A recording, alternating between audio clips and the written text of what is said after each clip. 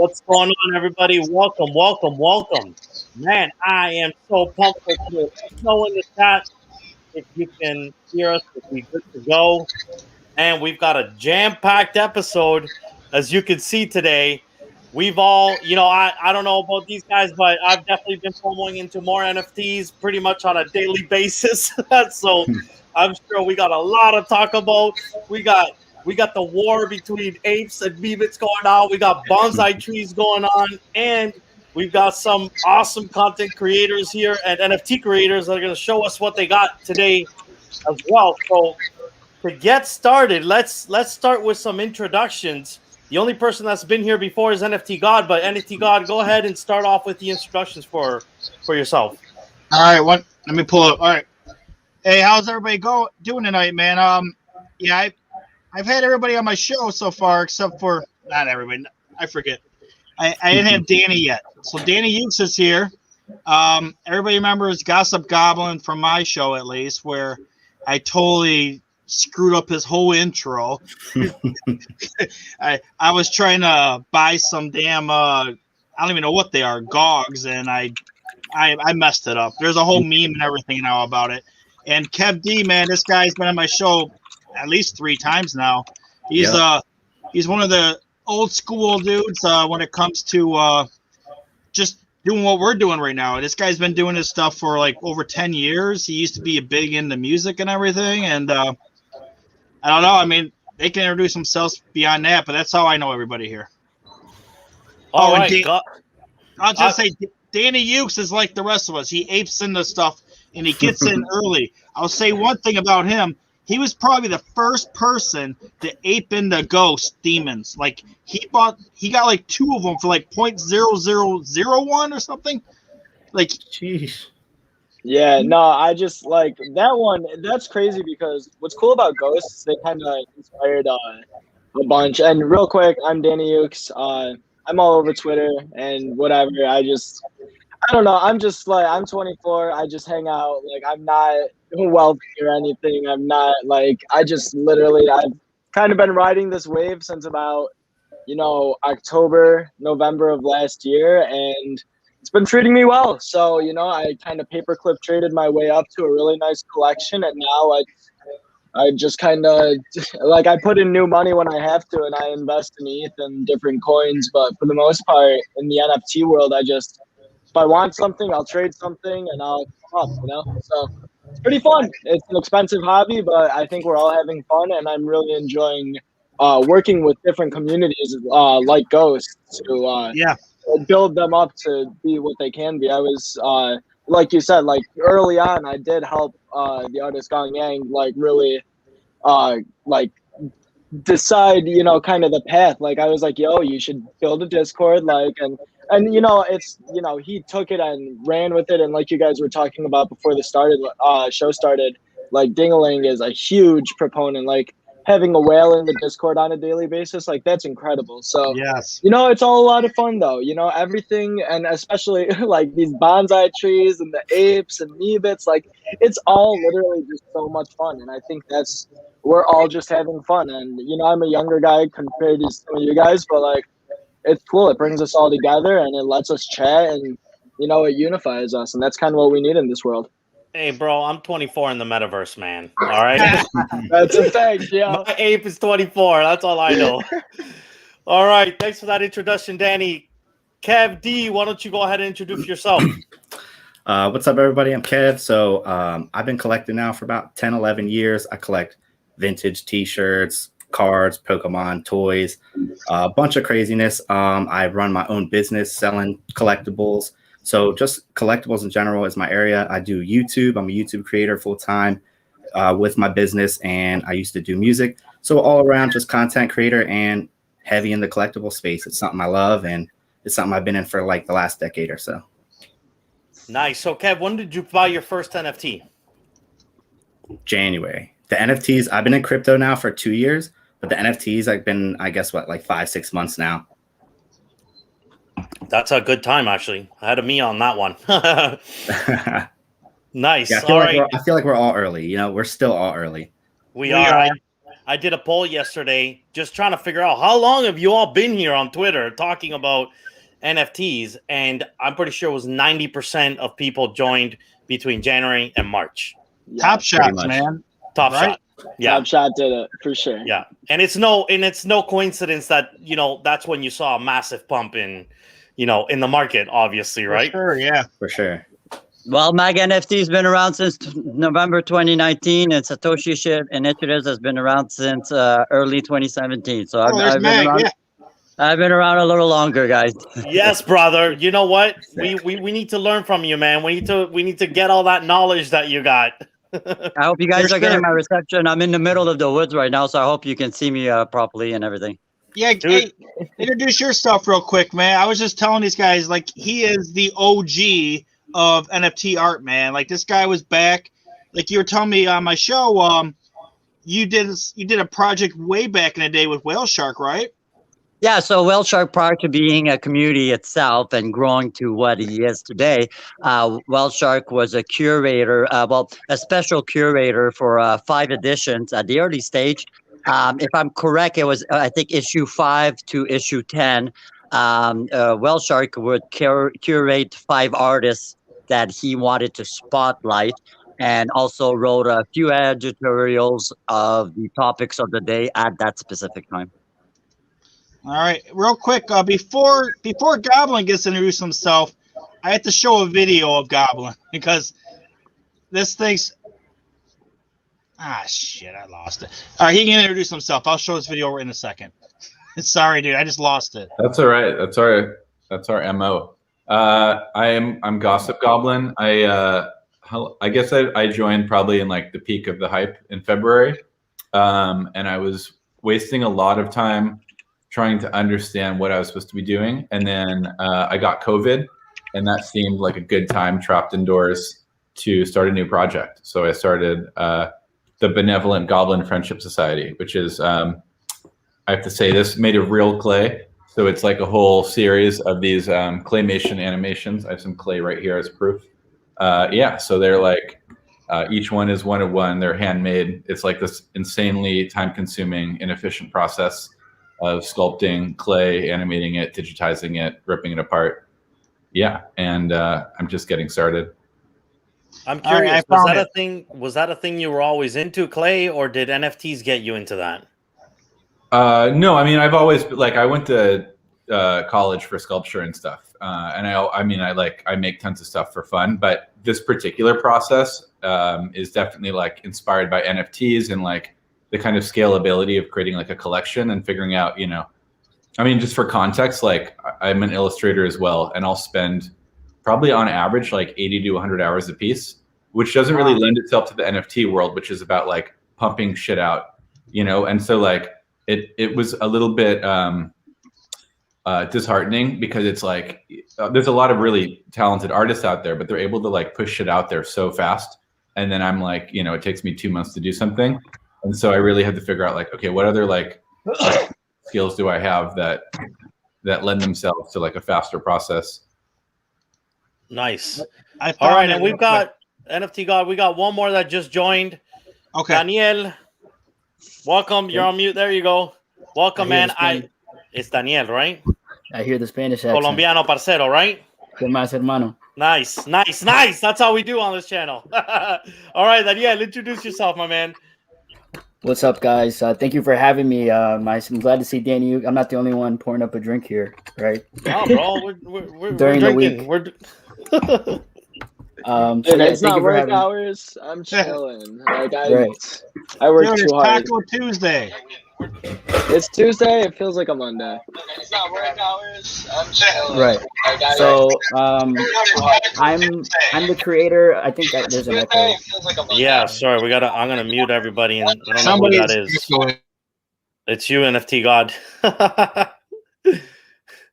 Thank you. So I'm a retail trader. I've been trading for about 2 years now, in the finance side, and I think I overheard you guys saying, I just jumped on late, that you guys have been into NFTs I've been about NFTs for about 6 months. Around the Top Shots was my first NFT, and I don't know if I count that as first, right? Because I think it was everybody's first. I purchased I remember the exact card, the LeBron, the LeBron 15K. And then from there, I jumped into the Bitbirds. So that was my first collectibles project. I don't know if you guys saw the Bitbirds. And from then, we started on our main page because I have a platform with about 500,000 followers on Twitter known as Reddit Trading. I don't know if you guys remember from Wall Street Bets. And then we started transitioning to the NFT space. And I'll be talking a little about that later. We're going to be having a podcast with Zed Run and a couple others. So that's my background. Thanks for having me. And I'm excited to do this. Nice, man. Welcome, welcome. I think we got through all the intros. I'll give you guys a quick introduction of myself. Crypto investor, trader for about 4.5 years. I have a tendency to buy the top. So when crypto went up in 2017, that's when I heard of it. I kind of waited. I don't actually buy the top. But usually my thing is buy panic. And when I saw that bear market start in 2017 and Bitcoin dipped 50% early 2018, I started my investments. I had no idea. I was in for a 3.5-year bear market. Fun times, learned a hell of a lot. And then I started YouTubing just recently, maybe 3 months ago, just talking about crypto in general. And through that journey, all of a sudden I find NFTs, found NBA Top Shot, like many of us did, FOMO'd into NBA Top Shot, but again, the top, bought the panic. And here we are in the middle of a bear market, and it's all good. And in my distractions of dealing with NBA Top Shot, I found NFTs, and I feel like I finally found the place where I belong. So this is it. This is where I'm at. I'm discovering art for the first time in my life. I've never even, bought anything worth of art in the past. So, man, meeting a whole ton of people. This is a really, really exciting space, and we are so damn early still. Mag NFT, I mean, man, it must have felt really early for you back then. Still feels really early for me now. So happy to be here. Happy to meet all of you. And where do you want to start, NFT God? Oh, we lost him. There we go. I didn't even realize you left. No, I had to leave. I screwed up. I had the damn YouTube link open at the same time as this. That's why. That's what happened. Okay. All right, real quick. I had to show this because this is what made me like just. I love this guy, man. From this, all right. I'm gonna show the Goblins thing that made me like him so much. You ready? Yeah, we're good. We're ready. I don't see you sharing the screen yet, though. And right now, make sure to share the audio if you want to. Yeah. I had to redo that then. Cool. This stuff's all still so new to me. Hold on. I didn't share the audio that time. Here we go. I always forget to. Yeah, it's like a little tiny button, man. All right, share audio, Chrome, bookmark. All right, can you guys see this? They can now. All right, here we go. Ready? Certains l'appellent le maire, mais pour ceux qui le connaissent, il n'est que gobelin de potin. Chaque matin, il mange un citron, puis allume une bougie pour son amour perdu. Il passe ses journées près du rebord de la fenêtre à dessiner des gobelins. Mais certains jours, son esprit vagabonde ailleurs. Il se souvient de son temps dans la Grande Guerre à la bataille de la Somme. Les gobelins attendent d'être dessinés.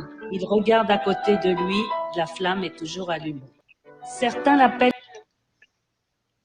Yo, that was so fire. I haven't seen that video. That was exceptional. He has like 3 of them, man. They're funny, man. I love them. That was great. Go ahead. Can I say? Yeah. I'm gonna say something. C'est pas gobelin ça, Carolis. C'est un Français. I don't even think he speaks French. I am. I'm pure Quebecois. No. I am pure French. I am a sovereignist. I wish my province was a country, and proud Quebecer. Hey, you're on mute, Goblin. Are we gonna get a translation? He was translating it, yeah. Yeah, basically it was, you're not a goblin, you're French from France. Quebecers and French people like to tease each other. We don't call them brothers, but cousins for a reason. So yeah, it sure was more of a tease than anything else. Hey, Goblin, you're on mute. Did you do your did you already do your giveaway for your eggs? No, I didn't. All right, I'm going to do mine right now because, as I said earlier, you don't have to be on the show to win. All I right. have about 30 people, and the people that are enrolled in mine, I'm gonna double check everything to make sure that I'm not gonna do it right now, but I'll do it later to make sure that they're part of your Discord, that they're following you. Yeah, and those are the two things. Okay, so I'm gonna do it right now. Ready? And then Yeah. you can do yours later. This is really cool. This guy's giving away an egg. He could tell you in a minute about it, or you can tell him right now while I pull it up. Okay, sure, yeah. Well, so like up until this point, each goblin is just like, you know, an animation. You go and you buy like the collectible and you see what it is. And so this is the first venture into more of like the blob model of the blind buy.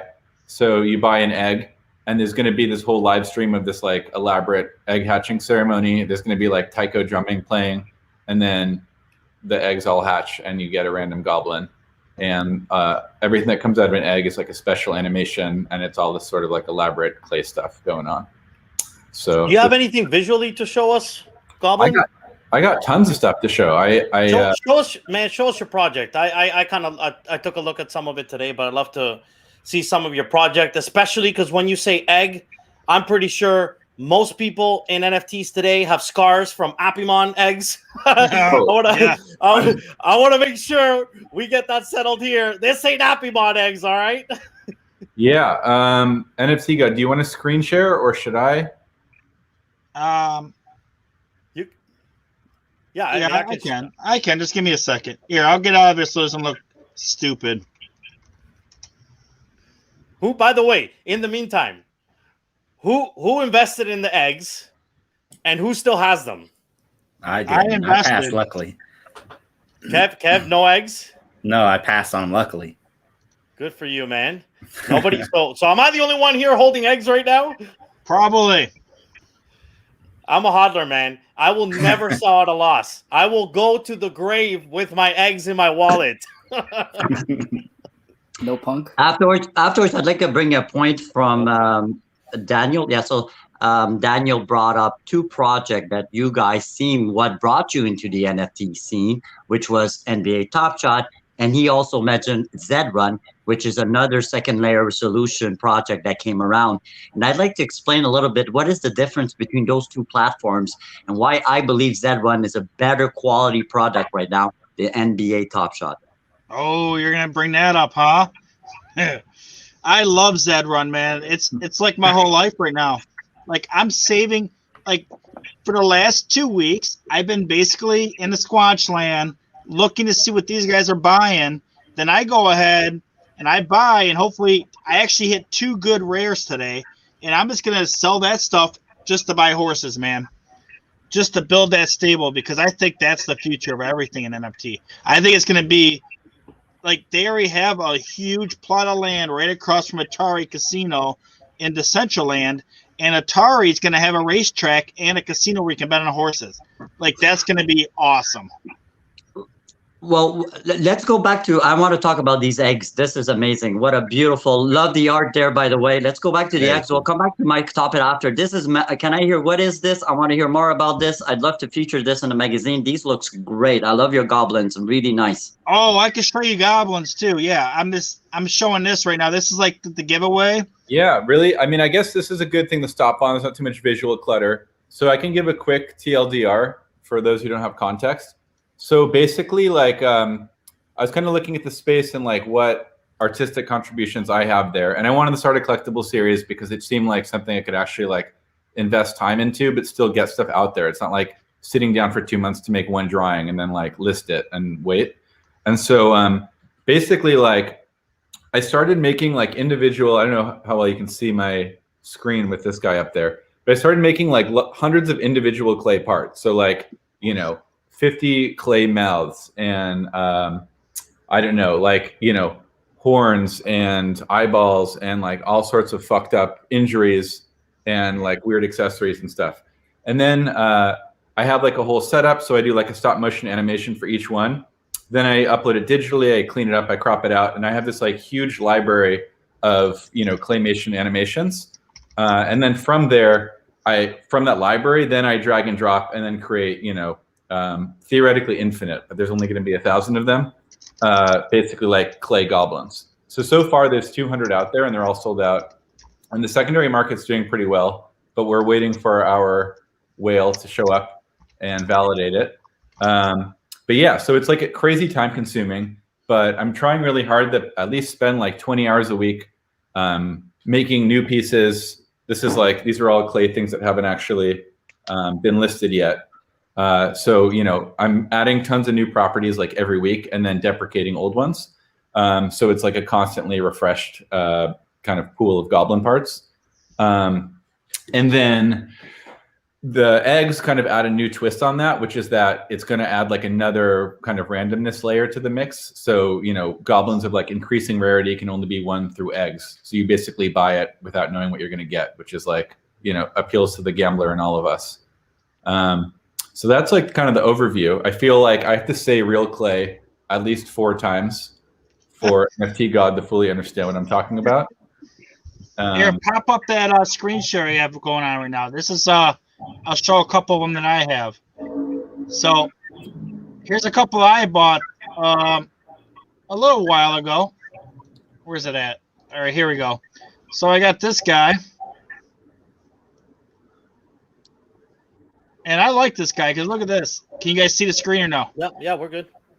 Look at these properties, man. Like I saw those because before we did it, it wasn't random. You could just go buy whatever you wanted. And I saw all these less than 1%ers.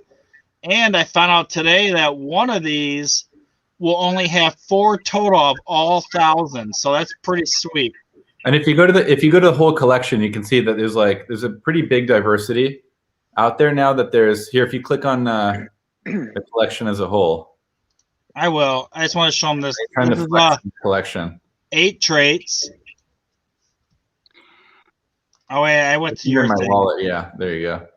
So do you have like every piece named then? Like each horn and every mouth and Yeah. every yeah.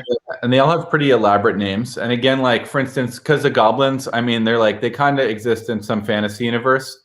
But I basically made a spreadsheet of like 1,000 names from the year 800. So they have like a lot of fucked up medieval names and just like things that you wouldn't come across today. And then all of the descriptions for each property are really over the top as well. Now, By Goblin, the way, Crypto Poppy, I really hope your show says NFSS or not safe for work, man. Because fair warning if any kids are watching. That's right. All right, so let's do this giveaway real quick. Can you guys see this screen, or is it still another one? no, we see your screen. We see OpenSea. Yeah. It's the wrong one. Hold on. Now, Goblin, you mentioned a word that was important. You said wells. You're looking for your next well. Now, here's some questions that wells would have. You just stated that you were in the ecosystem for approximately less than 6 months. So who's helping you behind to have on-chain data, and what is the process behind your NFTs or your ERC 721 contracts? Are you utilizing 721s or 1150s, and who's helping you in the back end on that end? Right now, the entire project is just an OpenSea storefront. And when you open it, do you remember if it was on a 721 or on 1155? So it's easy to know when you're minting. Are you paying to mint your NFT? No, I'm not. Okay, so it's at 1150. Okay. Mm-hmm. What's the difference? Explain to us what the difference is. Yeah, Meg, I think that would be awesome if you could actually just I have no idea. summarize that for people here. Okay, so to keep it simple, so 721 is minted on the blockchain. You're paying the gas, so it means the contract is executed. So it's registered and it's on the blockchain. So what is the 1155? So 1155 is a little different. It's almost like stalling the actual contract itself. The contract will only execute once the first cell is approved. Once the cell is approved, then the contract will be initiated and created. So there's also other factors in play, being technology-wise, the capabilities of each different contracts. But the main for the user, the main utility here for our creators is that on the 721, you're paying your gas right away. Why? Because you're executing the contract immediately. And then on the 1150, for example, all the goblins he's done. All those that are not sold are not on the blockchain. They're not even minted, right? They're not minted yet.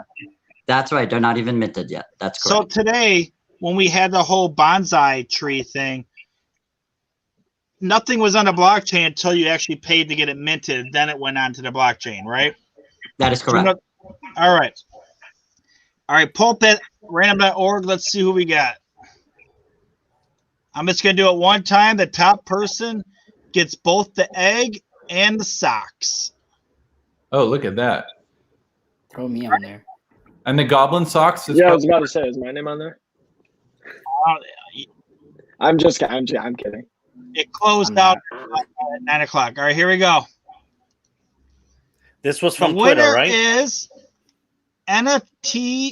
Daily NFT News. I want to see if it's a real person. Hold on. Yeah, that name sounds a little sus. It does, big time. I don't like giving out stuff to someone that has like not even a picture yet. That's your alt account. And for context here, there's all sorts of like magic items that aren't goblins, but they're like adjacent. So there's like magic socks, which are redeemable for like real world goblin socks. There's potions that. What do you mean by real world goblin socks? As in, they're socks that you can put on your feet in real life, and there's goblins on them. Like you'll ship them to people? Assuming that you want to give me your address or a PO box, yes. Wow. Okay. And that's probably, I mean, that's an exciting thing, but that's maybe not the best right now. I think the coolest thing in circulation is a potion that I believe 8 people got, and that you can redeem or burn for like a real life physical goblin sculpture. So like a handmade sculpt of a goblin based on your NFT, and you can add like a few preferences if you want it tailored to you. How do I see it? I don't think this person's following me. Let's see if they're following you. Maybe they just reposted just to repost. Like here, I mean. Well, we can. Don't worry about it. We can. If you want to keep checking there, and then we'll keep going. I'm gonna do a backup one real quick. Just if that guy doesn't qualify, I'm gonna do a backup. All right. So let me do one more just to see. Anybody here an ape owner? Monster. Oh hell yeah! Photos. Man, these all sound weird to me. But all right. So I had the top 2 guys. All right, we can go. We can move on. Danielle asked if anybody here is an ape owner. It was I'm pretty sure it was my second NFT after NBA Top Shot. I think it might have been my first. Not like I bought some just some like hip hop art that I saw that I liked, not really understanding really the whole scene, and not really purely as a collector. But the apes was the first thing I completely aped into, and dude, I've been all in on the apes ever since. It's been incredible run. Flipping apes has been actually really amazing lately. And I actually am truly sad. I only have 2 apes left. I literally, like, that's all I got. And that's getting, I'm getting nervous that that's all I have. What about you guys? I only have 1. I minted my own and held it for mad long. And then all of a sudden I was able to sell it for like 0.7. And I had made a couple other plays that day, so I actually upgraded into a trippy hat. And I definitely I ended up selling it the next day, and I sold it off way too early for far too low. Like I acknowledge that now, like it's probably going to go up, but like it is what it is. I secured some money and paid off some stuff, so like that's always the move. And I was also able to move it into a DMT ape. So, like, at the end of the day, I cashed out. I'm still up a pretty rare ape. And in a couple of days, like, it's already, like, the value of the Trippy Hat ape when I bought it is already less than the DMT ape that I have now. So it's like, it is what it is. Like, I agree with you completely. Like, now is the time to kind of sell your ape if you have it and either upgrade to something else or downgrade and take some profits. I agree completely. I'm also right now I'm selling all of my Top Shot stuff, so excuse me if I'm looking away. I am listening and paying attention. Dude, I'm over it. Like, I'm selling so much of my shit. I'm about to just like take out maybe like 15, 20,000 and leave the rest. Like, what? You actually have Over more it. shit. After the bullshit they pulled today with the Cool Cats Master Challenge, dude, I'm just over it. Like, I've been a stern supporter since day one. I've put on so much of my friends and families, and for them to promise a reward for long-term collectors and then say that, oh, actually anyone that completes the set after the fact can also redeem those same perks. Yep. Nah, dude, fuck that. I'm done here. I'm I done. agree. I didn't like that. I'll take my money elsewhere. I'm making too much money in other parts of my life to have $20,000, $50,000, stored away in Top Shot doing nothing, just fucking moving down in value. Mag's got a Absolutely point. upsetting. What do you want to say, Mag? So Satoshi Initiatives, created in 2017, was a user advocate for Bitcoin. So I've been with Bitcoin for a while back in public relations with them. And here's the problem, and this proves something very, very accurately. The biggest problem, even with NBA Top Shot being a huge community, is how to satisfy their community. There's so many Discord servers right now that have a good caption of a good solid base of members, but unfortunately they're giving their heads left and right. They're trying to please this crowd, they're trying to please that crowd, they're trying to do this, they're trying to do that, and by doing so they're creating such feud back like in the Bitcoin era that it's actually, and here's why, and Daniel would agree with me, here's where Zedrun rocks. Zedrun was smart enough to support every little community that was developing around them. Every other server that was opening up, they didn't see it as competition. They saw it as an added value to their brand. And that is, there's so many factors. The way NBA Top Shark are taking their decision towards the community and the way Zedrun is running their community, it's two different ways. And I think that's why I say Zedrun is really, right now, of all the project that is still, I think, undervalued is Zedrun. Wow. I love that. Coming from a crypto OG, like that's a good sign to me. Like shit. Not just that, guys, here's the thing so here's the problem also. Okay, so when NBA Top Shot comes along, they realize something. They cannot go on mainnet. They need a second layer of solution. All right. So they go with Dapper. They decide to go through that length. Zedrun is smart enough to realize, you know what? Yeah, we got already a second layer solution that OpenSea was working with, which was the Matic. Yep. And I don't understand how NBA Top Shot, like I can understand there's money, there's fan, like there's a whole business behind it. But on the logistical side, I'm still questioning that decision because listen, it's still not on chain, guys. It is on chain, it's on the flow, but it's just the way they're doing it. It's also very secretive. We don't have access to their GitHub. There's so many factors that go along with it that we have no clue what it is really. What is on chain? What is not on chain? However, I will play the devil's advocate over here a little bit. Good. I don't know that we get that credit card experience, which really markets to the daily user, like my parents, my uncles, my friends, without them doing something like that. So I think the biggest roadblock for just the regular non-crypto user out of everybody I talk to is as soon as you say MetaMask, the first thing it says is, what the fuck? What is that? And what do you mean I got to install that, right? So there is, in terms of onboarding, there is an experience with NBA Top Shot that is unique to pretty much every other NFT that I've seen. And Pappy, and you laugh, I've never been in finance. I've never traded crypto. Okay, I've never traded crypto. And there's one thing I'm a proponent of. Yeah, if you need a credit card to get in this ecosystem, yeah, you don't belong here. Go pay your bills. Go pay your goddamn bills. Go pay whatever you need to pay, and don't use your credit card for crypto. Oh no! But debit too, credit or debit. Yeah, we know. I mean, we know he's being a little funny Alright. because It's the even same thing. I used my credit card, got points on my credit card, put it into crypto, and moved it somewhere else. So I gotta play that game too. I like it. No, I understand your point of view, but here's the issue with credit cards. If you guys haven't been around, Coinbase, okay, back in 2017, December, lost almost, if I'm correct, I'll go back to I still have the article somewhere, lost $128 million because credit cards were double charged. Something was occurring, they were hacked, and every person that was depositing, and if I'm correct, it was December 2017, it was during the bull run. And that's when credit cards said enough is enough, and all major credit card stop any purchase through via crypto. And that now it's coming back where you can utilize credit cards. But I don't think that is necessary to embark. Like, when you're saying, oh, MetaMask, I agree with you. But you know what? Yeah, MetaMask is an extension. How many of you guys have extension on your browser? We all do. Get over it. So get over it. It's like people overcomplicate things. It's not that complicated.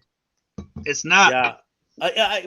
And how many people do you know that have told you the story of, oh, I heard of Bitcoin in 2016, and then I had to deal with some address and I put it down and I said never again, right? So sometimes, we're creatures of habits, and if something has a barrier to entry, even if it's like 10 seconds more, that's where most people stop. So, by the way, I have no freaking clue what's going to happen with Top Shot. I'll tell you all guys right now, you'll never see me sell. Like, I will never sell at a loss.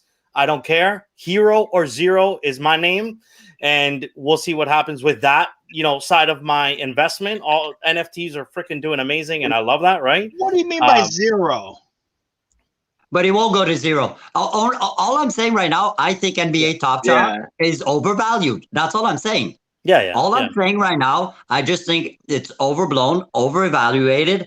I don't think a series of 15,000, even if it's a limited edition of 15,000 cards of one specific player, will sell for $5. I don't think so. Yeah. I'm sorry, guys. I don't.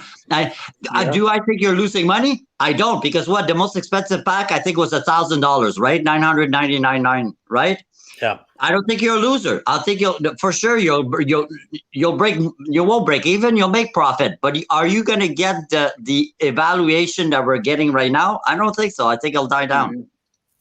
Cool. And that's my thing. Is that, like, for me personally, like, I started my NFT journey started with NFTs. Like, I found Axie Infinity. Like, I was investing in like Bitcoin and Ethereum and stuff, and then like I found Axie, and I was like, whoa, dude, what the fuck is this shit? Like, this is game changing. This is like everything we know is going to change. Like, gaming industry. Yes. And so like, and then I did more research, and that's when I found Top Shot, and I was like, wow, this is super accessible. So this is kind of like NFTs, and I've always said that, like, Top Shot is NFTs light, because they're not real NFTs. Like, it's on flow. Like, so I think, you're agreeing with me on that. But like, the aspect of like bringing people in, like, there's 7 people here, like 5 of us were here because of NFTs or because of Top Shot, and like that's meaningful. So Top Shot onboarded a lot of people, and it's definitely historical. But long term, I agree, you cannot release 10 million fucking moments and expect people to value them. Like, when we saw that bubble, dude, it makes me so sad. Like, I am not a wealthy person. Like, I was pretty much like middle, lower class. Like, I'm, whatever growing up. My account value went from like $3,000 that I invested up to $250,000. And like, I could have sold everything, but I didn't, because I couldn't withdraw at the time. And I was like, it'll probably keep going higher. And it just kept going lower and lower and lower and lower. And now it's not even at 50K anymore. That's like lower than January numbers. 50K? Oh, you're in really good profits, though. It's still valid. Listen, I agree. It's still valid, but listen, it's sad. Like, it's really upsetting, it's because realistically, like, I'll make about 30,000 if anything off of this, and I still do want to hold some moments because I do believe in it. But like, right now, I think like this is my last ditch effort. I'm gonna cash out like 10, 15, and then I'm gonna hold it for years, and that's pretty much it. Like, that's it for Top Shot for me. I have a question for you, Danny. What was your account max? What was the top of your account? 250K. And like February 24th. you know, and literally like I invested no more than $3,000 of my own USD. Me But I've too. sold mad stuff, rebought mad stuff. Like I've Me spent too. over 50,000 Dapper dollars. It's Me like too. what the fuck? Like I've never had more than $10,000 to my name in my entire life over anything. So I had a panic attack one morning because I woke up and I was like, what am I doing? And it was right around the time of the peak. Like that should have been a sign. You Oh know, my it's God, I wish I like, would have sold. Yeah, my account. I'm saying my account was all the way up to 160, and now it's down to like maybe 18. It's like, how the Yeah. hell does that happen? it is what it is though. At this point, it's just like it's a one. It's a learning lesson, or like a No, it is. it's It an makes me like learn. Take your These yeah, other profits. you take NFTs. the fucking profits, and Take your that's kind of what profits. I'm struggling with Ghosts with at the moment. I love the Ghost project. I've been with them since the beginning, but like I have all these pieces, and I kind of like I look around, and yes, they're the original. It's been about a month since they started, but like my boy GY, like the artist, he really fucking did the thing today. He released 180 pieces, and they were valued at 0.49 each, and he sold out in 5 minutes. Like Oh yeah. like absolutely, but like life-changing money, like over 150 Ethereum, just dude, like, and that I'm so happy for him because I've like talked like I've helped him through, and like I mean it's all him really. Like it's literally everything is on him, and Dingling helps and everything, but I think the art speaks through. And you're talking about the OpenSea storefront, like I agree with you, with the whole, you want an ERC 721. That's like a good canvas. That's what they say, so to speak. But it's, most people that are buying this stuff don't know that. And if they end up getting burned in the future, like a lot of people propose that is something that might happen. So for me, it's like, my assets right now are worth probably 25, 30 or so Ethereum. And like, that's a lot of fucking money, dude. Like I do not like that's life-changing money essentially. So like what am I going to do here? So I don't know. I just kind of hang out. Who's But Hey taking guys, that let's big hear. economist Let's hear. here? Hold on, guys. Let's hear from Kev D. Man, we haven't heard from him barely tonight, and Yeah. dude, And I'm a Daniel. quiet guy. I just watch. I And listen. Daniel. I was just gonna say those two guys. Yeah. I haven't heard. oh, Davis- well, we're definitely gonna hear from Daniel. But he was last in, so we're gonna hear from Kev D, and then we're gonna hear from Daniel. Yeah, I'll be right Yeah, I mean, as far as everything, like I agree with like pretty much what Danny was just saying too, with the whole Top Shot situation. It is sad. I didn't have it go as much as that high. I think like my highest was $10,000, and now I don't even know if it's worth $1,000. But granted, again, I didn't even put more than like $400 in, so I'm not going to complain. But it's sad that I didn't take out. I was like on this high where every day I woke up 500, 600. It goes up every single day, and then thousands. At one point, I think for a week, it was going up almost 1,000 every day. So I'm like, okay, I'm just going to keep it going. I don't know. I just was like riding this high in my head. I should have known from the get-go to get out. But I agree with him where like I grew up lower middle class. I'm like not wealthy now, but I have enough to live and spare cash to spend on this kind of stuff. But when you get offers of like that kind of life-changing money for an NFT, sometimes in the back of your head, you're like, this is just a picture. You know what I mean? Like it's art. People appreciate it. People love it. But if it's life-changing money, you got to maybe make that decision to sell if it's going to change your life. But if it's not going to change your life, then it's not a big deal. Because I don't want to see anyone get burned. Because I've been seeing people say, I got to offer 50 ETH for my ape. Take the 50 ETH, like Yeah. it hurts. It hurts me to see someone think, oh, well, I'm not going to take this 50 ETH. I'm going to delist. If you're getting offers for 50 ETH for an ape, which they're cool, Oh my God. take that money because next year you're going to be really upset you didn't. Dude, And I would just want- cry. If So someone I offered agree. me 50 ETH for anything right now, I would cry. Exactly. Because It was it's for like, you the just rainbow have to ape do or it. whatever. Yeah, like even 10 ETH, like I'm sitting on an Immortal, and like the only reason like I'm not selling any of those anytime too soon is that like Gong Yang, the artist of Ghosts, he does have a roadmap, and like he's going to keep releasing stuff, and the owners are going to continue to get airdrops. And like, dude, I don't know, with that guy, he's the real deal. Like, he was worked at Netflix and stuff, and like, you know, he has an entire IP on his hands, regardless of the fact that it's minted on OpenSea. Like, he has a loyal ass Discord that rides for him, and two, he has like literally hundreds of characters at this point that are all built into the same universe that he could just write stories around. And like, Andy has Dingaling and Ned. Yes. Like, what's his name? Who? Like, any of them, dude. There's the guy that bought the last one for 5.5 ETH. Ned. The guy's name from Groundhog Day. There is like not an ape that wouldn't want to ape into. Bill Murray. Cool, dude. I talk with Ned. My policy is I don't buy when shit's mooning, and that's mooning, and I'm not buying it. And I'm not, dude. I want to get into that project. Believe me, I really do. Today I'm in the Discord, guys. I'm in the Discord. I watch what's going on. But I am not. I'm not buying when something's on a rise like that, because I had to. From what I saw, I had to own like 3 other things first. No, dude. Today was the day. So today was the Zodiac drop. So what it was, he dropped 360 pieces and it was 30 for each of the 12 Zodiac signs, like Aquarius, Sagittarius, all that shit. You know, 12 signs, 30 for each. And what you had to do, you had to just be in the Discord.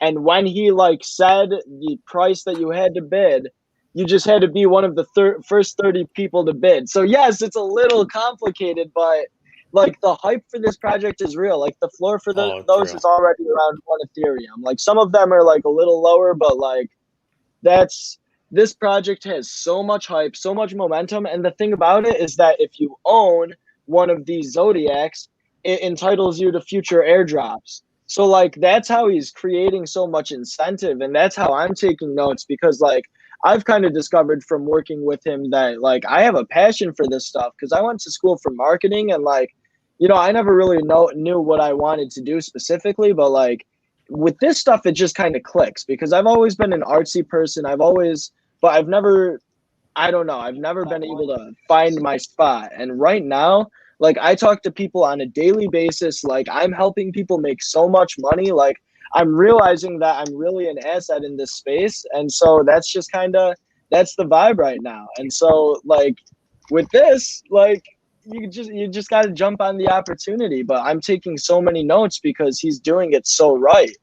Like creating meaningful, like why should owning his NFT matter, you know? And just like the idea that there's so much potential to come from it, that's kind of the idea. And those are all so sick anyway. Like I think it was incredible. Dude, I got a full-time job, so I must have missed some of this, but so is this from today's drop? Because I haven't seen these guys before. Those are all from today's drop. Those are the Zodiacs. Aren't they fucking fresh? I'm trying to look at the floors. Dude, I remember telling my wife, by the way, like a month ago, or no, maybe 3 weeks ago. I don't know. It feels like it was 17 years ago. I remember my wife sitting right here, and I showed her the ghosts, and we were both like, "Shit, that's creepy, man. I might have trouble sleeping if I got one of those in my wallet." But they're like attractive in a way, right? Like they're creepy, attractive. Dude, we had so many talks about it early on. I think it's just because like if you go to the older ghosts earlier on in the collection, they're just so like relatable. Like you just look at it and it's like, I feel your pain and I want to help you. It's like it's something within us that just kind of feel.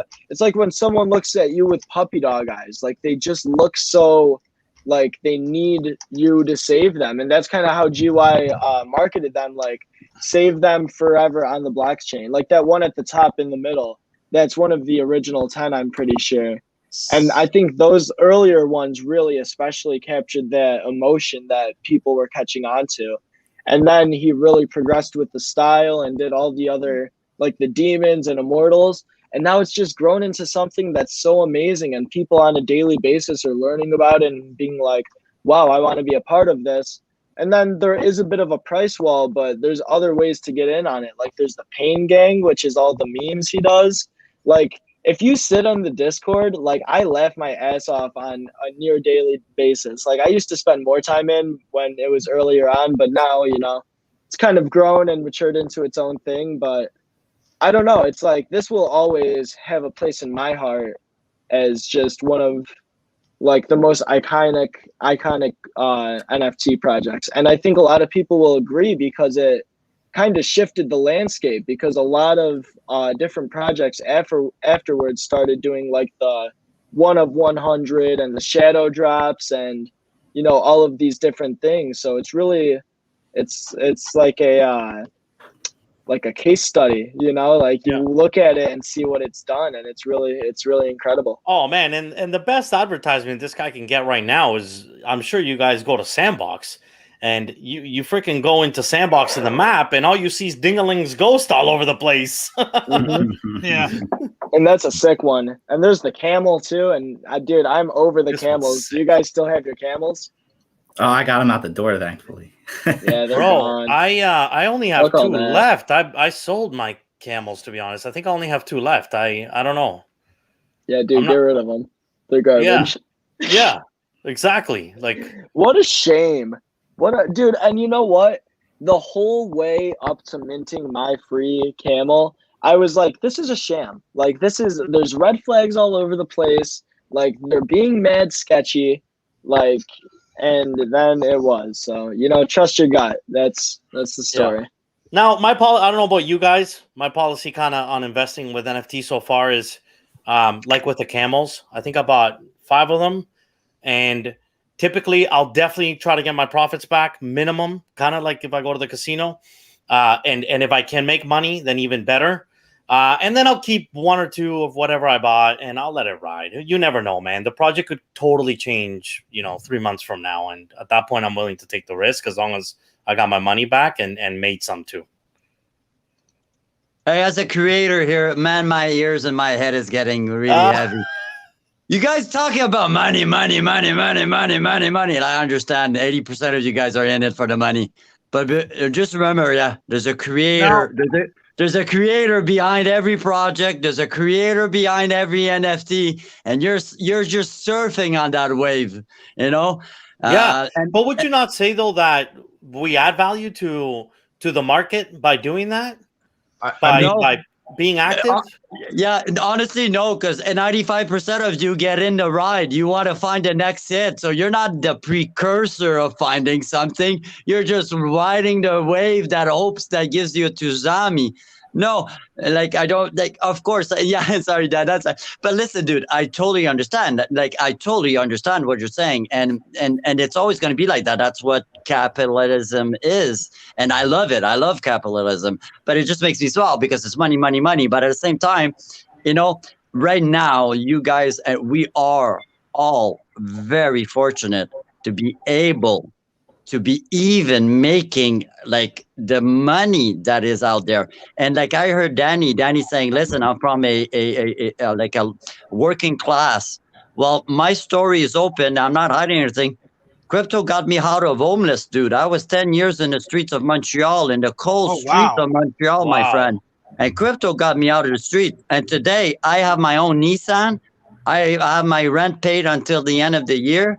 And I'm just having the most beautiful life, and I'm giving back now, and I can give time to to my brothers that are still out there on the street suffering. So like we're just so fortunate, so fortunate. We're picking off creators. Like we're basically making money off of other people's creations, and that's just mind-boggling for me. They're making money too, though. Yeah, like if you look absolutely. at GY today, like Yeah, I was a music artist for 7 years yes. full time, so I'm an artist too. I know how it is. I look on both sides for sure. Yeah, me too. Same. That's what I'm trying to say. I was just trying to bring that other side. We won't bring that other side. I just wanted to bring it up, but I totally agree. For sure. Guys, we need those two sides. Meg, I gotta say this, man. Like, look, when I was in crypto 4 years ago, right? The only thing that we ever thought about was how to make money, obviously, and what coin was going to moon next so that we could get our money and get the hell out.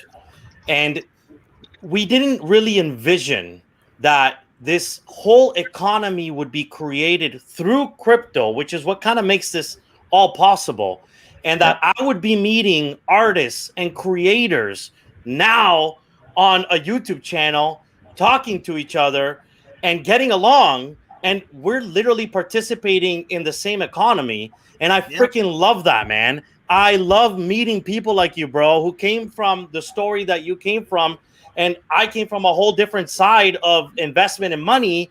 And here we are together, fucking brainstorming on how we're gonna take over the world.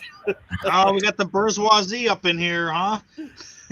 I like I to love hear it. from. I'm from a very bourgeois family. I might have hit the bottom of it, but I'm actually the reason why I was an only child from a very well-known Canadian family here. My mother was. Wow.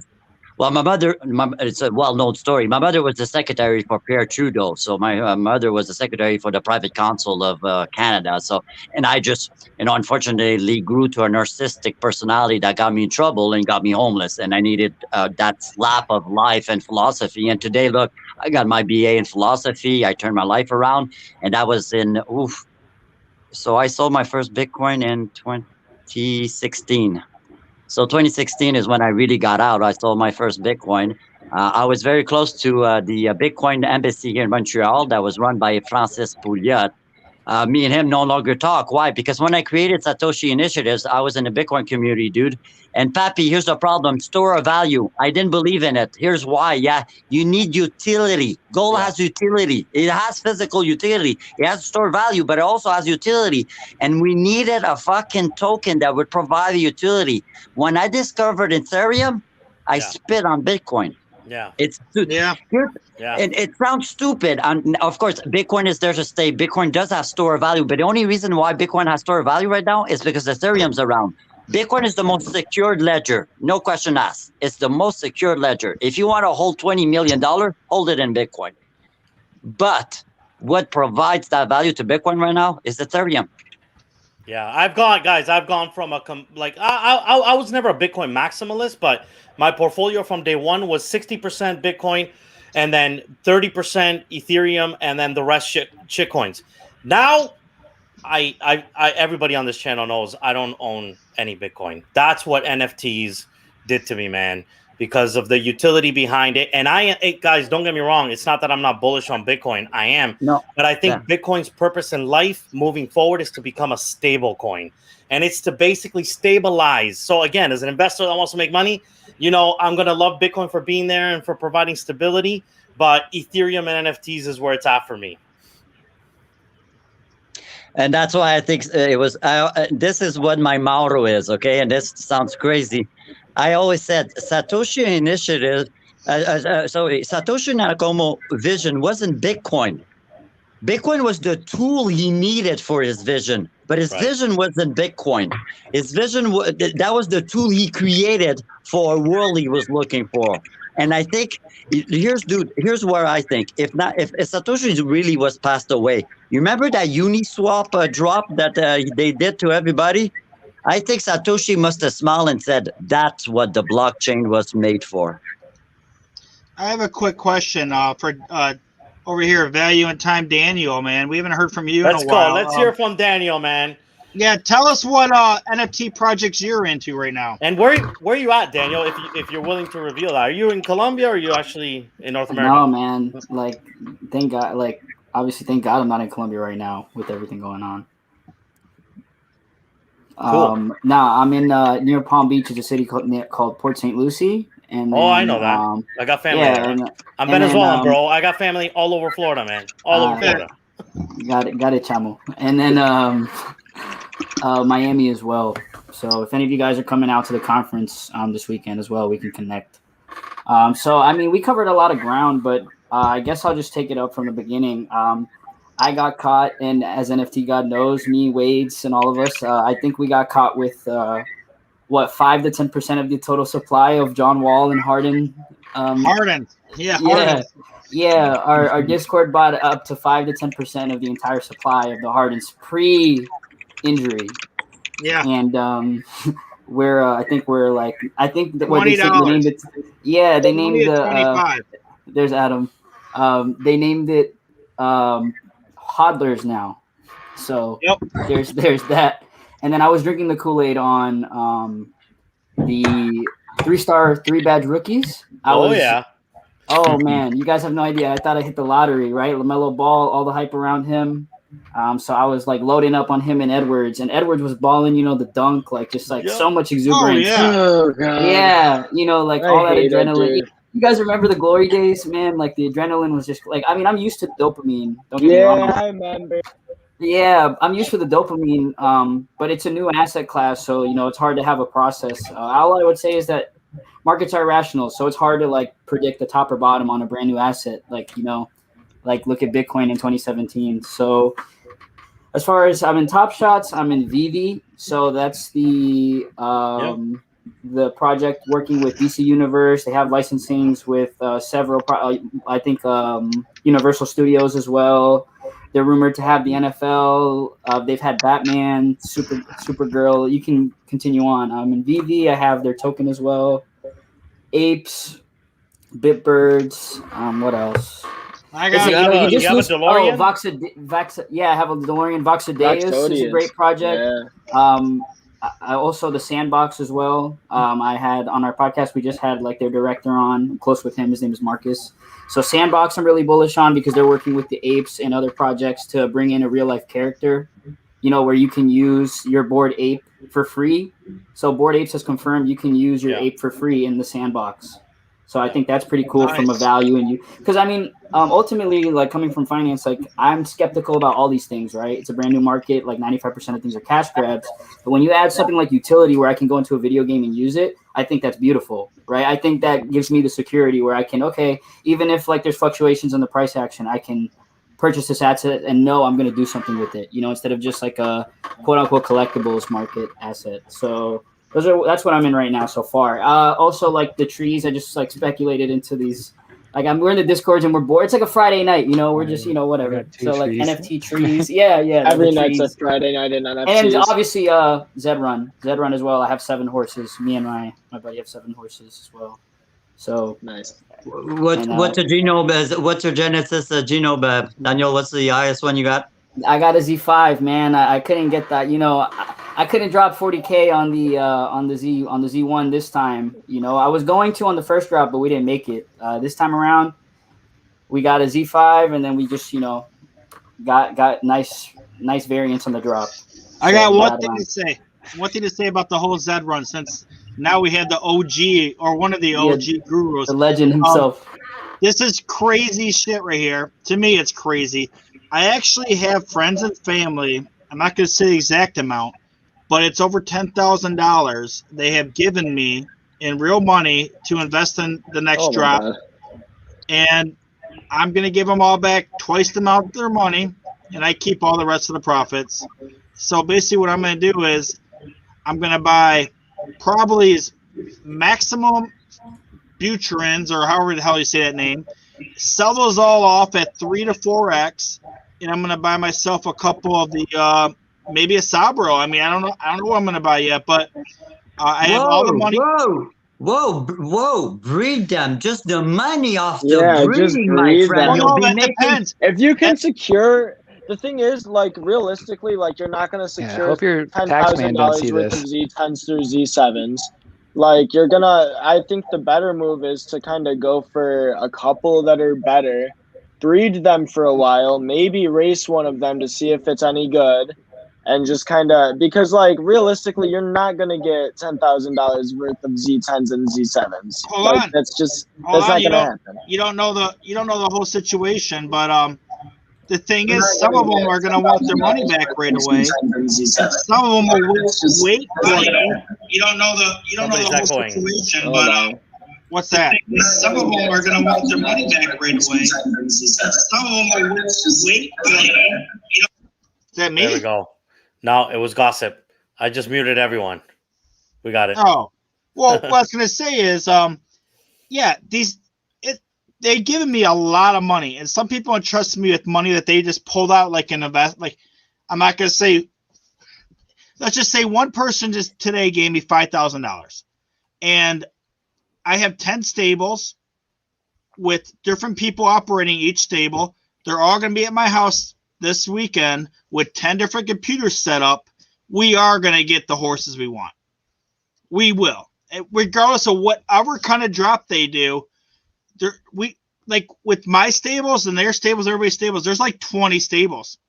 And even if they give us all exclusive, one of a time links, I mean, these are all legit. It's not like Top Shot either, where Jay even said you won't get in trouble for hopping in the other stuff. So, dude, I think you're giving them so much credit right now. I do not think that's a valid strategy. I'm sorry. I just don't think that. NFT God, I don't want to be mean. Yeah, I think you're the 6-1. I heard that one in the last week. It's just not gonna happen. I'm gonna get a bunch of Zen Run. I'm gonna get a bunch of guys. We're gonna get the horses. Listen. This platform grew from nothing, having less than 1,000 people to over 12K in less than 3 weeks. And I got 8. I got 8 last time on just my account alone, just me doing it, typing in my account. I hope they do the same drop. I got 5, and that was after failing at the first 2 and then figuring it out. Yep, so I hope they do the same thing again, because I'm gonna get 10 if they do that.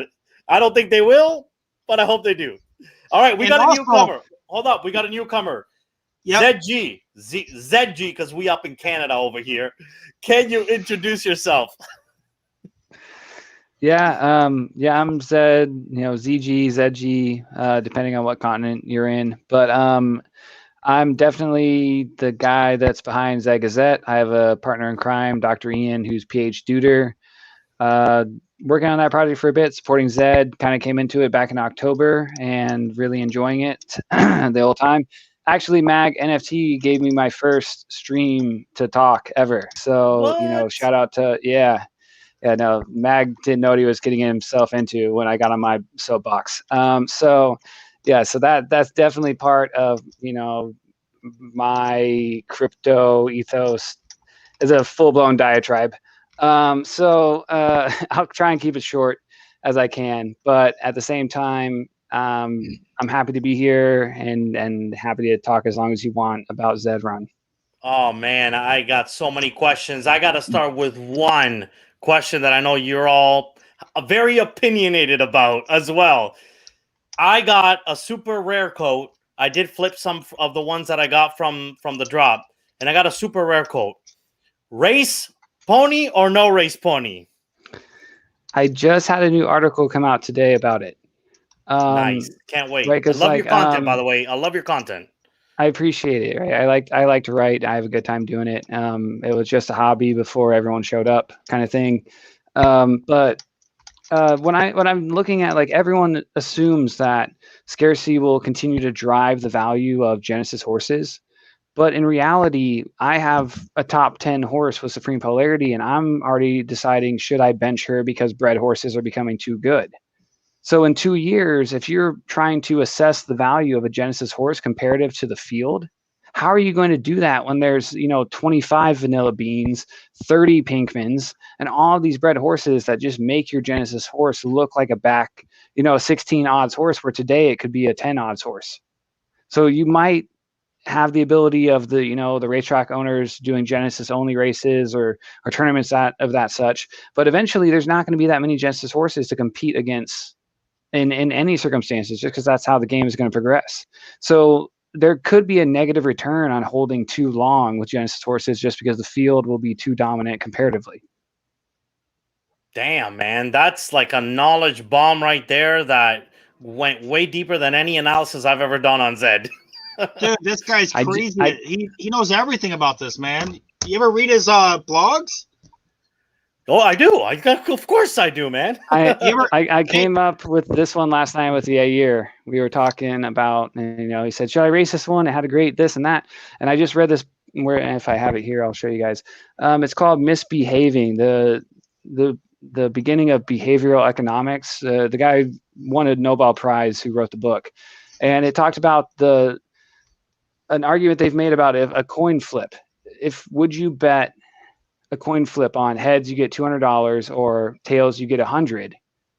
Well, if you won't take that bet in the beginning, but if you use the law of large numbers and you take that bet at 100 bets, then logically you should never have taken that bet from the beginning, because working down from 100, 99, 98, 97, you should have never taken the bet, just logically, because you wouldn't have taken the first. So if you're going to race later, why wouldn't you race now? Guys, does this call for racing my super rare coat in his first Griffin No. race? No. No? Danielle says no. Who said no? Was that Danielle? Unless just there's Dan. like Z10s involved. It's See, I wouldn't even do that because because someone was talking about in the Discord about return on investment because like Dan Shan, who's like not my biggest fan or anything. If you're looking at like when I race horses, am I looking for a return on investment when racing? Absolutely not. If you look at real life horse racing, that's not how the game actually works for them either. So what I'm doing is using it to assess the value of my breeders by looking at the best horses that already exist in the ecosystem. So I'll lose money to assess the value of a horse against Breathless Edge and Grandeur, because then now I know the true value of that horse's genetics comparative to those champions. So I'm not looking for racing as a return on investment. I'm using it as a measurement of genetic, profitability in the future. Damn, man, you're so smart, dude. So in the long run, just like real life horse racing, you can breed them out, right, ZG, and compete in the industry in terms of like having like a legendary winning racehorsing breed, just like in the industry here in like in Palm Beach. Because once you create that line, it's going to be valuable. Yeah, but creating that line right now, no one really has. Right. Zion went from like a $300 stud to like a $3,000 stud just because he's got two horses that work well in that line. So that's the kind of influence success can have on the breeding process. Yeah, this guy's the shit, dude. For real. Like he's really good at crypto shit too. Like his hobby is he reads white papers. Like that's crazy. All papers. Can I follow on that? Mag does too. Can I follow on that? Just for your viewers.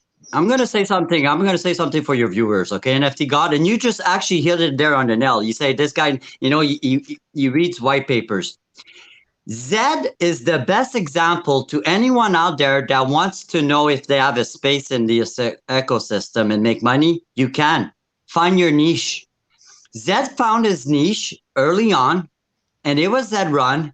Stick to it. He was never part of the team. He was just a member when he started, had no really career ability, built up his career ability with the team, and he became who he is today because he found his niche, he studied his niche, and he became an expert in his field. And that is available to any listeners right now. If you think you're behind, you're not. Anybody can do this. And Gazette is the best example of it. And he has his partner, Ian, man, this guy, he was on my show twice now. He's been on my show 3 times. Ian was on my show twice. But Ian, like, he basically told me he's a computer scientist, engineer, and this guy can like pretty much make any web page that you just pull the stats out. He said he could probably do it at lunchtime, like pulling like all the good stats out of Zed and telling you which horse is good or not. Probably over his lunch, he pretty much said. Like that's pretty damn sweet. And if they got, nice to have the right friends.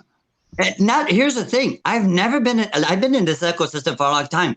I've never seen a community like Zed run. Do you know how many stable fucking group that start? Oh, sorry, my language. Do you know how many like stable groups have started? And these are serious stables there. Because I got a few contacts that are coming to me and saying, "Hey, this Mag, you should check this out. How much money these guys are putting into this?" And I'm like blown away. They're, like you, like of course, but not in this way. It's really this project is so particular. It just blows my mind in every sphere. It does actually. What you're just saying, I just created like a little kind of like a little group. We're going to start small, but we're going to get bigger and bigger because we want to expand out. And we might have to do like a DAO and like corporation papers and everything because of how complex it can actually get. Like we actually want to have 3 different stables, main stables for breeding, racing, and sales. But that's going to require like an escrow account. It's going to require a lot of stuff that's going to like, because nobody wants someone it's like already out there. I can tell you, NFT God, that technology is already out there. It'd be very easy right now to have for a stable an escrow service with each individual wallet's contract within right. a split. We'll That talk. is that. Oh yeah, that's easy. It's already there. It's been there I for a want while. to talk actually, to you. When we're done with this, I want to talk to you about it because I actually have a really good group of guys, and some like what we needed to figure out is how to like. There's stables that are owned by people that don't have much money, but they're going to put in a lot of extra work.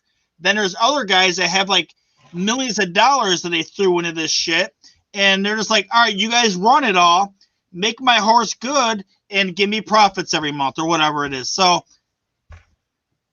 I don't know. We'll talk, man. Because All right. So, like I said, I got this super rare coat. His name's That's the One. He's a Z10. Again, I started with 5 from the drop. Now, I knew I was in for something a little bit special when I raced Alano for the first time. He came in last place, and he had odds of 4.5. And then I didn't know anything about Zed. This is me going from Top Shot, to 4.5. Nice. Yeah. And I went into the Discord and I was like, hey, is this like, I don't know, my horse finished last and his odds are like 4 point whatever. Is this any good? And right away I was like, yeah, people were like, dude, that's a good sign. Anyway, it's at least a good start. Doesn't guarantee you're gonna have a good horse. Since then, Alano, he's in profits. I'm loving him. And I get pinged from time to time about selling him. So I imagine, he's not up on the market. So I imagine people are looking at his stats. Now, I did flip the other guys because they had like 20 to 40 odds. They didn't do well. And I picked up the super rare code. So because our man is here and he says, race your horse, let's race him. What do you think? In his first Griffin race. Oh, really? How long is it going to take to have the race go, though? No, Griffin is immediate. Oh, really? Hey, it's never financial advice. I like to be off screen when these things happen. So when it comes up 45 to 1, it's not my fault. Right? This is great. This is a great. Wow. Dude, yeah, I love it. Listen, I open my packs. I open my eggs. Me too. I raced every single race. My horses, man. Gunslinger. I'm not here to like hold shit. No way, man. Let's go. Dingo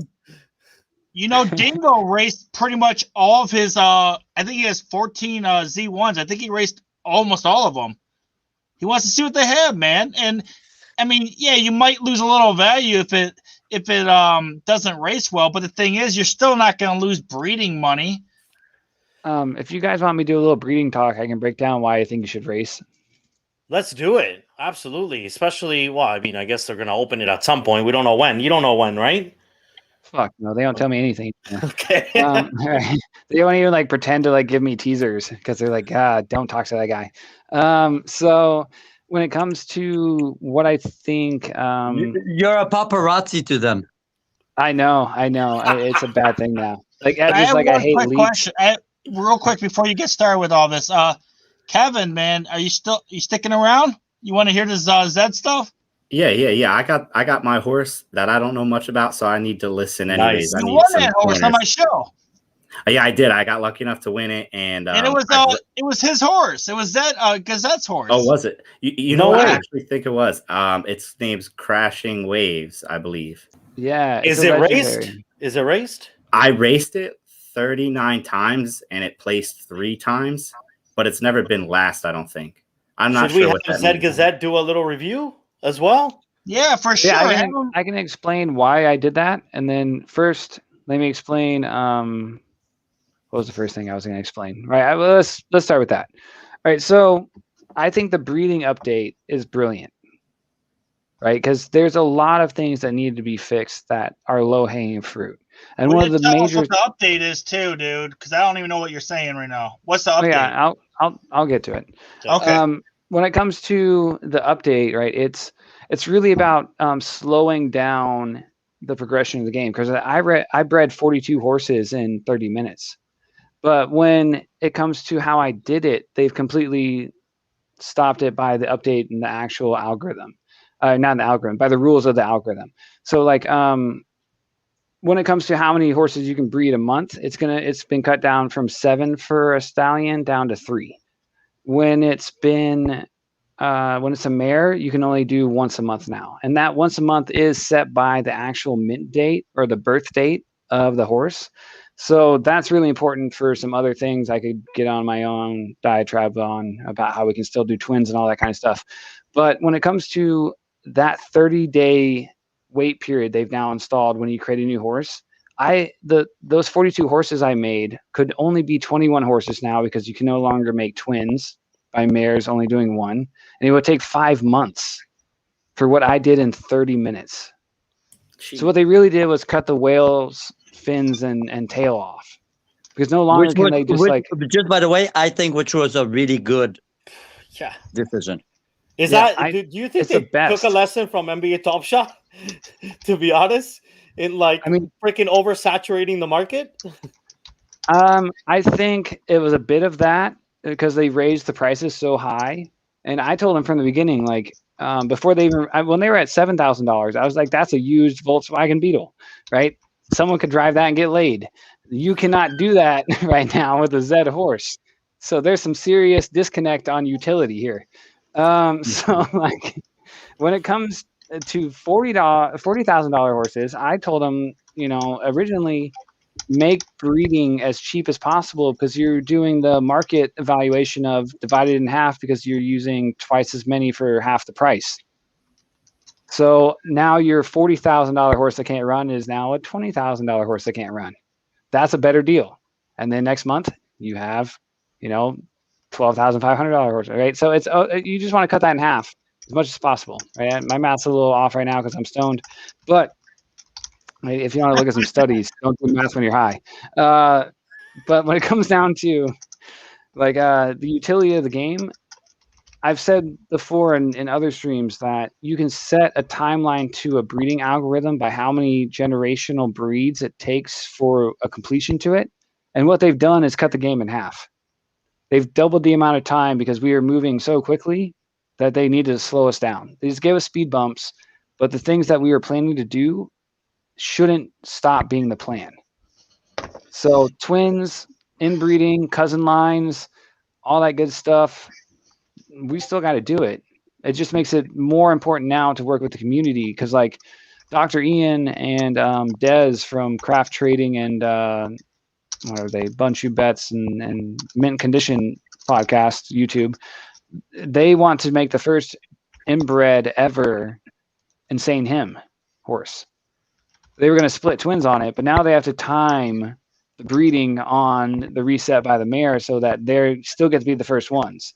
But someone else could do it too if they have an Insane Him now, right? So there's still that notoriety of just like being the first to do it, right? The first ever inbred version of one of the best horses in the game. As much as like, in Top Shots, you look at the mint number, the blockchain will be just as valuable in that asset to Zed as being that's the first time that something that ever happened. Like Bambora Crash, and or was it Hydrangea Run and Crashing Waves is the first time that legendary horses were inbred. And I gave one of those away, or the one that you guys were talking about earlier, right? So those kind of things, when I give away horses, I don't even look at the color or anything like that. So if going back to the color thing, I don't give a shit about color at all. Because like racers are way more rare than color. It's like 5% racers. The rest are just like showing up to be incestuous on the one racetrack where we pass money around. Bro, I'm gonna have to watch this like 3 times over again. Knowledge bombs all over the place. Okay. He'll be on Exactly. I'll tell you why also that in a way the project was lucky. Here's what happened with NBA. I dealt with Pranksy. Pranksy came to Mag NFT before Pranksy was Pranksy. When Pranksy got into NBA Top Shot and bought off all the number one of LeBron's and everybody else, and then Pranksy made NBA Top Shot almost on the marketing side because he was everywhere on NBC, ABC, was all over the sports news. There wasn't that well that came into Z1 yet. There's a few people that have a lot of money, but nobody to the degree that a Pranksy or a Whale Shark could impose on the market. Okay? And that has helped the project a lot. And for them to learn from the mistake of others and listen to their community is why I'm saying is undervalued.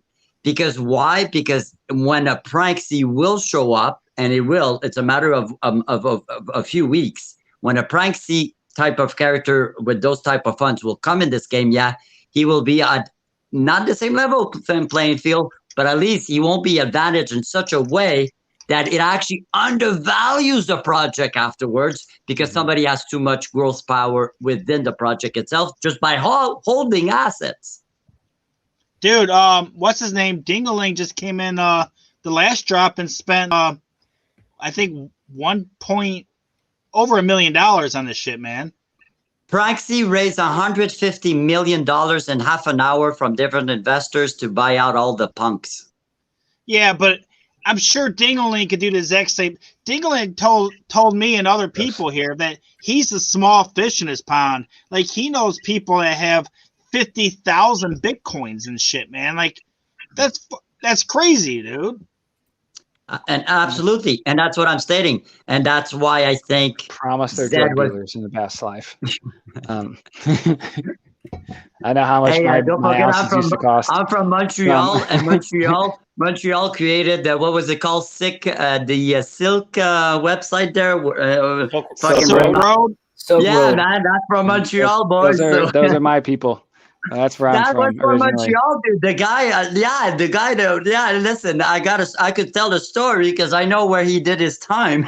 Anyways, but that's where I started in crypto. I have the whole forums downloaded. Like that's where I was talking about in the last chat. Like I would love to write a book one day, right? That will probably be it, right? Because that's where my crypto ethos formed. I'm very libertarian. I'm very, but what I tell people is I'm a democratic libertarian, right? If Bernie can be a democratic socialist, I can be a democratic libertarian. I'm the same as you, actually. I agree that the government should stay out of social issues and just deal with the fiscal budget. See, but social issues for me, like that's where I changed. I'm a libertarian. That's why I got to be a democratic libertarian. Right, like eventually, I don't want to be negotiating here, man. But okay, but it's not politics. Like saying I'm not going to negotiate for my deathbed. Right, I'm not going to say how much healthcare is worth to me at that point. That's another show. That's a different. I could definitely do that show. That would definitely be like 17 hours though. Right. Unfortunately, most of my bookshelf is that. I got into crypto to leave politics, please. I got into crypto to leave politics, please. Hey, real quick, guys, we have to say one thing. Crypto Poppy just posted a Zed Gazette's webpage, and he also posted a Discord for Goblins. So you guys should hit those both up because the Goblins Discord is where you're gonna get all the news and all the info on the new drops. And if you want to know anything at all about Zed Run, this guy knows he's been in what 1.5 years now. Is that what it is? 1.5 years? 6 months. Unfortunately, it feels like 3, but only 6. Well, that's way before everybody else anyway. Regardless. Whoa, you have all that material from 6 out Mark months? Cuban. You have all that material. No, this is from Dr. E and I came up with all this theory in January. We were done. That's awesome, man. That's awesome. Wow. Well, I'll tell you, as a newbie that came into the space in March, into Zed in March. Me too. Same. I'll tell you right now, man, your brand is number one. Like, as soon as I got into Zed, I found you.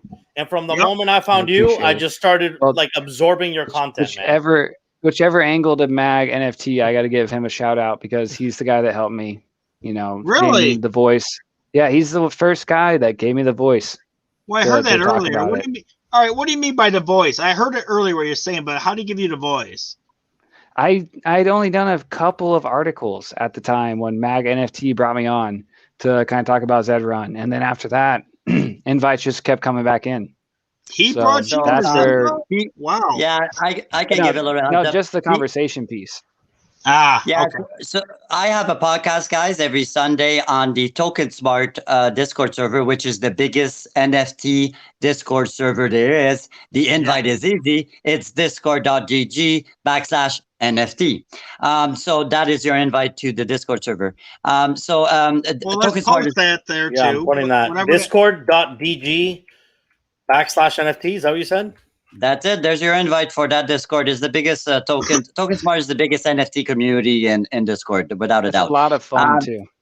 Yeah, so I invited Zed to come and talk on my podcast, which is called Sunday's Confession on Sundays at 3 p.m. Eastern Time. You can join us every 3 p.m. Eastern Time. It's called Sunday's Confession. I have a love it. guest. The only problem is I've never been to confession before. I can't wait to be to the first. Can't wait to go to the first one. After what I've been through in life, you know what? I've heard it all. So that's why I call this Sunday's Confession. Come and tell Magmaster what's your problem. But anyways, and also I asked him to write an article in the magazine, and you guys can also view the NFT magazine. It's called Mag NFT, of course. It's on magnft.com. It's free to view every issue. That is the recent issue is free to view. You can also order it. It's a physical copy. It's a beautiful magazine. I also recommend to order it in hard copy. It makes a beautiful kind of a book type. Yeah, and it's a really good quality, guys. I'm not to sell my brand, but I'm really proud of what we bring to the community and what we're contributing in the community. So magnft.com, and that's how me and Zed met. And I gave him up. Well, he opened up his own opportunities by accepting to come on my show and work a little bit, collaborate with me for at least a week. There, we worked pretty close. I say a week or two. Open the door. Yeah, and I opened you a few doors there too. You know what, dude? You did on your own. I did nothing, dude. All I did is just introduce you. I did nothing, dude. Believe me, you provided me content. I hope you hear me. You provided me content. I appreciate you it, opened Mag. your own door. Hey, the Discord's not highly pulling up, respect. man. The Discord's not pulling up for me. Well, I'm sure, Mag, if we can share it out after this, I'll put it on both of my accounts. Right now, but I appreciate you, Mag. And, someone I highly respect in the space. So, thank you. It's mutual. Thank you. Hey, do we have one quick break? I had to the last two people that I did for the thing, they were not qualified to win. So let me do one more. These scammers. All right, let's do it again. Yeah, just one more. Let's get someone that's real here. Ready? You gonna throw me in this time? Wink, wink. No, you already missed it. I think I want to hear. Dude, by the way, all right, some incredible stories. Fat Canada. Let's see if they're legit. They're Canadian, man. That's Crypto They're Poppy's Canadian. alt. That's Crypto Poppy's alt. They're legit, man. We just nice people. We don't want to get in trouble. We play by the rules. Hopefully he wins. Well, actually, I think this is legit because they've been around since 2016. So let's see. They follow me. Let's see if they follow him as well. By the way, in the meantime, it looks like there's just no Griffin, no people joining Griffin races. Gazette, I joined. Actually, I should have asked you this before I joined. But there's two Griffin races. Does the length matter at all when you're Griffin racing? It's just pick whatever one and go. It depends on the mare, right? But it's a Genesis Colt. No, it's a bad joke. But when it comes to the Griffin race, I'll give you guys an exclusive nugget right now. I think the Griffin race is more perpetrated to the idea of breeding prowess. So if I see a low Griffin score, even though it has a bad class racing score, I will still be highly obligated to breed with it. Just because I think that Griffin score is tied to the original race algorithm they used before the December reset. Can you explain the difference between the two scores? Because I think, and I speak for more probably than just me, we get it confused at times, for people that are new to the platform as well. There's the regular odds, and then there's, you mentioned the class racing score, correct? I don't even think I know this. So let's hear this. Right. I'm not talking about it like that even. I should go get another beer. So I think that the racing Griffin odds are different than the racing class score odds. So once they're in the classing system, I don't think those odds tie. I think these should be viewed as an outlier, and the data guys should cut it out and actually analyze it separately, because it's not correlative to the actual performance of a horse relative to its breeding prowess. I think breeding prowess is always going to be determined by the Griffin score, and even maybe so, because like back in the day, they actually let us put a horse into 4 different Griffin races, where you could do, like, if you timed it right, you could do, because I'm always about trying to work the system. You could have 2 paid races, because they had 2 Griffin paid races. As soon as that one filled, you could go to another one, pay for another one, get 3 Griffin races and a free one. So you get 4 Griffin race measurements of different distances, all on the same horse.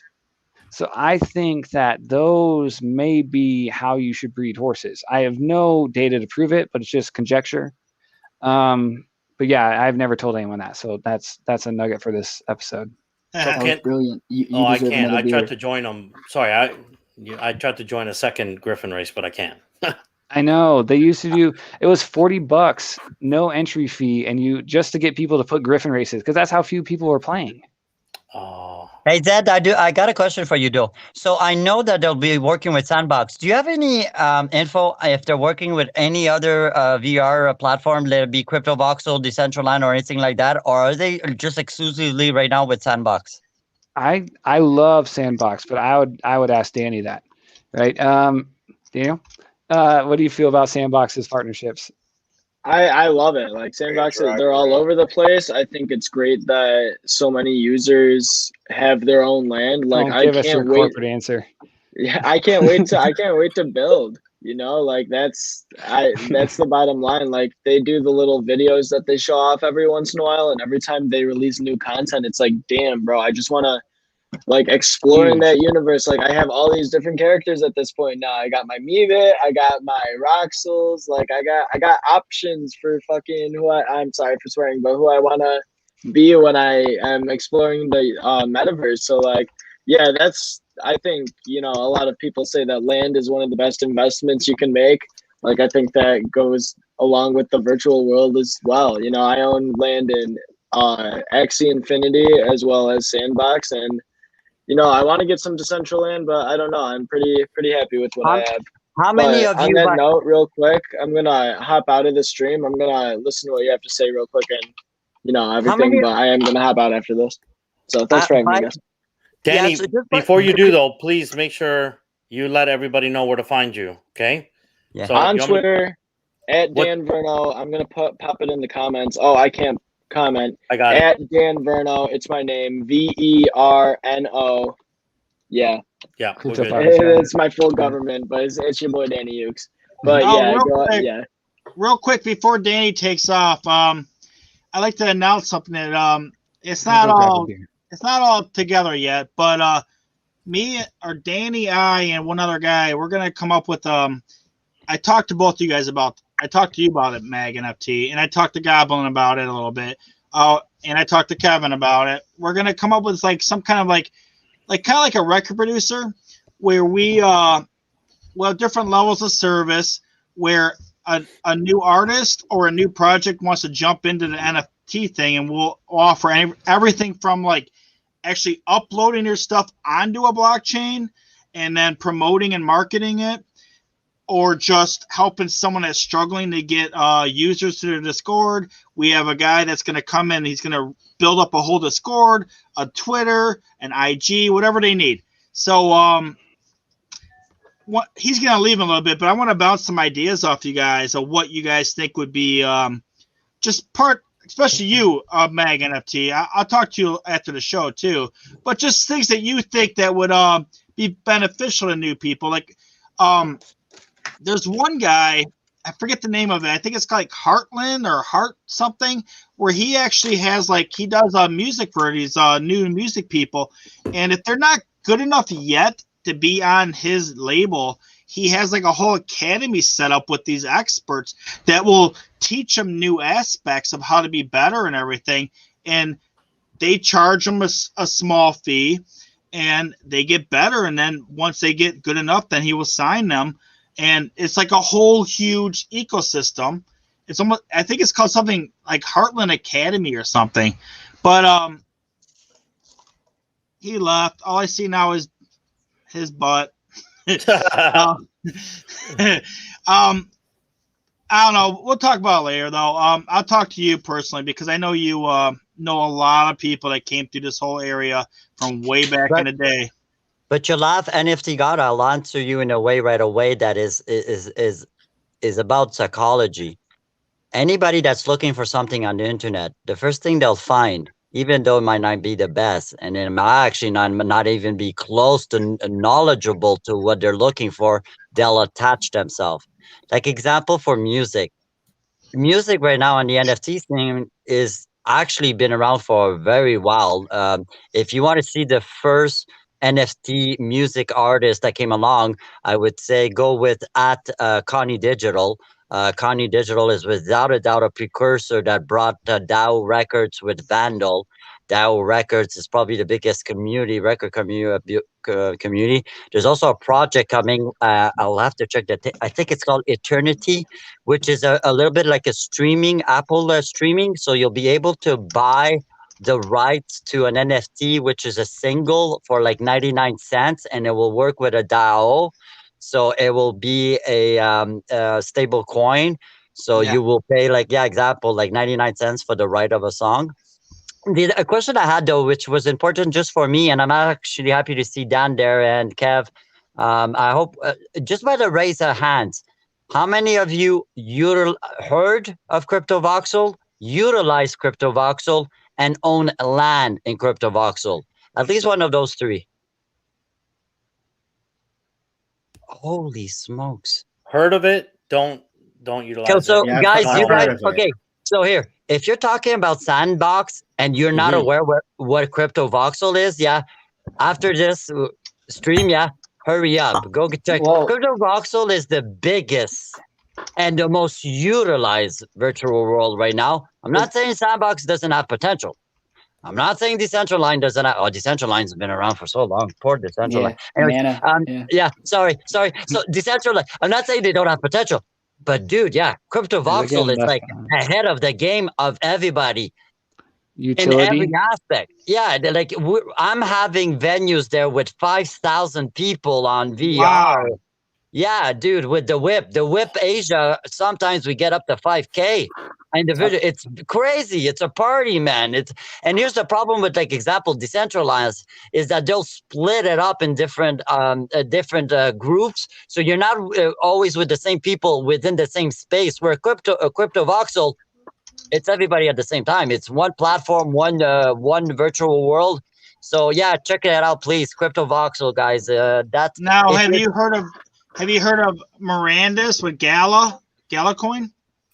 I have not, to be honest, I have not. That's like an RROPG or whatever game where it's gonna be like a kind of, it's gonna be like GOG, I guess it would be, where it's like gonna be like World of Warcraft, but you can own land, you can own a barn, you can own a tent. Yeah. But dude, cars. You want to talk about cars? Look at Crypto Motors. Go on Twitter, check Crypto Motors. Okay, I think it's cryptomotors.io. Is that the thing he's always talking about? ZG has like some car game where you like pick like 5 different crypto things. Okay, it's different. Okay. Yeah, it's different. Okay. Yeah, I was gonna say about just Decentraland. Like even if I went to a talk where it was really cool. They had stadium seating in Decentraland, and it was all about possession coins and things like that, and how it can make entry possible, and block people out if is what you want to do. But I tried to invite my friends, and we were in different fucking whatever platforms from each other, and we couldn't be next. That makes such limitations to the metaverse participating with each other. Yeah, Voxel, doesn't have it. The utility is so much more present. It's unreal. Voxel is so powerful. Voxels? Yeah, crypto voxels. Yeah. Yeah, Why it's am I called not in Cryptovox. crypto voxels? Where the hell have I been? I've been buying Sandbox and looking at Decentraland. Because Now crypto voxels is expensive because they know it's working.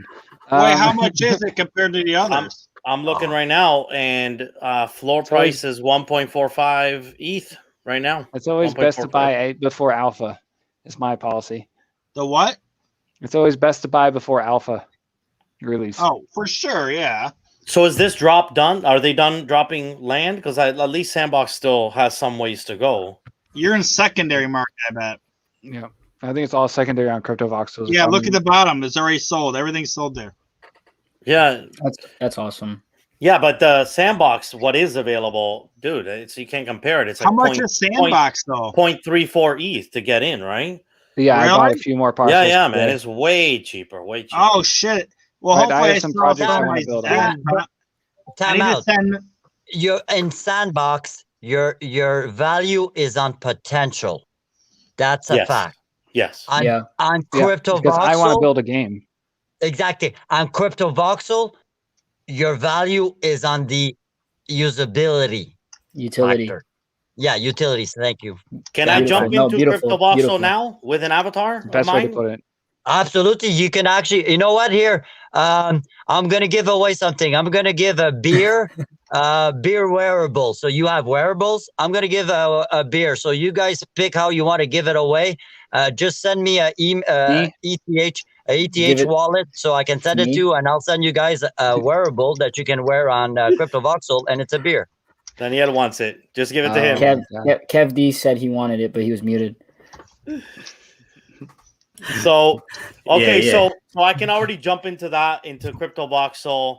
I can already kind of do what I did with And you don't Decentraland. even need a Web3 wallet. You don't even need a wallet to participate. You don't even though it's on the blockchain. This is what rocks, guys.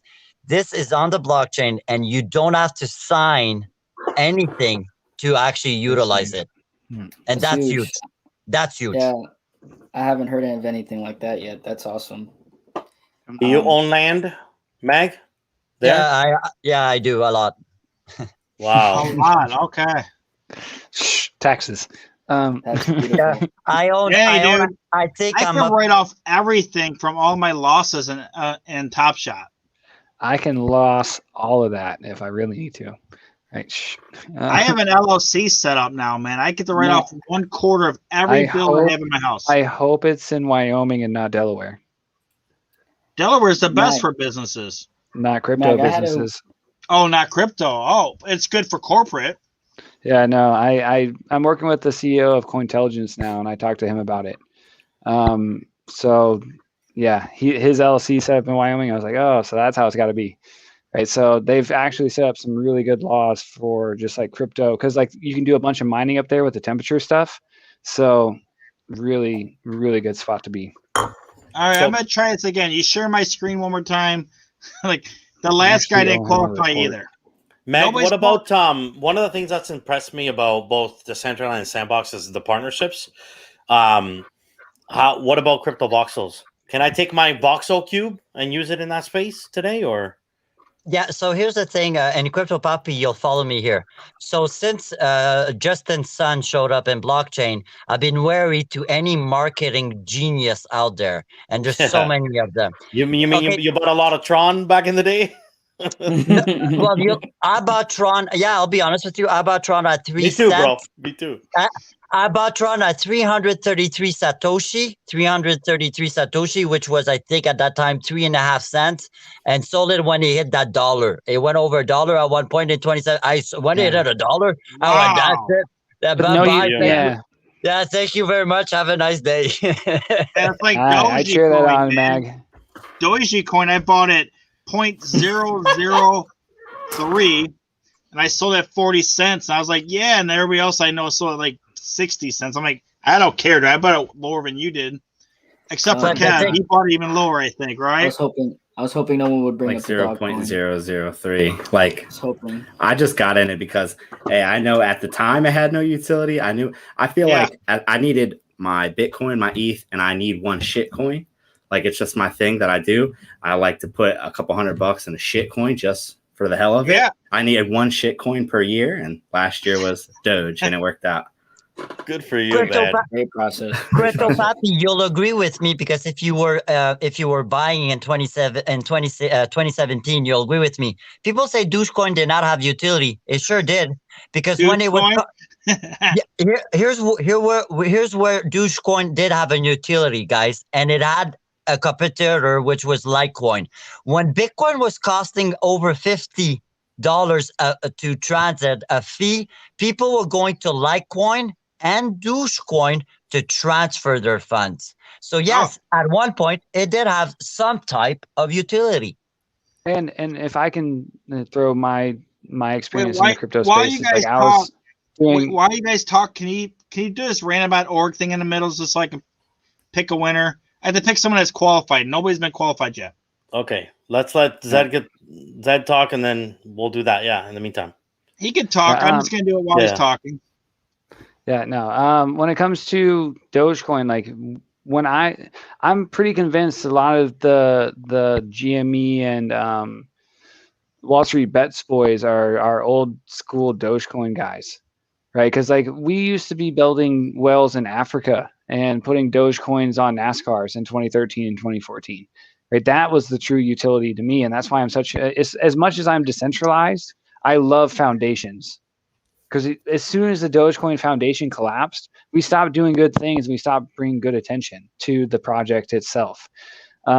So that's like with the Bored Ape Yachts, Yacht Club. I'm actually helping them with the Bored Ape book club right now. We're reading, Planet of the Apes. We're going to actually be selling badges and stuff and doing donations and trying to build community involvement and partnerships within the Bored Ape Yacht Club. So that kind of stuff, I think, just brings such positive PR that it's natural for people to, right? People don't understand a bunch of weirdos online buying ape pictures and like saying ape up. They don't get that. But what they do get is people planting trees because they bought pictures online as a community as apes, because that's good for the environment. They get that. That's simple enough, right? Just how like we built wells in Africa with Dogecoin, we can do that sort of stuff with the apes and certain NFT projects that give that utility to the community to be altruistic and better than just a picture on whatever you want to call it, your handle, right? It's more about what you can create through public PR and the utility of actual altruism that can make the space better and create a bridge to the real world. Because right now, that's the lack of transportation we have. As much as we want to get to the moon, we need to build a bridge to the real world. I don't even know how you follow that up, man. It's so true. I would have just said community. I'm a big community guy, for sure. I love it, man. NFT God, here, I'll tell you a story that it's written. It's on Medium, everybody that knows me in the past. Here's what blockchain is, guys. So I was on this platform called Sand about 2 years ago. No, not maybe 2.5 years ago, 3 years. And this Indonesian rice farmer comes to me DM, and like a lot of them I would get is, how do I make money on this platform? And this platform, what it was is that you would create posts and you could tip in Ether the post, the creator. And this guy, the way he reached out to me was different than anybody else. And I said, dude, who are you? Where are you from? And he said, I'm an Indonesian rice farmer. I'm married with one daughter. I work in a rice farm. I make $5 US a week. I said, okay. I said, how did you communicate with me? He says, my mobile little phone. I said, take your phone, take pictures of your day at work.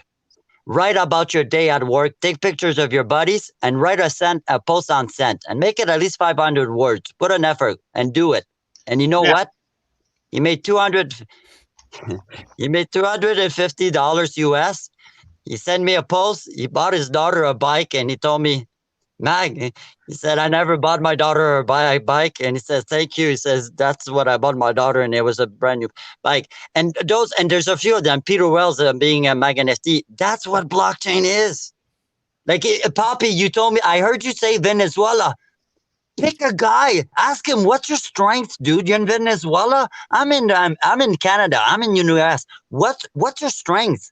Does it look? Gazette knows this guy named Alex. This guy's in Venezuela. I've known him for 4 years on the blockchain. He never got a job. Not too long ago. This is only 2 months ago. So these guys reached me out from, you guys know them, nonfungible.com. So they actually do audits on all the projects. They come up to me. They said, I need a front-end dev staff. Mag, do you know somebody? I go, well, I do, but he's in Venezuela. I know he's got no work experience, but man, he's got passion. Give him a chance. The salary changes life. That's what blockchain is. It's a redistribution of power, not just money. It's about power. Yeah. Wow. Bro, Mag, first of all, I feel like you must have been on, the documentary on Netflix about Bitcoin. I swear to God, if you weren't on there, then what the hell were they doing not having you on there? And second of all, I just literally on Sunday, I tweeted this out because my wife put on Ready Player One. Am I the only guy? Right. So exactly. So I'm the only guy that didn't know this movie existed or the book. I just found out the book existed. It's and the second my wife book says, in the Ape Club. So come on.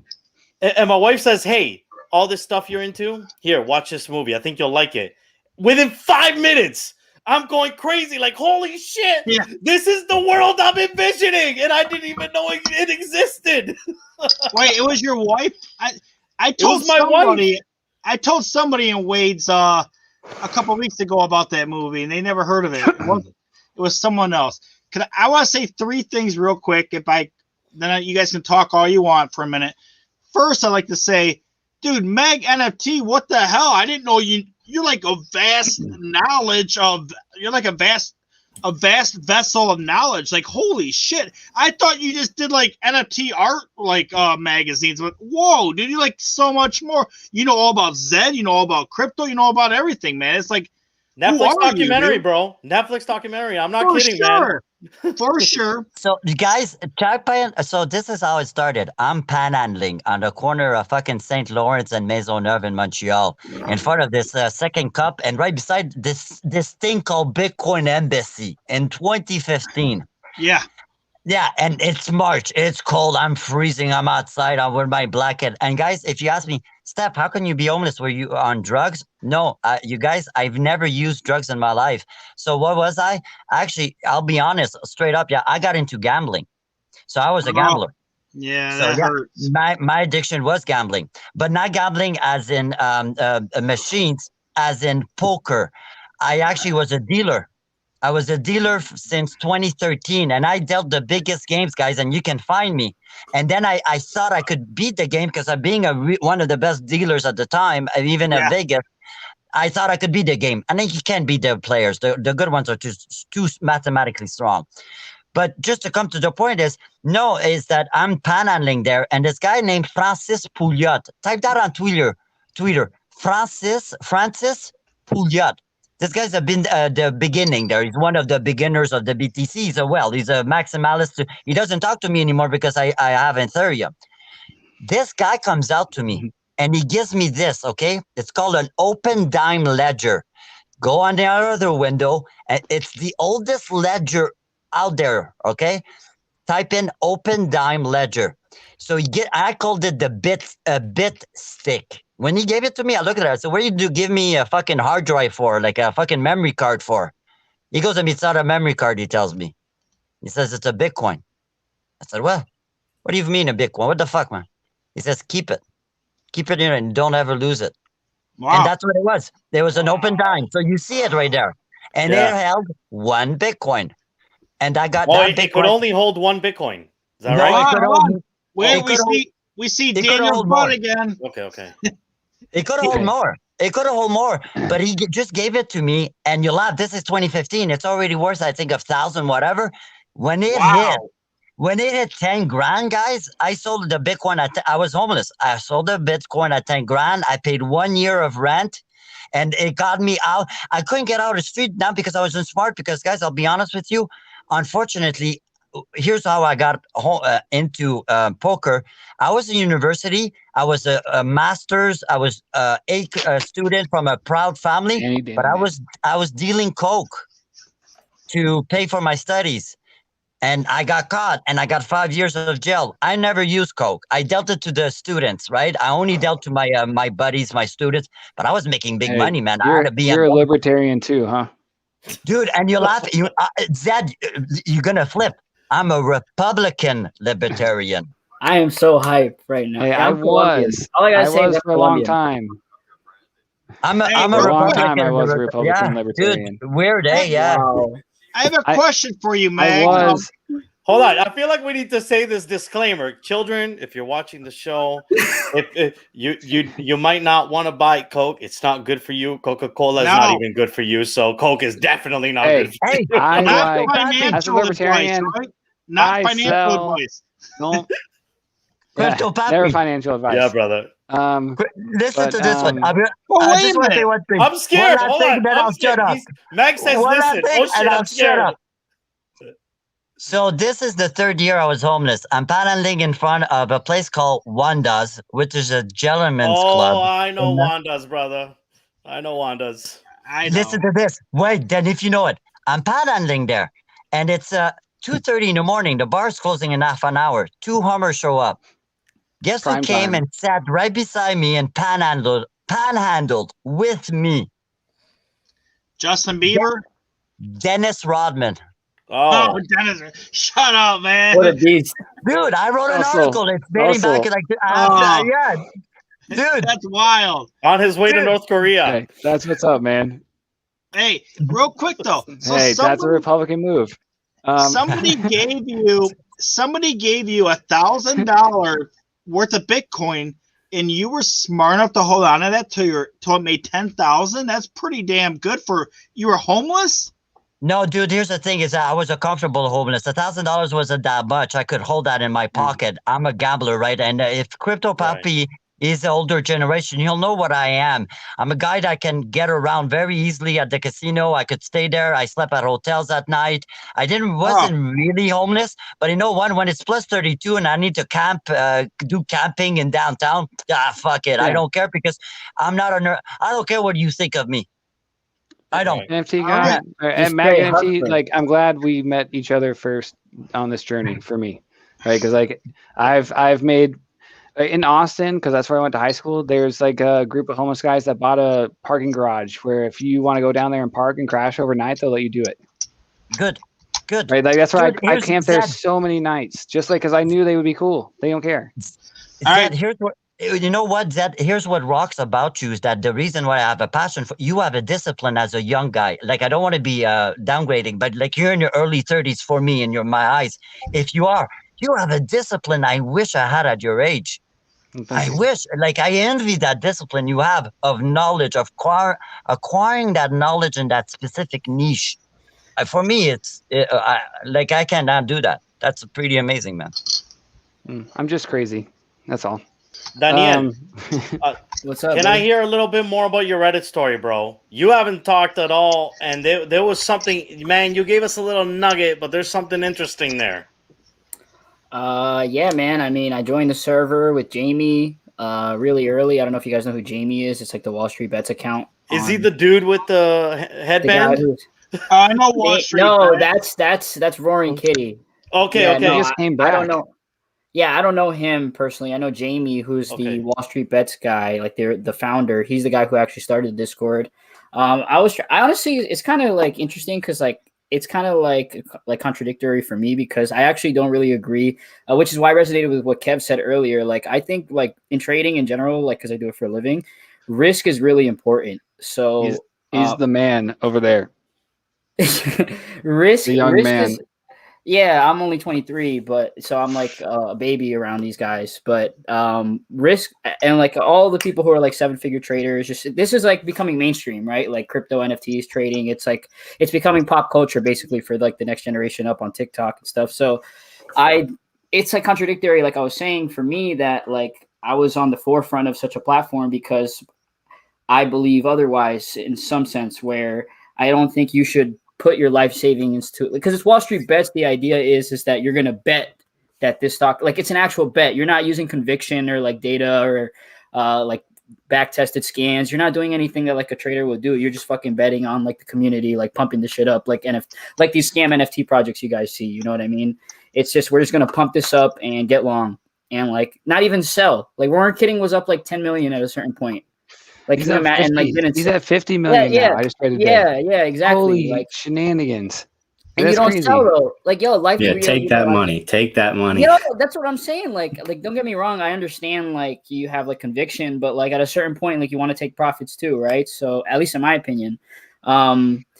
So like what I built the account on was the opposite My of dad's what screaming about sell.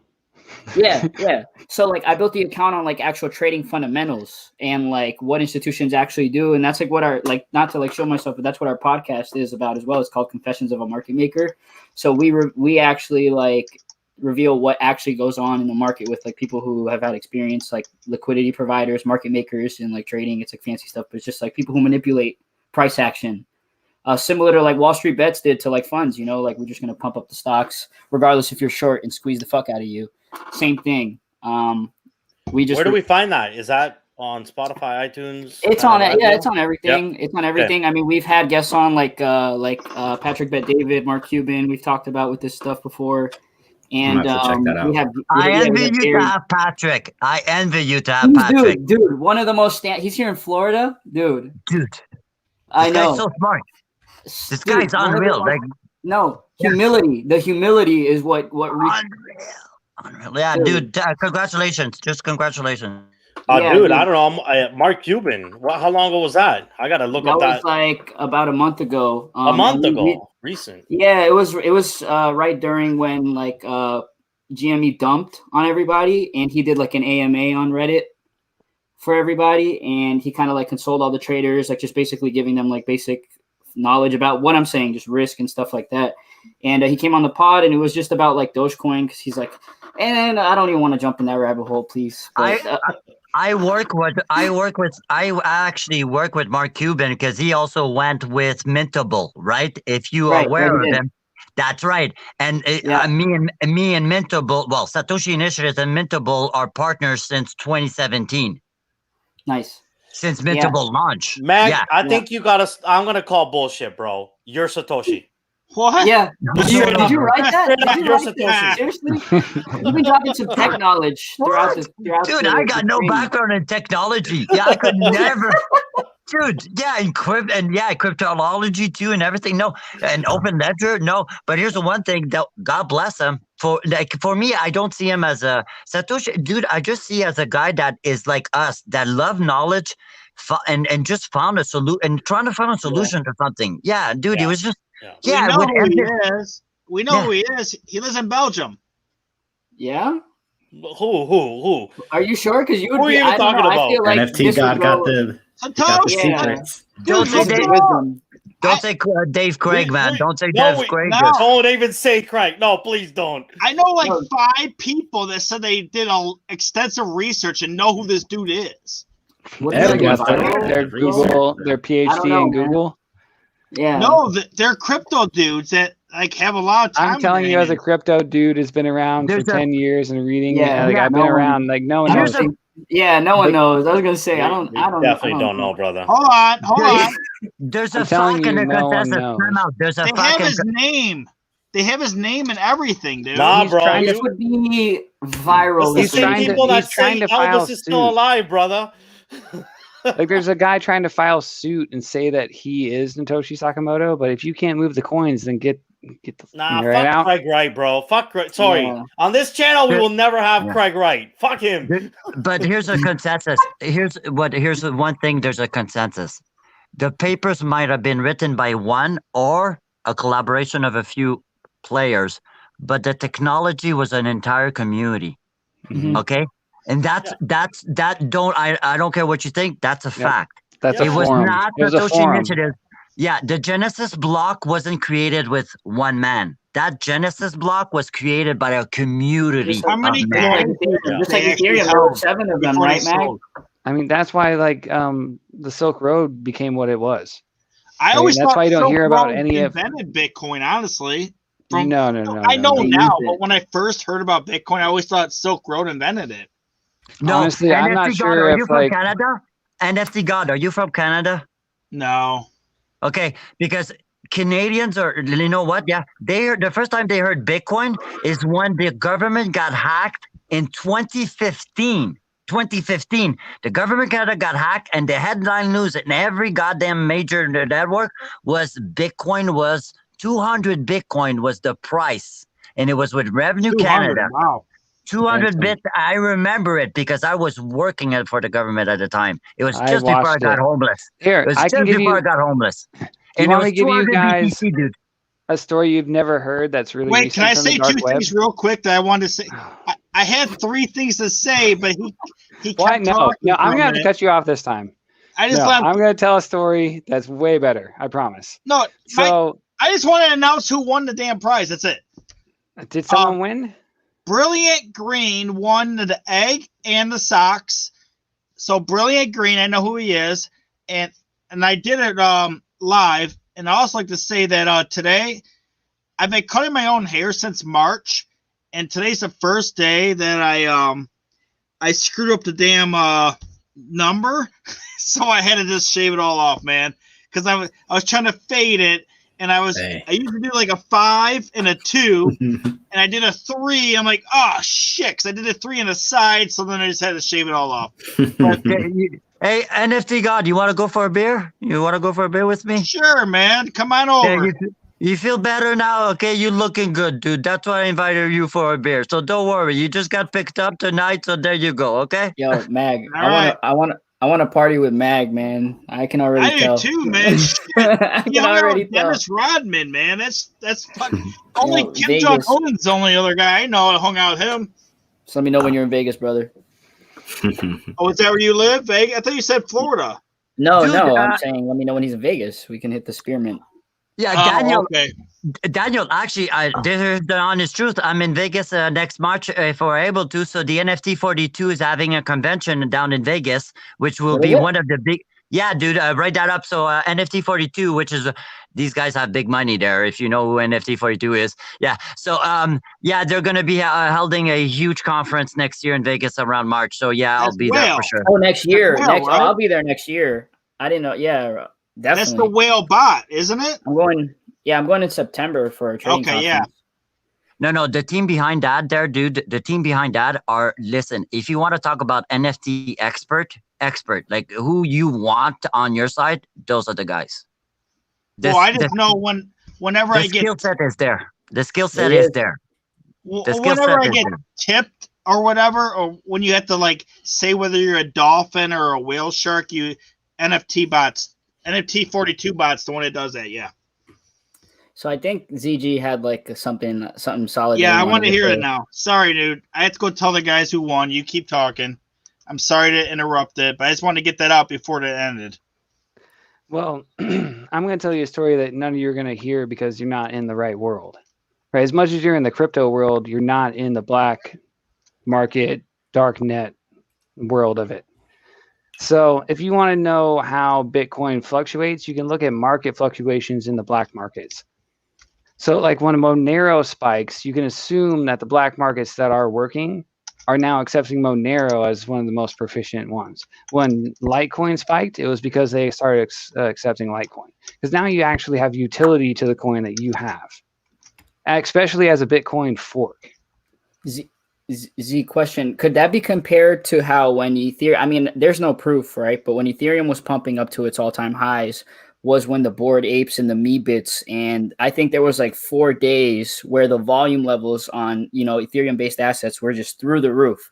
It could be similar to like that at the time where Litecoin was the main trick. Because on the black web, you can buy what? You can buy tanks, you can buy like AK-47, you can buy like anything, right? So You can create I'm being serious.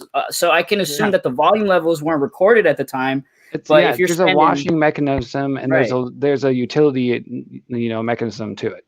Yeah. Zed, are you still following Monero? Because listen, I stopped following that. Hold on. Let me keep going a little bit more because it gets much deeper. So the ClearNet website called dark.fail is where everyone can find the Tor links to go to every website on the dark web. And it's always been, because I'm an old school guy who's always, I don't ask for money. I don't put up, I put up donation things because that's how the dark web kind of works, right? It's never about like taking money in. You do things altruistically, and if people appreciate it, they give you money, right? To keep the the condition going as it is, right? Free information is what you pay for. So at the same time, this dark.fail website was hosted by a German hosting website, and they got hacked by someone sending a fake German police document saying that they needed the domain to be sent to them and not to notify the actual owner of the domain. So some hackers sent fake emails and documentation to a hosting website to the point that they released the domain to the hackers, and they were able to change the dark web links to actual mirrors and steal millions of bitcoins. Yeah. So that's the kind of stuff that happens in the shadows that, like, Yeah. you're like, oh, what happened to all of the Bitcoin? Why is it falling? And I know why. 2 weeks ago, what happened? Did you hear? Price Did dropped. you hear?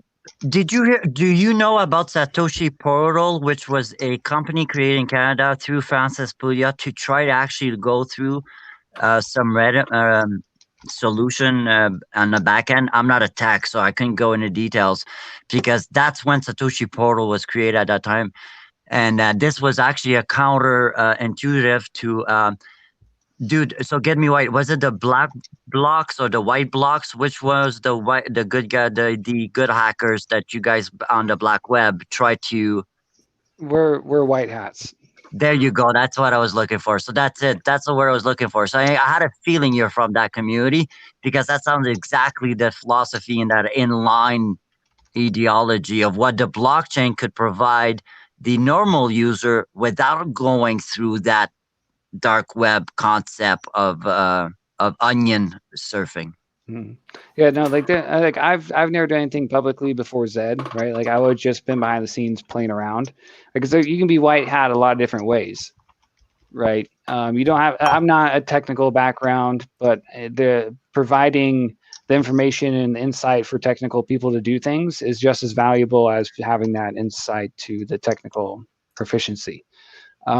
So when it comes to the dark web, it's super valuable to understand what's happening there, right? Because 2 weeks ago, there's a huge reason there was a drop in price. It's because someone stole tons of Bitcoins on the dark web, moved them to USD, USDCT, USDT, and DAI, because you can see the fluctuations in all the algorithms. Right? There's a huge spike in the algorithmically, supposed to be a dollarness. You can see that someone moved a whole bunch of coin. Okay, Zed, you might be one of the first people I talked to that might be able to make sense out of just an observation that I'm sure many people have had. But it's one of the only things in crypto that I don't understand how it happens. So you've got many, many, many exchanges, and you've got many, many, many coins.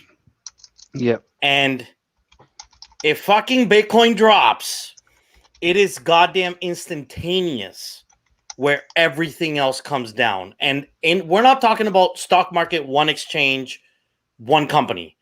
We're talking about many coins on many exchanges. It is absolutely instantaneous. How? I cannot make sense out of how that happens.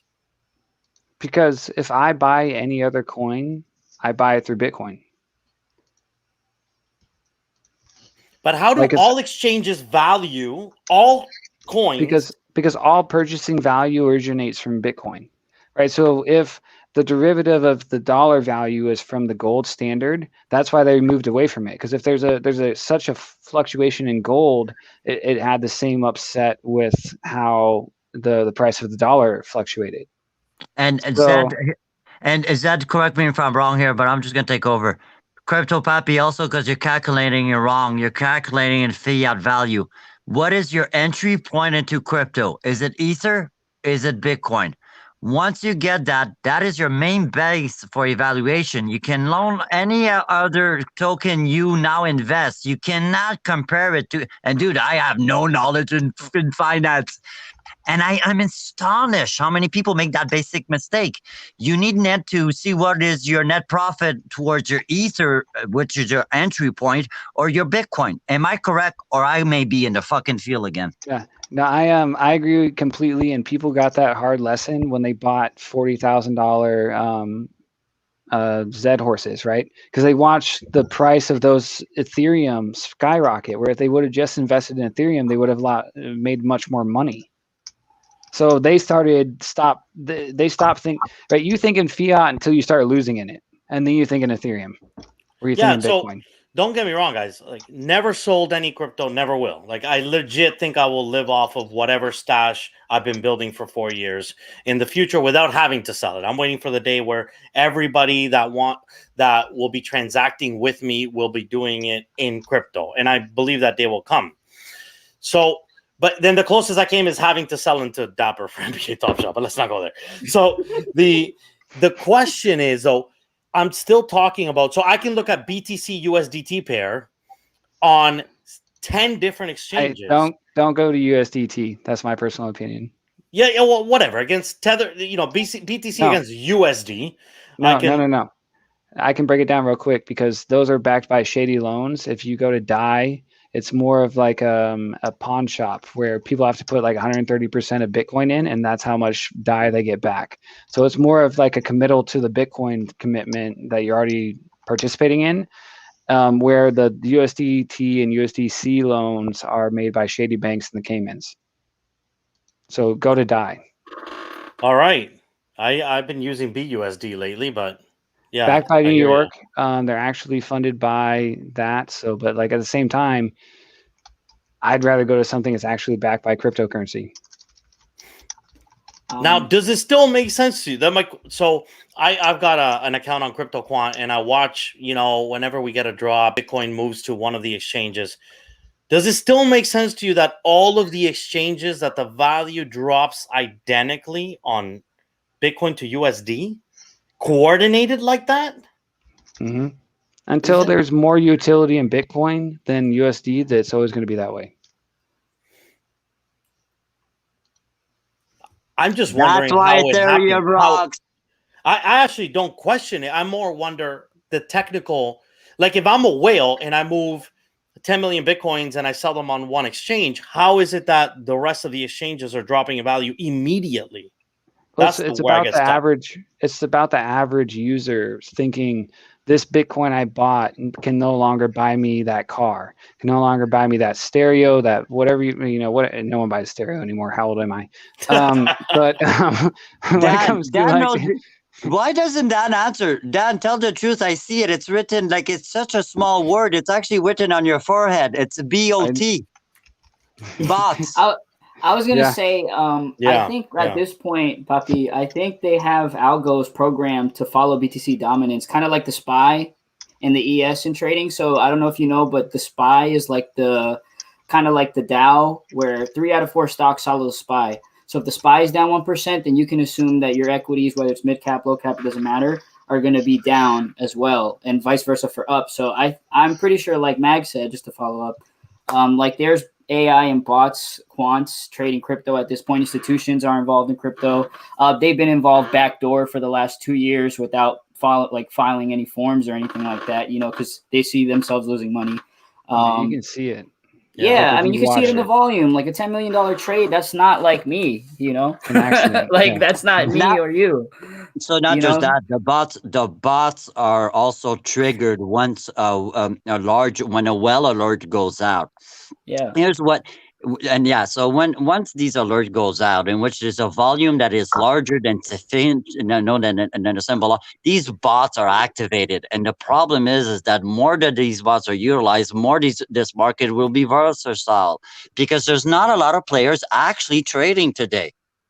There is, I'm in my belief, and this is just my opinion, there's just as many bots trading on a daily basis on a volume wise than there is humans. Oh, way more. I think it's like 90% bots. Yeah.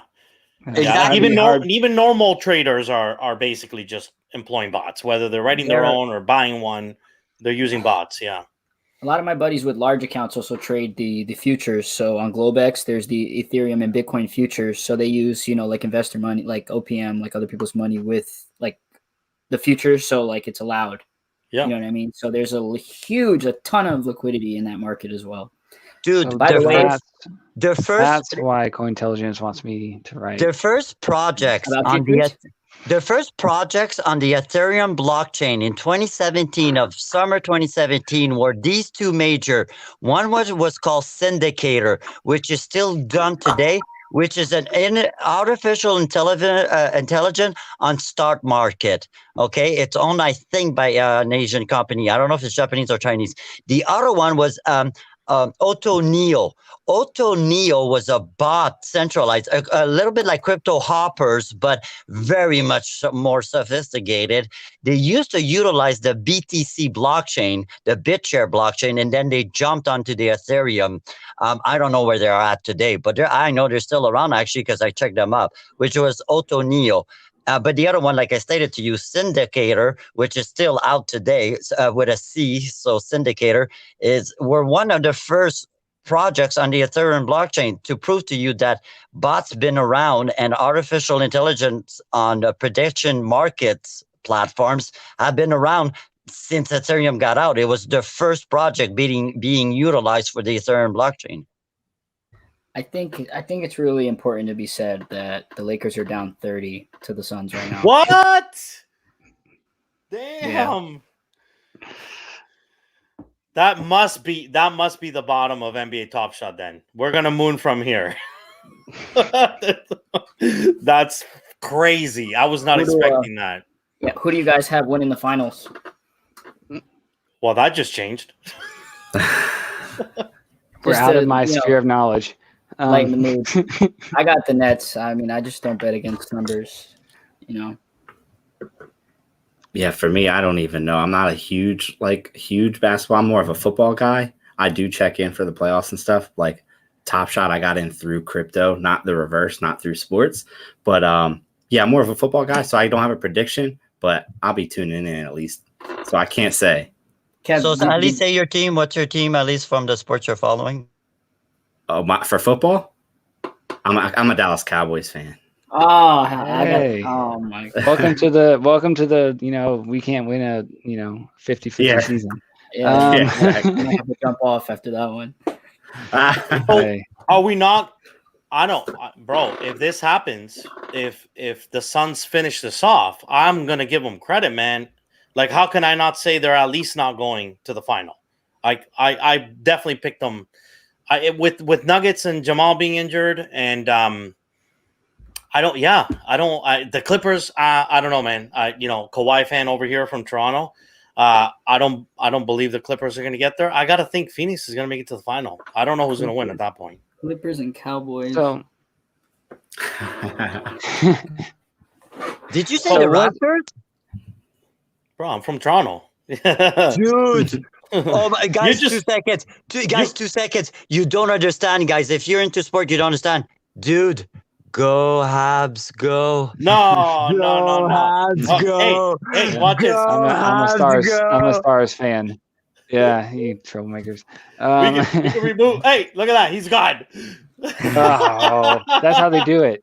That's the how power of they Toronto. Is this hockey?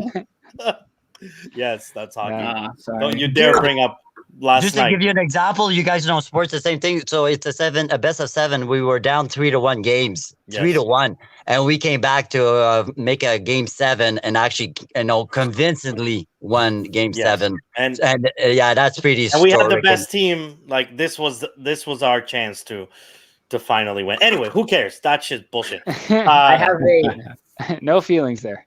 No. Kev, you know what? I still like Wanda's. So if you guys are ever in Montreal, you can go to Wanda's. Kev D, man, tell us a little bit about your story. So I actually misheard you at first. I thought you got in from collectibles because I think that's what your channel's all about, right? Well, my but channel you actually got into crypto. But yeah, so I have a mixed bag of stuff. So all right, I'm 30 years old. when from 19 to 25, I was a full-time music artist. I had a manager. I did that full time. And then that led me into doing like voiceover and advertising for online commercials and campaigns, which led me into YouTube. And on YouTube, I do like, wait, sorry, is there one that we know of that you might have been involved in that we might recognize? Just online ones. Like I've done stuff for like Sleep Number, Old Spice, IPV, online stuff. The Old Spice commercial with the guy with the horn. No, I'm not in the commercial. Just online voiceover stuff. Okay. Yeah, I'm not in any commercials. I wish that'd be cool though. No, just voiceover stuff. But I got in Top Shot through both the mixture of collectibles and crypto. I've been in crypto for like around 2 years now, but collectibles I've been in for 10 years. So I collect stuff from like my childhood, 90s, early 90s, stuff like that. Anything nostalgic, anything from my childhood.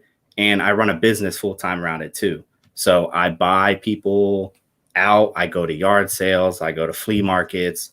When I'm not like on here doing this stuff, I'm out there tracking stuff down, hunting through bins, attics, all that different stuff, just looking for dusty old gold, and I'll clean it up. I'll fix it. I'll keep it for myself or I'll sell it. So yeah, it was a mixture of collectibles and crypto that brought me into it. It's just the perfect mixture for me with the NFTs because I'm a huge collector. I collect way more things than I probably should. Right now, we see it in the back there.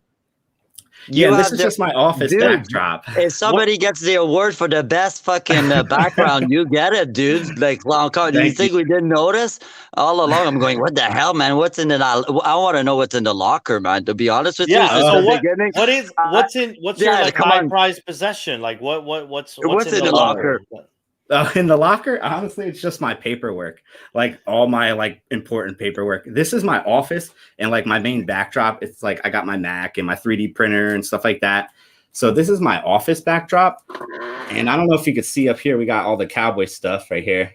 Number one fan back there. So yeah, this is just my backdrop. I have a huge collection room. I don't know what my like biggest, like most expensive piece would be. I know some people don't like it, but I'm a huge Funko collector too. I do like Funkos. Kev, did you make your own way? Because I'll be honest with you, your story is super interesting. I have two questions for you. Do you have did you get an education that brought you the ability to get on the market of arts? Or was it through just, hustling, contacts and influence and networking that got you to do these voiceover, which is incredible. Congratulations. Thank you. Honestly, I went to school for pharmacology. I have my bachelor's in pharmacology.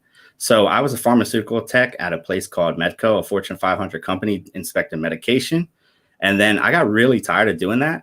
So I left that and then I moved into music because my friends talked me into music to voiceovers, YouTube, collectibles, and that led me to start my own business. Like I said, I'm a mixed bag of a whole bunch of different stuff. I never try to stay just in one thing. And if I can try to lead it into another door. So it's just a mixed bag of stuff. But yeah, my background is pharmacology. I love it. Listen, so I got a question for you, man. This is really important for us in this space. So how does NFT change that? And does it? And do you ever see yourself migrating to one over the other, or are you completely expect to still be this mixed bag of physical and virtual collecting?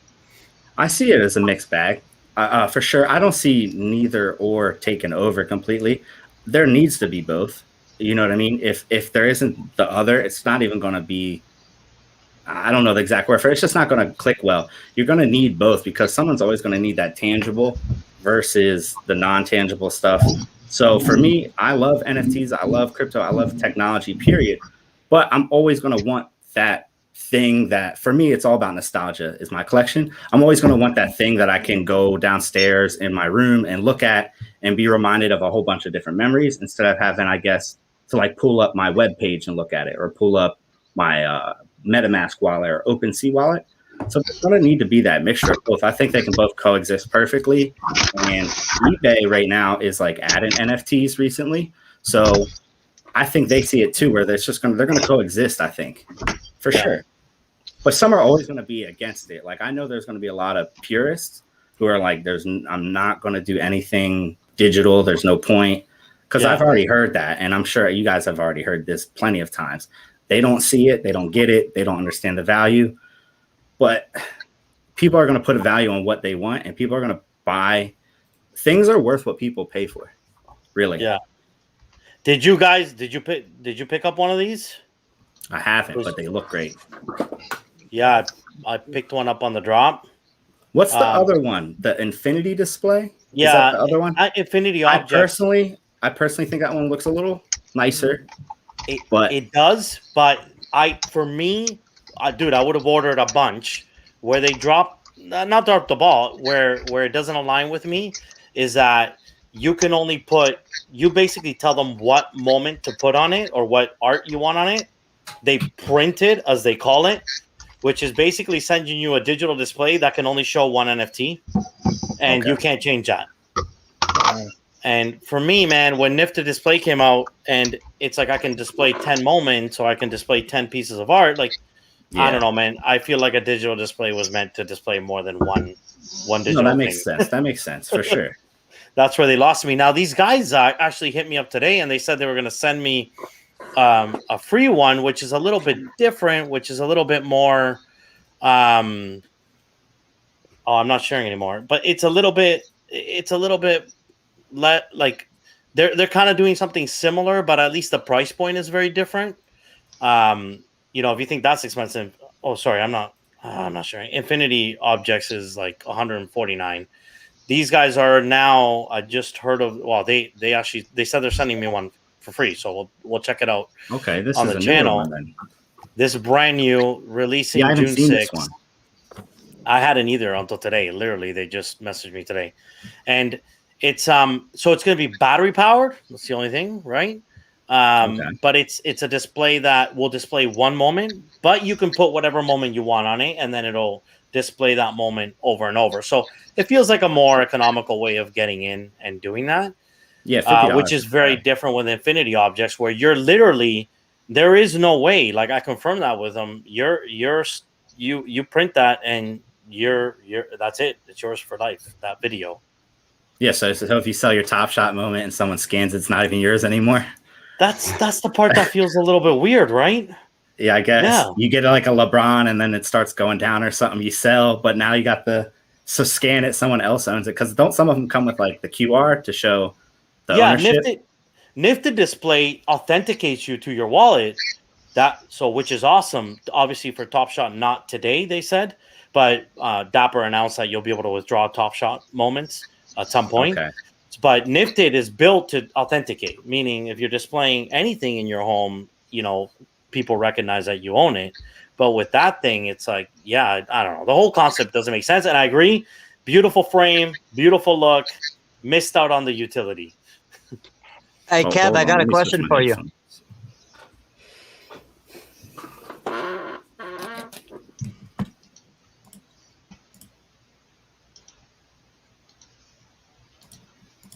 All right, you guys hear me? Yep. Can you hear us? Yeah, sorry, my ear pod died. It was lasted long, almost 3 hours. That thing was hanging in there. It beat Daniels. He's on his third pair, it looks like. Yeah. He's been running through. Kev, did you ever ask yourself, why did Christie's auction get involved so early in the game with Maker's Place and Beeple? And what was for them the benefit? Because it provided a credibility on the artistical world that was beyond anything you could ever imagine. We're talking about Christie's here, okay? Mm-hmm. Did you ever question yourself why it was? Because I think I might have the answer. I'm fortunate enough that Maker's Place is a collaborator for Mag NFT. And we got the scoop prior to this that Christie's was going to auction Beeple. Okay. And the first question was why? And it wasn't because there was of course money wise, but the Christie's image and the consequences to providing such credibility to a technology, when the actual image is yet to be stored on the actual blockchain. It's on IFPS, right? Mm-hmm. So we're not on blockchain yet. We're not there. Punks are, Avastars are, but not actual artwork. Why would Christie's do that? Reason is authenticity. When you buy something, do like a card. Let's say you get a LeBron James physical card. What's the first thing you need to do? You need to authenticate it by one of these fucking auction houses. And there's only about 2 or 3 that owns the market. And Christie's also have to oblige by these houses, even though Christie's is the most prestigious gallery auctioneer. They still need to oblige by these houses of authenticating artwork. The ledger provides them that even if they don't have an image, and that's what they see. It's the technology behind it, because then they can mint their own contract, and within their own contract, to be able to authenticate every artwork that goes through them, through that ledger. That's powerful, dude. That solves fraud on a level you can't even imagine. Oh yeah, I mean definitely, because the number one like argument people have is like, well, why would you have any of these NFTs? Because I can just right click, save it, whatever, that whole thing. Well, you can print a Da Vinci, a Picasso, whatever the pieces of all the great artists, but you need that, like you said, that authenticity, that authenticator. And I think it's great for art. So I think you're right on the point it's great for authenticity's sake, because you don't have any issues. If it's right there, you're for sure, okay, this is, like you said, it just solves the whole fraud issue. I totally agree. Oh, you're muted. Here's what I'm going to say, for example. So I'm going to use a famous name so everybody knows. Let's say that, of course, tomorrow they acquire Picasso. Okay? Now, they will have the certificate of authenticity then, so they can prove it's the real Picasso. But they own it. They have ownership now. And they decide to register down that Picasso onto the blockchain. But don't just do it with one, but they do it with a whole entire collection they hold. And then they create their own ledger of authenticating every artwork they own and burning every physical fucking paper of every other house and saying, hey, no, from now on, this is the ledger that will authenticate every artwork we have. It's crazy. I see it, though.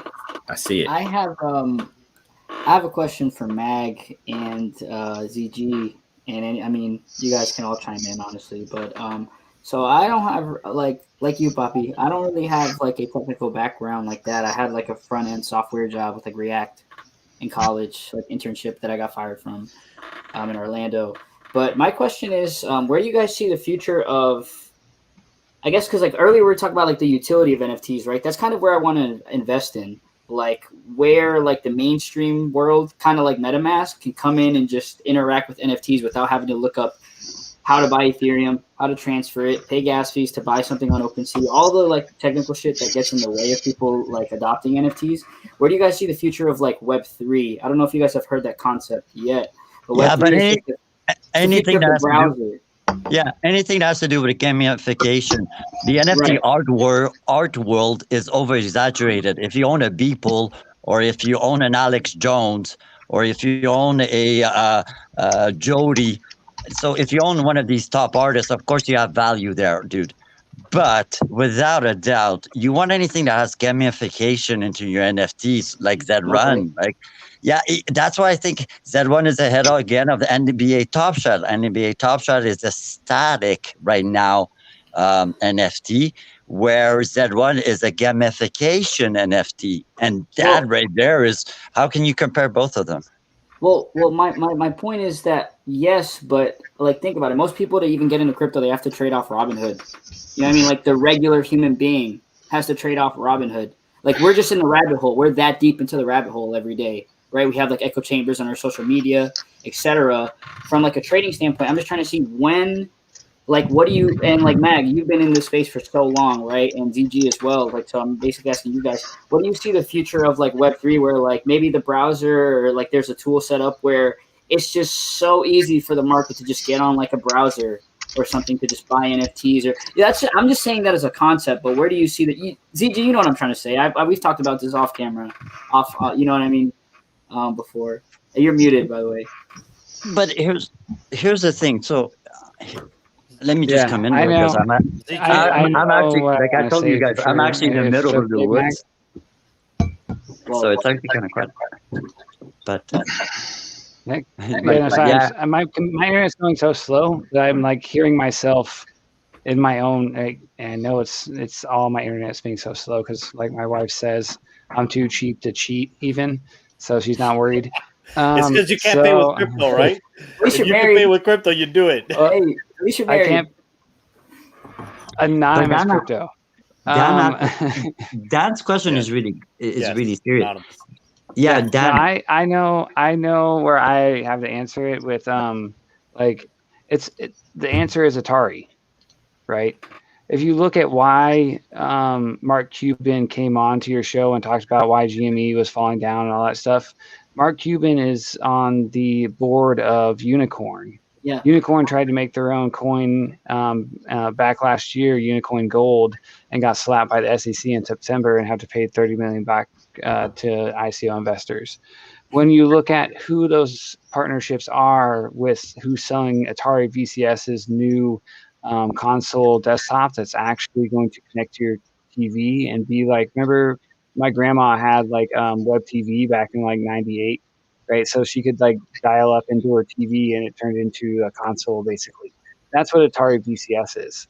So with the partnership with Atari being actually sold pre-sale only at GameStop, it's no wonder that Mark Cuban's hanging out on that fucking Reddit. Sorry if anyone's listening that can't listen to that. To that Reddit, thing. He's pumping up what he's already invested in with already multiple partners. And that's why we're in the wild west of it. Like, hey, let's see what people are doing behind the scenes, right? Well, So, Gazette, Atari. The only thing you can give them credit right now is being in the forefront. Do you think EA is not around? I It's know. I buzzing right love now in Atari. Montreal.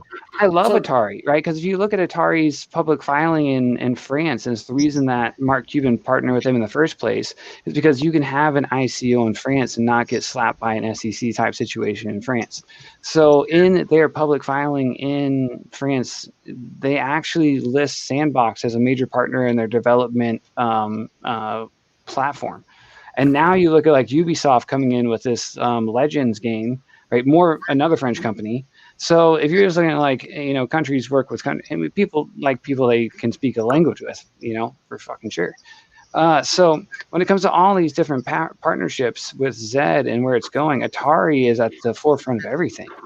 And Mark Cuban is pulling strings behind the scene. Now he just like pulled Polygon into his network of companies. Sorry, Zed, Mark Cuban.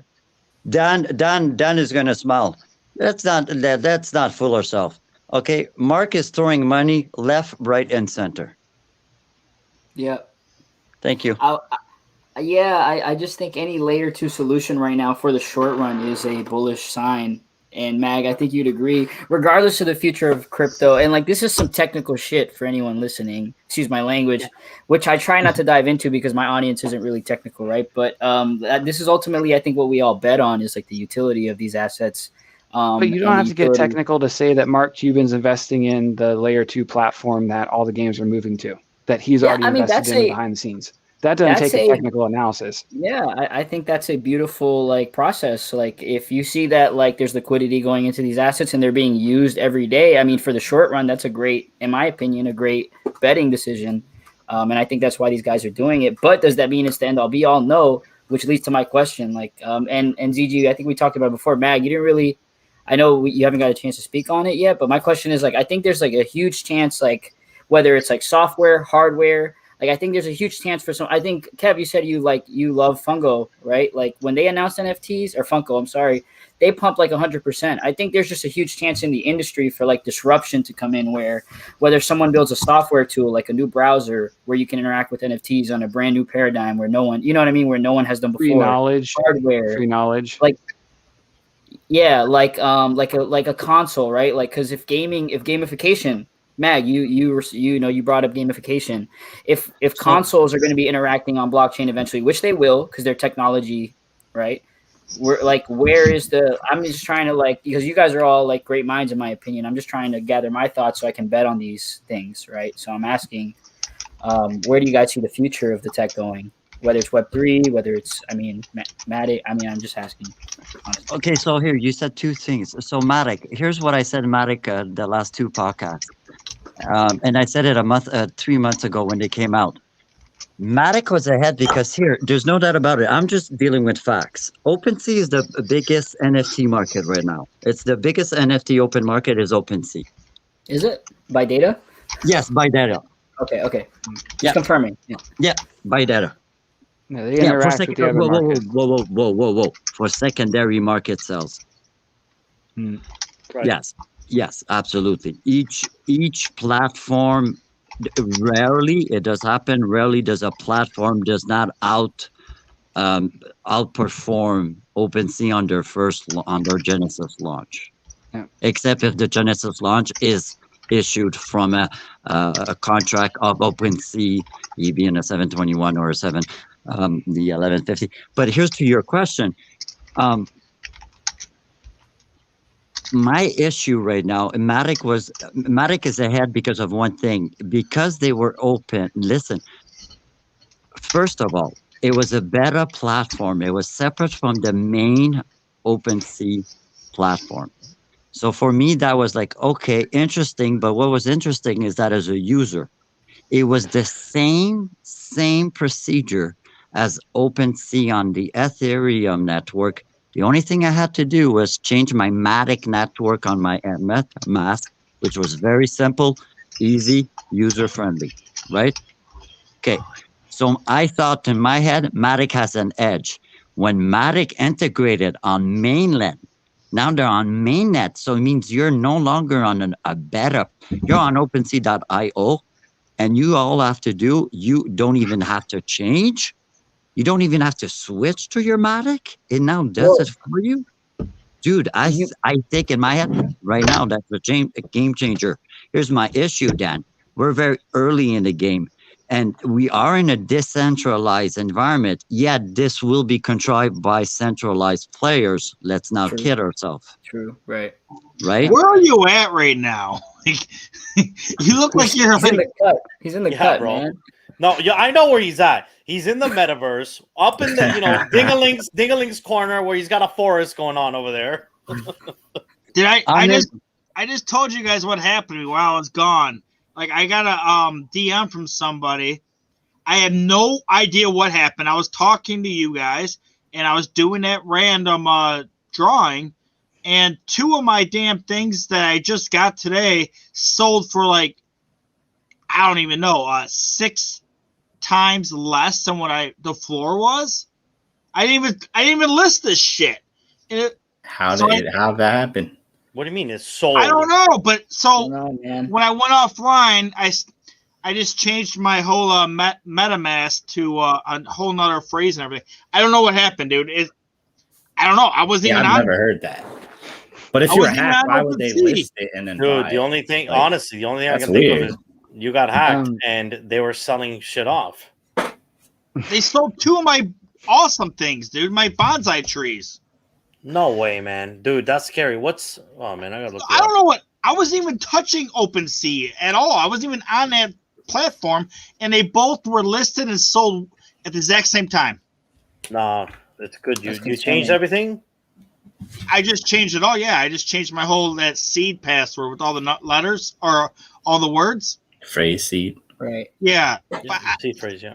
No, I was talking to you guys, and I got a DM from somebody like, dude, why are you selling your shit so cheap? And I looked at Can I scare NFT God? Go ahead. Yes. Please, I may scare Dan actually. I'm freaked out right now, honestly. Don't freak out, dude. This shit. Market's It closed. just sold Guys, for 0.08 and the floor was 0.3. I mean, what? So, okay, NFT God, how easily can you hack your seed phrase? If you're on desktop and on Windows, when you type in your 12 seed phrase into any new app, you're actually pulling off Google Drive the actual autograph corrector. And off that Google Drive that you're fucking pulling off to have those little red line underneath saying, oh, you didn't type that right. Well, that little line is because it's actually accessing a Google server. And that's how you can get hacked. And it happened And that happened to the wallet called Coinomi. Coinomi, that's what happened to them. And they had to actually have a patch on that. Hold on a minute. No, I actually saved my MetaMask in my Google Keep. That's not good then, right? Don't do that. Write this shit down. Listen, when you open up any on your Google Google Chrome actually runs most of it is run on your Windows, right? Well, yeah, It's I got the extension there too. Yeah. Yeah, absolutely. And when it does the auto correct software that is integrated into those and those two web browsers, they're integrated. Yeah.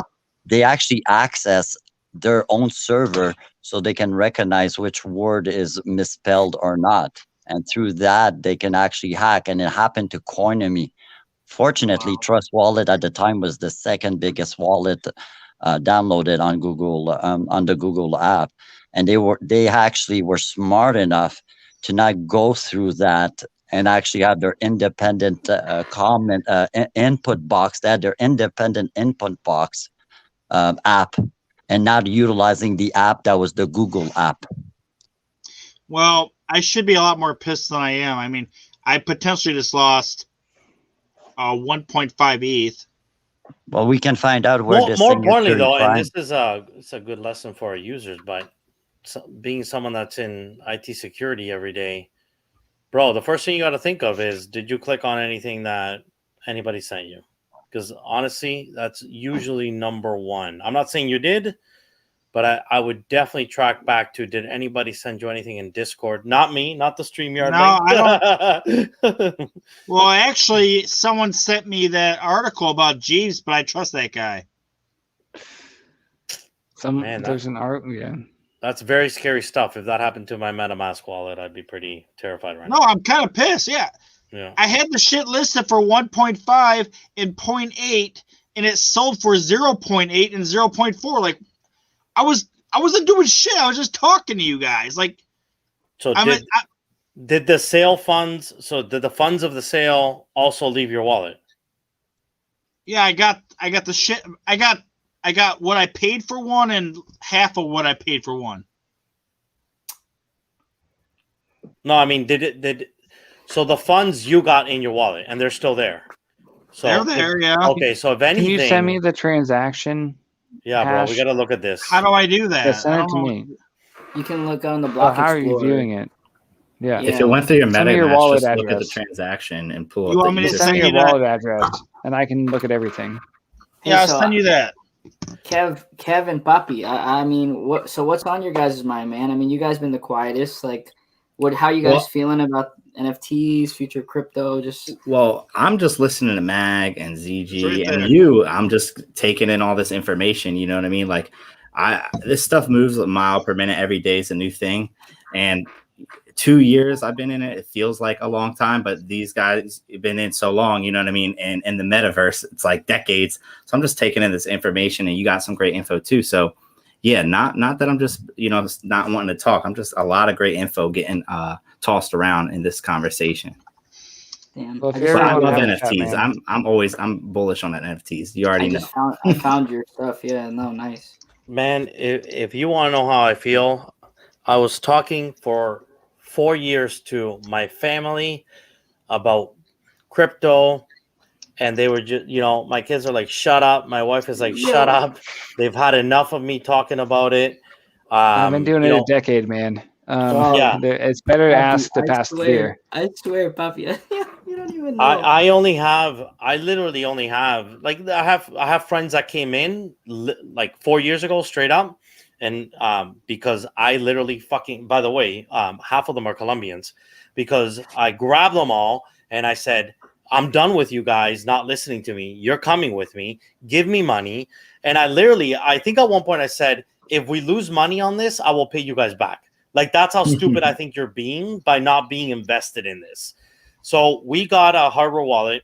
4 of us got together. We put a bunch of money into crypto, and then we stored that in a bank, and then we let that ride, and that's still riding, which is awesome. I love that account because we don't touch it. But generally speaking, there aren't that many people around me that understand crypto. So I'd be talking to myself about this stuff, And then when NFTs came about, it made me realize that this to me is going to be the transition from me talking to myself about crypto, and all of a sudden everybody around me is going to be using crypto very, very soon, and they're going to have no clue that they're even transacting with crypto. And that for me is a freaking dream come true. I'll tell you one more story. My wife 2 months ago was on Instagram after I just literally been learning about NFTs themselves, because I was just deep into the crypto space. And she's on Instagram and she shows me a piece of art and she's like, whoa, this art is insane. Wow, like this is really interesting. Oh, and he sells it on this website. And I go, yeah, I'm sure that's an NFT. And she literally looked at me like, oh, whatever. Not everything's an NFT, because I had just gone, my whole family's I had just gone obsessed with it. So she's tired of hearing about it. I go, dude, if that guy's selling art on the internet, and it's digital art, my guess it's an NFT. And she's like, whatever. What did I do? I look him up. He's freaking NFT, Tezos art. And that was the moment, literally the moment where I said, this is it. The moment my wife is ready to buy art and she doesn't even know it's crypto, dude, this is just the beginning. Babe, like you gotta tell, like, babe, you don't even know I'm long like digital apes. You know, like, I'm getting rich off of digital monkeys, babe. Like, bro, just don't worry. I'm an ape at work, eh? Like I work full time in IT, and I literally went ape about a month ago. I think whenever they released, whenever I thought about my first ape pre-mint, right away I went to work and I changed Outlook and Teams and all that stuff that we use at work. I changed, and I'm an ape. So of course I start getting questions right away. What is this thing? What is this like ugly ape that you are? And I'm like, guys, this ape is going to be worth a shit ton of money in the future. And everybody's like, what are you talking about? What are you talking about? Well, since then, I've literally changed apes 3 times because they keep mooning and they keep selling when I don't intend them to sell. I just put them way higher than I think they sell. And then I'm like, okay, I guess I got to find another ape now. And now they're hearing the story at work. And today, in a meeting, we always do good news when we start off meetings. And today I said, guys, I got good news for you. An ape sold last night for $125,000 fucking dollars. What? That's good. Yeah. Oh, you don't know this? What was it? Yeah, The bro. laser beam, the blue laser beam one? Nah, man, it was a gold ape. Last night sold for 55 ETH, brother. I saw that. Who owned it? And Who I was the pulled it. owner? And I pulled it up and I showed it to them. I go, you guys still think I'm crazy buying apes? No, man. You guys keep paying off your mortgage. We'll see who's right in 10 years. Yep. Oh, Yeah, as I that's told crazy. you guys, I just like the people that are investing. Oh, I'm sorry. What is this shit? Damian Lillard. I'm trying to watch the basketball game. It's like Hey, playoffs going on. Poppy, you're in public relations or in the communication field. Here's what I'll tell you. I'm not, bro. I'm a hardcore IT guy. So like hardware. So Software. Yeah. Software. Yeah. Hardcore IT guy in operations. Like I got nothing to do with sales or public relations or anything of that. That's all. Do you code? Once upon a time, brother. Once upon a time, yeah. I got you. Here's what I tell when I do meetups with people. This is what I tell them. They always ask me, what anything about Bitcoin or a cryptocurrency. Don't buy it. Read about it. Just keep it simple. Just tell them that. Blockchain. Yeah, man. Love it. Don't buy it. Just read about it. Read about it on Mag NFT, right? No, anywhere. Just to tell them, don't buy it. Because when you tell them to buy it, then there's, for them, they're right there. It's like a turn off right away. Anybody that would come to you and say, "Hey, man, buy this," and like, "What the fuck is this?" You make me want to buy something I don't know. So when no, you don't tell buy them it. to buy it, when you tell them to buy it, they're attached to the price, and that's exactly your point, bro. And that is a fucking mistake. You don't need to be attached to the price of crypto. No. Your currency is crypto, and you should be attached to the fundamentals of it. Yeah, it's just the utility of it, right? Well said, Poppy, for real. No, don't buy it. Just read about it. Yeah, read about the horses. It's on a project. Gigi's It's not a currency. All right, I have to tell you guys a really funny story. We played this new game over the weekend. We finally had friends come over, in forever. And the game is really cool game. You have to you guys ever play like apples to apples or the whatever. You have a judge, everybody flips over a card and someone picks what the best answer is and you get the card. You guys ever played any of these games? Apples to apples. I've heard of it. Well, they have a new one. Sounds They have a new before my one now time. where They Hey, I'm 23, man. dude, you know these damn games. I just can't think of the real. I'm Against fucking with you, Humanity. man. I know. Yeah, we know. We're fucking. Oh, with you, Cards man. Against Humanity. Oh, yeah. Yeah. Yeah, it's like Oh, Cards that one, Against. yeah. All right, it's like Cards Against Humanity, but it's instead of flipping a card over, you have to like go through your phone and find a picture, and then you have to show everybody has to show their picture, and the judge's like, okay, you win, and then they get the card. So we started playing this game, and I was like, they're like, you want to play? I'm like, yeah, sure. And all my kids like, no, he can't play. All he has is pictures of NFTs on his phone. It was hilarious all the way he said it. They hate NFTs. They hate me talking about NFTs. They just hate them all together because it's pretty much all I've been doing since January. Right. Poppy, like to relate to your story earlier, like, I've been telling, like, my pops is like a military man from Colombia, like typical, like, Jesus. you That's already a hard know. sell, man. I don't even gotta say nothing. You already know. Yeah, bro, you already know exactly, right? And like, when I first got into trading, you can already imagine the reaction, right? Like fuck, like typical, like I went to school for finance, but I dropped out because I saved up the money. I'm like, if I'm wasting my money on this degree, I can use this towards like being over PDT because you need 25K minimum to trade in the in the US like equities.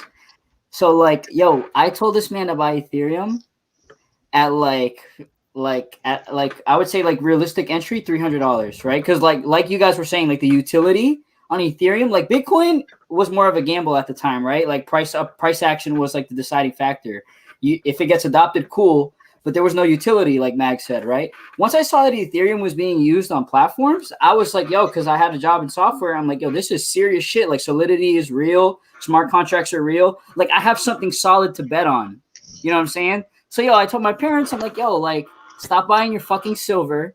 Like let's buy some buy some Ethereum at $300. Like listen to me, we would get into it like Papa and serio, like you know what I'm saying? Like they just don't listen. And he never bought it, whatever. Like, and now he sees like the changes in my life and like my platform. Maybe it's like still he like because you were saying like you had to like fucking drill these people to give you money, Papi. Like same thing with me, man. I had to like really just fucking like get like negative reinforcement with my people to like understand, because like we're so early. Were you born in Colombia? No, I was born here. Thankfully. I was born here, but I lived back and forth in like a small city called Pereira. It's like 2 hours south of Medellin, like where Pablo's from. And it's a personal question. You don't have to answer. Your parents, were they like a working class, like hard working class that earned their Hell dollar? yeah, but yeah, for sure, bro. Yeah, Dan, congratulations. You make your parents smile, dude. Yeah. Thank Congratulations, you, man. dude. Thank you. That rocks. I love that, man. There? That rocks, dude. Just to hear you listen, it rocks. Thank you. No, thank you, man. Yeah, like typical middle class. Like I didn't have no help. Typical story. Like I mean, you guys already basically covered it all. But yeah, thank you. I appreciate it, man. I mean, your story probably resonates more than mine, man. Like like being homeless. That I've slept in my car before. Like when I first moved to Miami, man. Like what are you talking about? Dad, we're 10 billion on this earth. 10 billion. My story is like we have 10 billion now? Shit. But we're close to 10 billion. My story is one in a billion. Bro, there's only one Satoshi though. Yeah, it's him. It's this guy, right? Totally. But you Daniel, you guys want to know when my dad bought Bitcoin? So a guy 50? who like literally talked to him about Bitcoin for 4 fucking straight years. You know when he bought Bitcoin? 60K. 60 fucking K. And no. And you know what I'm most proud of? First of all, I did call him. He kept it. At around 55, and I had to tell him, I'm a technical analysis guy, and I said, look, I think if you want to buy more Bitcoin soon, then you might want to actually at least sell 50% because I'm pretty confident this is going to happen. And he was fighting me. No, I'm not selling my Bitcoin. Do you know how proud I was when that happened? Yeah, That's awesome. right. Well, you only lose money if you sell for a loss. I mean, He ain't honestly, selling. He ain't selling. He's buying Fuck more. no. Now with the dip, he's That's buying a more. I simple can't believe truth. it's happening. that's awesome. That's awesome. That's awesome, man. Yeah. Gazette, you wanted to say my something? my dad still won't buy most of the things I tell him to buy. Right? He owns real horse races over here in Grand Prairie, and he still doesn't have a Z horse. Right? So when it comes to like, I got him into Matic at 10 cents, and he's like, we should sell. Every time he comes over, we should sell that Matic. I'm like, you understand the ecosystem on top of Matic hasn't even been built yet? You're so early. If you sell now, you're going to be like kicking yourself later for being like, why did I sell on that layer 2 solution of scalability for Ethereum when it hadn't even scaled yet? So when it comes to the actual investment that I do for, like, I'm not looking at any fundamentals because I'm not that kind of guy. What I look at is I never invest in them as a coin or a token. It's about a project, right? So my Crypto Live letter website or Crypto Letter Live website. See, I don't even fucking know. I should be writing some more things. Like Hopper is a ERC20 token project being built on top of Ethereum's network right now that's going to be working towards a Web3 as the first anonymous, Web3 network. So it's basically going to replace Tor as a black, dark web guy. It's going to be that next level generation of you can't take any website down ever because it's on Web3. It's totally decentralized, but you have that anonymity of Hopper adding Tumblr nodes, basically, which is very similar to Dashcoin. So I invest in projects, not coins or tokens, and that's where it's very similar to the long-term investing aspect of like the Warren Buffett style. Okay, not so much fundamentals. Zed, here's my question to you. I mean, fundamentals are good, right? But yeah. I'm sorry. Yeah. So, in the history of the markets, in the software market, and maybe Poppy can relate to this, at the time we had three really this operating system. We had Microsoft, we had Macintosh, we had Linux. Without a question of a doubt, Linux had the most potential. We lost him. That's funny. Oh no, we lost him. We got Linux. Yeah, we got Linux. We got Linux. We got blue screened. That was wag. Yeah, but I want to add on to what and Mag and MT was saying earlier, and Magmaster. We were talking about like what is the utility of OpenSea being so valuable. If you look at Tezos, they're the next blockchain to be integrated into OpenSea after Matic Polygon. Yep. Yeah. So bringing that utility in is huge. So what I would say on top of all that is looking to the tokens you're investing in and the blockchains in the future should always have integration into the Ethereum network and make that interlopability that we're looking for. Right? You want to be able to connect all the chains. You want a rainbow bridge if you're working with Near. You want the POS bridge if you're working with Matic. You want the FA2 or 1.0, whatever they are on Tezos. I'm not as familiar with those. I just am invested in the DeFi projects there already. Right? That's the kind of stuff I'm looking into. Right? I'll throw it at you guys. I'm on Dexter. I'm on Quapos or Quipos, whatever it is. Right? Like I have like 185 million. Liquidity pool tokens for Tezos and wrapped Ethereum on Dexter. Right. So as soon as both Tezos is going to take off, because if you look at the coin volume of it, it's like reasonable within Ethereum. So their market cap is still really low. And if you look at where, even though I love Cardano, it's already capping out on market cap just because the quantity of coins. There's 38 billion of them. Right? I think there's only 870 million Tezos or something like that, or maybe it's like 1.3 billion, right? So it's relatively small if you're looking at 38 billion. Right? So the market cap can always be determined by how many coins there are within the ecosystem that you're participating in. I gotta say, the only thing that has stopped me, and as a crypto guy too, the only thing that has stopped me from buying some art is purely the fact that it's not on OpenSea. And I know, I look, I got introduced to OpenSea, and it's just so easy for me.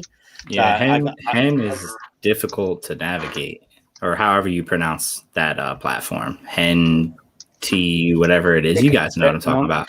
But, yeah. Papa, I think that's kind of like, but so like within the last week or so, I got introduced to like the real. So there's like, there's different like it kind of reminds me of like equities where like there's like sector rotation, right? So there's like art, there's collectibles, there's gaming. Like there's different sectors in NFTs right now, like if in the community, right? That you guys like maybe right. So your echo chamber may like reflect like Zed or like collectibles or whatever.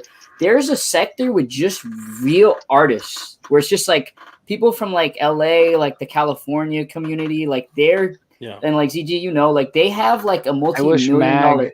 Was here, right? He's the guy that I would love. He always has some cool stuff. Yeah, because he was talking about art earlier, and like Papa, I was talking to them. Like I finally got really in depth. Like people with like 50K, 200K on like Instagram verified, like the real art side. I've met them last week, like on like Twitter Spaces and stuff.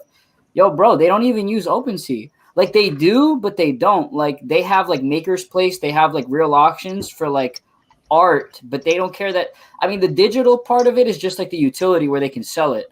Like, like it's more efficient, but they're just worried. Yeah, it's a tag, but they're worried more about like that. Because, they're like bull cases that it's just art. Like they don't care how like the medium is, like whether it's music, whether like that's like the paradigm that it's art.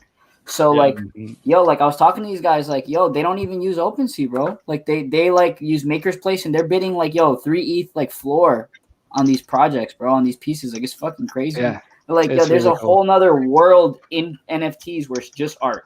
It's not sure like collectibles. Yeah, it's crazy, man. Like I was like diving into it this week. Like it's like I'm like, whoa, like I gotta like there's rabbit holes everywhere. It's a bro, whole you gotta pick hole. a space, right? It's a I've always been so techie geek, arms in every rabbit gamer. Hole. Like it's crazy. I lean towards like the Guild of Guardians. I don't know if you guys went in on that. One. Did you get a legendary? I got like 17 or something. Like I'm in, bro. I'm in on I'm in on that one. So you dropped. Hold on. Let's see. Long term. That's a that's a long term thing. Is that how much? I don't even know. It's I just think good problems to have, huh? No, I just think I don't mean that as a arrogant dick. I mean that as in I literally never look at my USD value of anything. My ETH is my ETH, and I spend my ETH, and I make ETH. And I remember that drop was 0.05, I think, per legendary hero. And you know what? That was a very reasonable drop compared to many other freaking Meebits that I bought. Way more expensive. Nice. So 0.05 sounded really good, and I bought 14 of them. So and it's 17 of them. I got a couple Warriors, which I think is a good thing. And dude, I love gaming. I've always loved gaming. I'm a huge FIFA guy. I used to trade FIFA Ultimate Team for like 11 years straight for fake money, man. I used to obsess over trading fake money. Imagine trading now over real money. Yeah. Building up that VC and the FIFA point for my team and everything. Yeah. I got one Guild of Guardians. I got the Shield guy. I don't know his name, but I got like one of the legendary heroes. And I mean, honestly, I bought it for like the community. Like I see those. I bought it because I can just bid it off and sell it I'm just gonna be honest. Whenever they allow selling, I'm just because like, I mean, I don't know what the game was, whatever. I was looking at the partnerships. Yeah, dude, Ubisoft. Right? Ubisoft is a partner. They're a AAA game. They're also French. And if you're looking at where Atari is and where Sandbox is from, you got to go that French connection.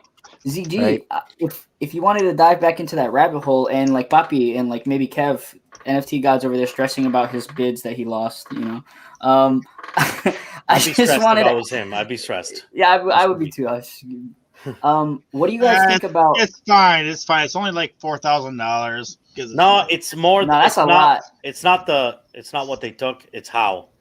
That I would be really interested in knowing, man. I'm stressed for you, and I'm stressed for me. Can I say it out loud? Yeah.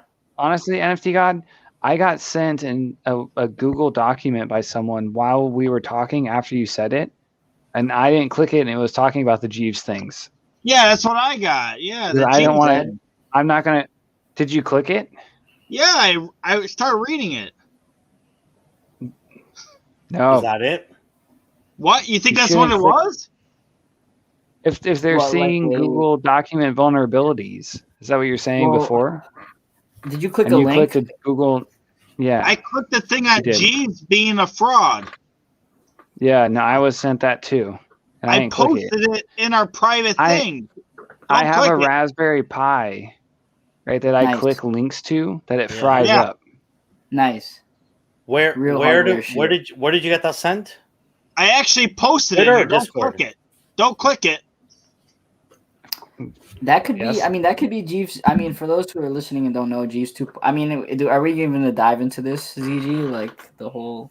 I don't even know I haven't Jeeves. looked at. I've just heard rumors. I've just heard rumors about new things, so I can't like say too I mean, much. I was there but, when like, it happened. I was live.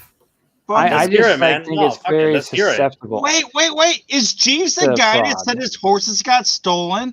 Yeah. So, like, just to summarize, I donated that fucking shit, dude. For real, he lied?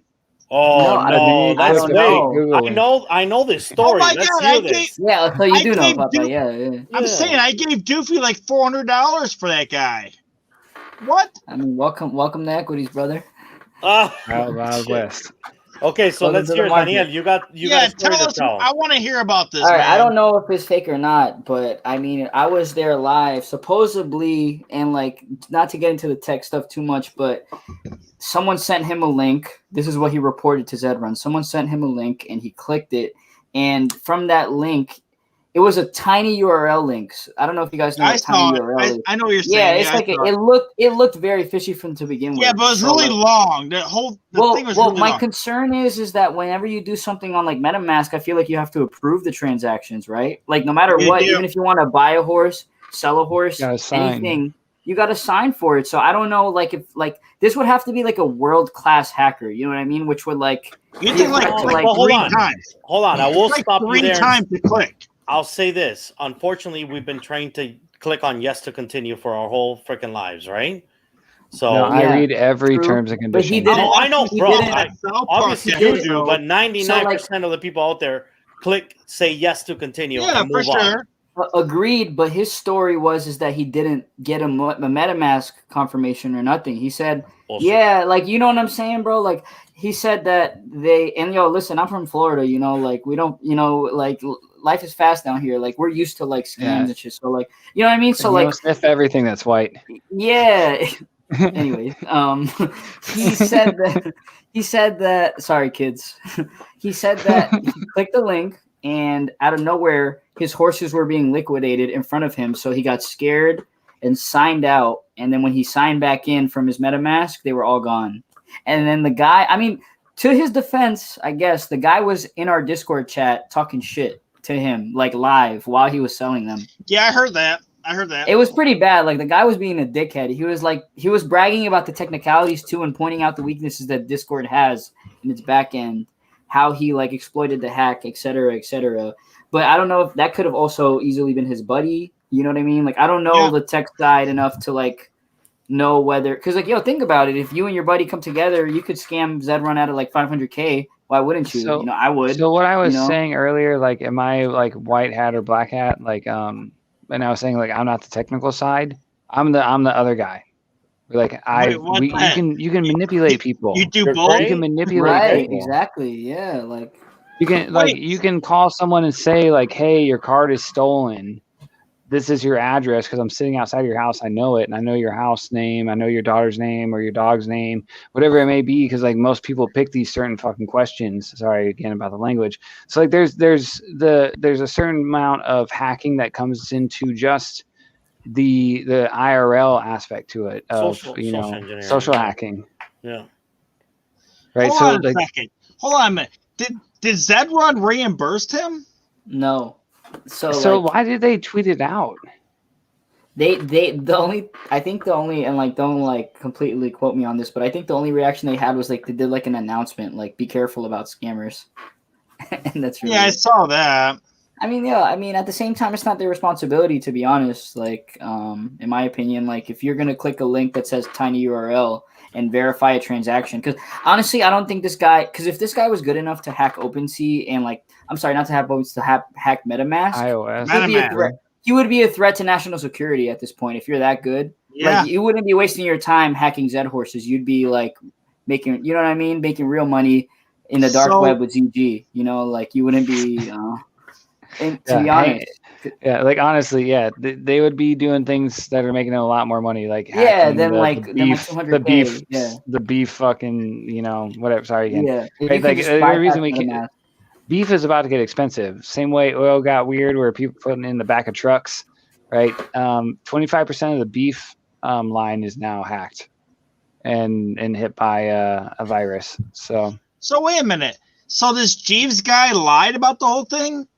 We don't know. We don't know. We don't know. Well, I might as well read the rest of the article now that I already got hacked. Shit. Oh, so you got hacked. No, you should stop using anything that has that. Right, Kev, back me up. I see you shaking your head. Yeah, right? Don't use that. And I was going to say too, move away. for the people who like use Google Chrome and stuff like that, like always make sure you have like a security key or something. Always make sure you just be secure. That's why I make sure everything has security keys and stuff like that, because it's one right link there. can just, beyond that, someone can get your Gmail and just, it's crazy. It's right here. In there. It's right here. I'll post it again. Exactly. Don't post it again. Don't spread this. Don't post this. Don't send the link. I don't want. Like we might be compromised. Yeah, now you're posting it. Don't click it. But so I'm gonna post it, but don't click it. And yes, it looks very friendly. It's just the U4. But why would someone write something on a Google Doc? Yeah. Why would you click something with a Google Doc? I just wouldn't. Google Doc #1 problem right there. Yeah. Fuck it. You think that's what fucked me? You think that really fucked me over? Well, I ain't clicking it to see. I don't. Yeah. Listen, I don't know enough. NFT God, I love you, but you sound like my grandparent that's worried about their I Facebook know I password. do right now. I'm an asshole. Hey, will you scan that? Will you scan that? No, I'm not going. No, we're not it. breathing. Yeah, I'm not breathing near this link. No, just take it, copy it, and put it in your scanner. I've got a device that I would open that up on for sure. I do. It's downstairs. Would it's not someone do it? I would do it. I just want to know if that's what screwed me over. All right. It's not gonna be me. Okay. Well, anyways. he will. He's not a wussy. Anyways, so wussy for clicking on weird links. That's a new one. Internet threats. Do it in a just do it in like a new enclosed environment. A new light. Okay, I'm gonna go in my Faraday cage. Although Daniel, I hear you, bro. We could change the subject. This is a really interesting subject and use case to understand what happened, so we can teach all of our viewers. Right? Like we've all, hey, dude, I got my identity stolen in the bank, and shit happened too. And I'm pretty secure, man. Like I'm in IT security. I think I'm secure, and shit still happened to me. So it can happen to anybody, and it's good to understand what the hell happened, right? Like where did this come from? What was the exploit, and how can you teach other people not to? Maybe it wasn't even a mistake. You never know. We don't know that yet, even. I was going to ask, what do you guys think about? Because I've been in the rabbit hole with the metaverse. We were talking about the metaverse projects earlier. Facebook has a metaverse project that they just rolled out, and I know it's a piece of shit right now. ZG, I see your reactions, but also a big one that I think Epic Games raised $1 billion as of the last 2 months to build their own metaverse project. But I don't think that they take the risk on involving crypto. What do you guys think about that? I know Epic Games, like Donald Mustard is like the creator of Fortnite. I'm big into Fortnite. I'm partnered with Epic Games, like as a creator. So like I have my own creator code with discounts and all that stuff. So like I'm already more biased on Epic Games, but you're completely right with I don't know about them getting into crypto. You know what I mean? Because the same people say the same thing with Pokemon. Like Pokemon would kill it in NFTs, but I couldn't see them bringing it to crypto. So, but I do know that Epic Games is complete. They've said it themselves. They're into and looking into a metaverse. Is it going to be running in crypto or blockchain? Who knows? But they are looking at it, and I'm definitely leaning more towards Epic Games. Facebook, Right. I mean, I have their Oculus because, you know, I like the VR stuff. But other than that, I'm not really going to mess with anything else they got going on. It's Facebook. You know how it goes. Right. Yeah, no, my company I worked a day job for when I was faking, insurance needs. We worked data center services for Facebook all across the world. So like I got the tour and stuff like that and stuff, they're like, come look at our Oculus creepy stuff. I don't have Alexa in my house. I don't, I won't. My wife's like, why can't I talk to the TV? I'm like, because we don't allow that here. That's not how we play.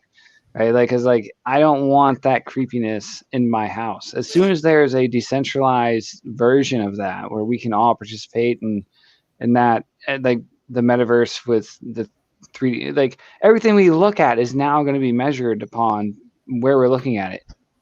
As much as everyone wants to be perturbed by the fact that coronavirus is what it is and all that, plus and minus on the mask, socially acceptable to dress like a bank robber in public now. Fuck you. Sorry, big brother, but I don't like you. I don't want you to scan my face every time I want to look at, toothpaste or, toilet paper. So, yeah, I'm never going to give up the mask on my face.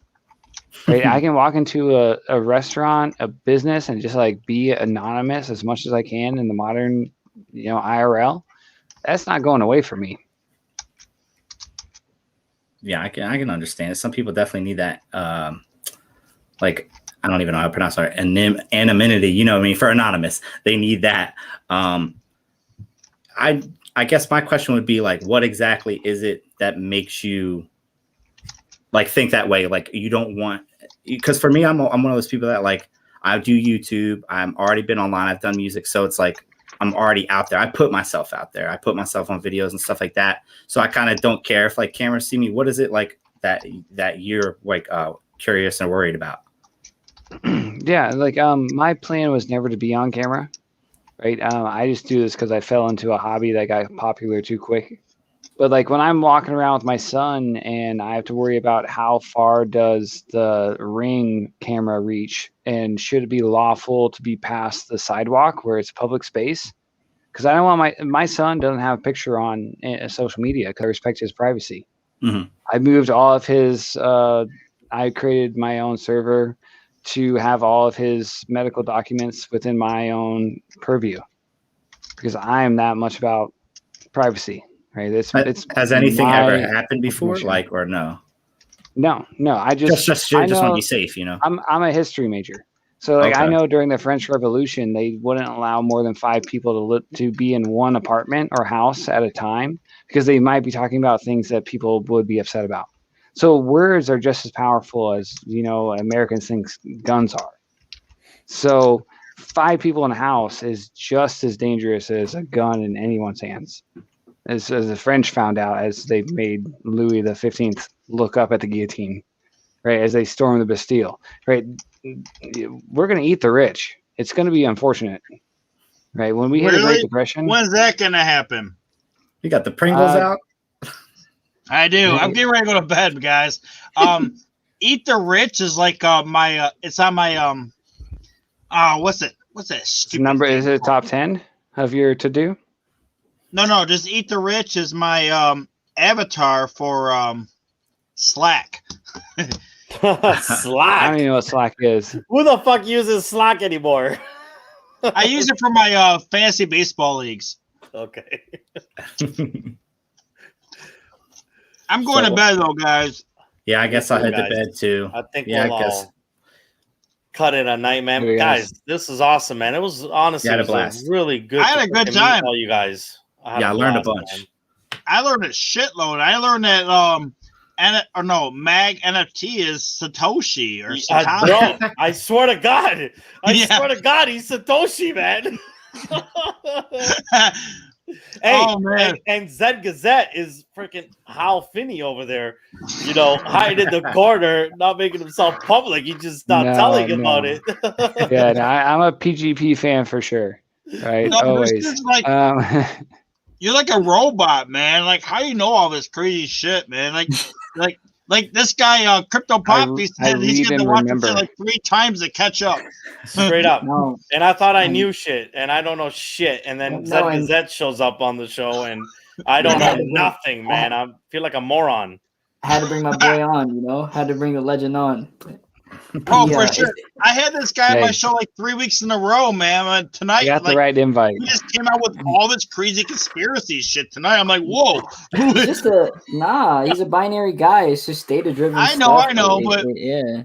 no, If he's you look at usually Dark.Fail, you can see the thing I was talking about earlier. Yeah, I got scared earlier. I went on it and my phone started like freaking the fuck out. I was like, yo, let me- Dude, I'm I going. know if Zed Gazette and I back in the day, we'd be hanging out in my car, smoking a blunt, talking about Mhm. crypto. It probably would go on for 6 days straight, and then we'd wake up and go, "Oh shit, 6 days have passed by." How many pizzas have we ordered? Right, like Yeah. Oh god, the Bitcoin pizza. for Oh, sure, I man. know. Right, yeah, too much fun. Too much fun hey, in crypto great. space in the right direction if we can pull it off. Thanks for Definitely. having me on, man. It was a good show. Same. You Thanks guys for rock, having me. man. I really appreciate it. It was really fun talking to you guys. Thanks for all the information. I'm gonna have to hit me up, like I said, Kevdy. yeah, definitely. I'm gonna have to follow you. You got a Twitter, right? Yeah, Zed Dude, Gazette. he is the Twitter. He's the Twitter. All right, yeah, He I'm gonna is follow you on the Hey Twitter. Twitter on there. I'm gonna follow you, man. You drop some knowledge, and you're a Cowboys fan. Come on, and I know we can gotta- struggle together. Yeah, It'll be exactly. terrible. How do I block you? Hey, How do I you guys block got you? How do I block Dak back, Don't man. block me. Dak Prescott. What about Dak? I said you guys have him back, Yeah. and I think I would say you guys have the best 3 wide receivers of any team in the whole league, I just wish. and Jerry you have a Jones great knew what to running do. back.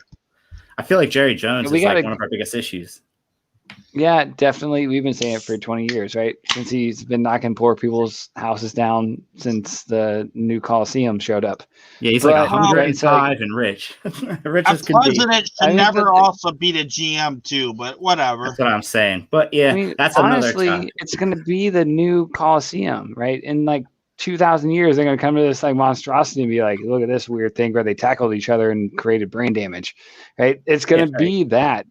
It Right? probably Like, will. that is right. Like it's such a Could be. weird situation to like live in the current moment and think forward on it. Like, so Troy Aikman was okay. No, that dude Yeah, no. didn't know what day it was. So many I times. don't think he was a could good throw well. quarterback. Troy Aikman wasn't a good Whoa. quarterback. And I also Whoa. What? He's And like I also one of the Well, think he's got Barry- big hands. That's all I can say about him. He's got and, big fucking and hands. Barry Sanders He was does. 4 times better than Emmitt Smith. I mean, At Barry least. Sanders was good, but what about like Deion Yeah. Sanders and Emmett? No. You're gonna have me here for another hour. We As- gotta get as to that. pure No, I running didn't say back. Emmitt Smith wasn't as good as Barry. Deion Sanders was. Yes, Deion Sanders Yeah. was Yeah, one of the prime best. time. Come on. As pure running back, I love Dion. I mean, No, Barry. Deion Barry, was a Barry, Barry. quarterback. Cowboys, Very, Cowboys very. haven't won a playoff game in 10 years.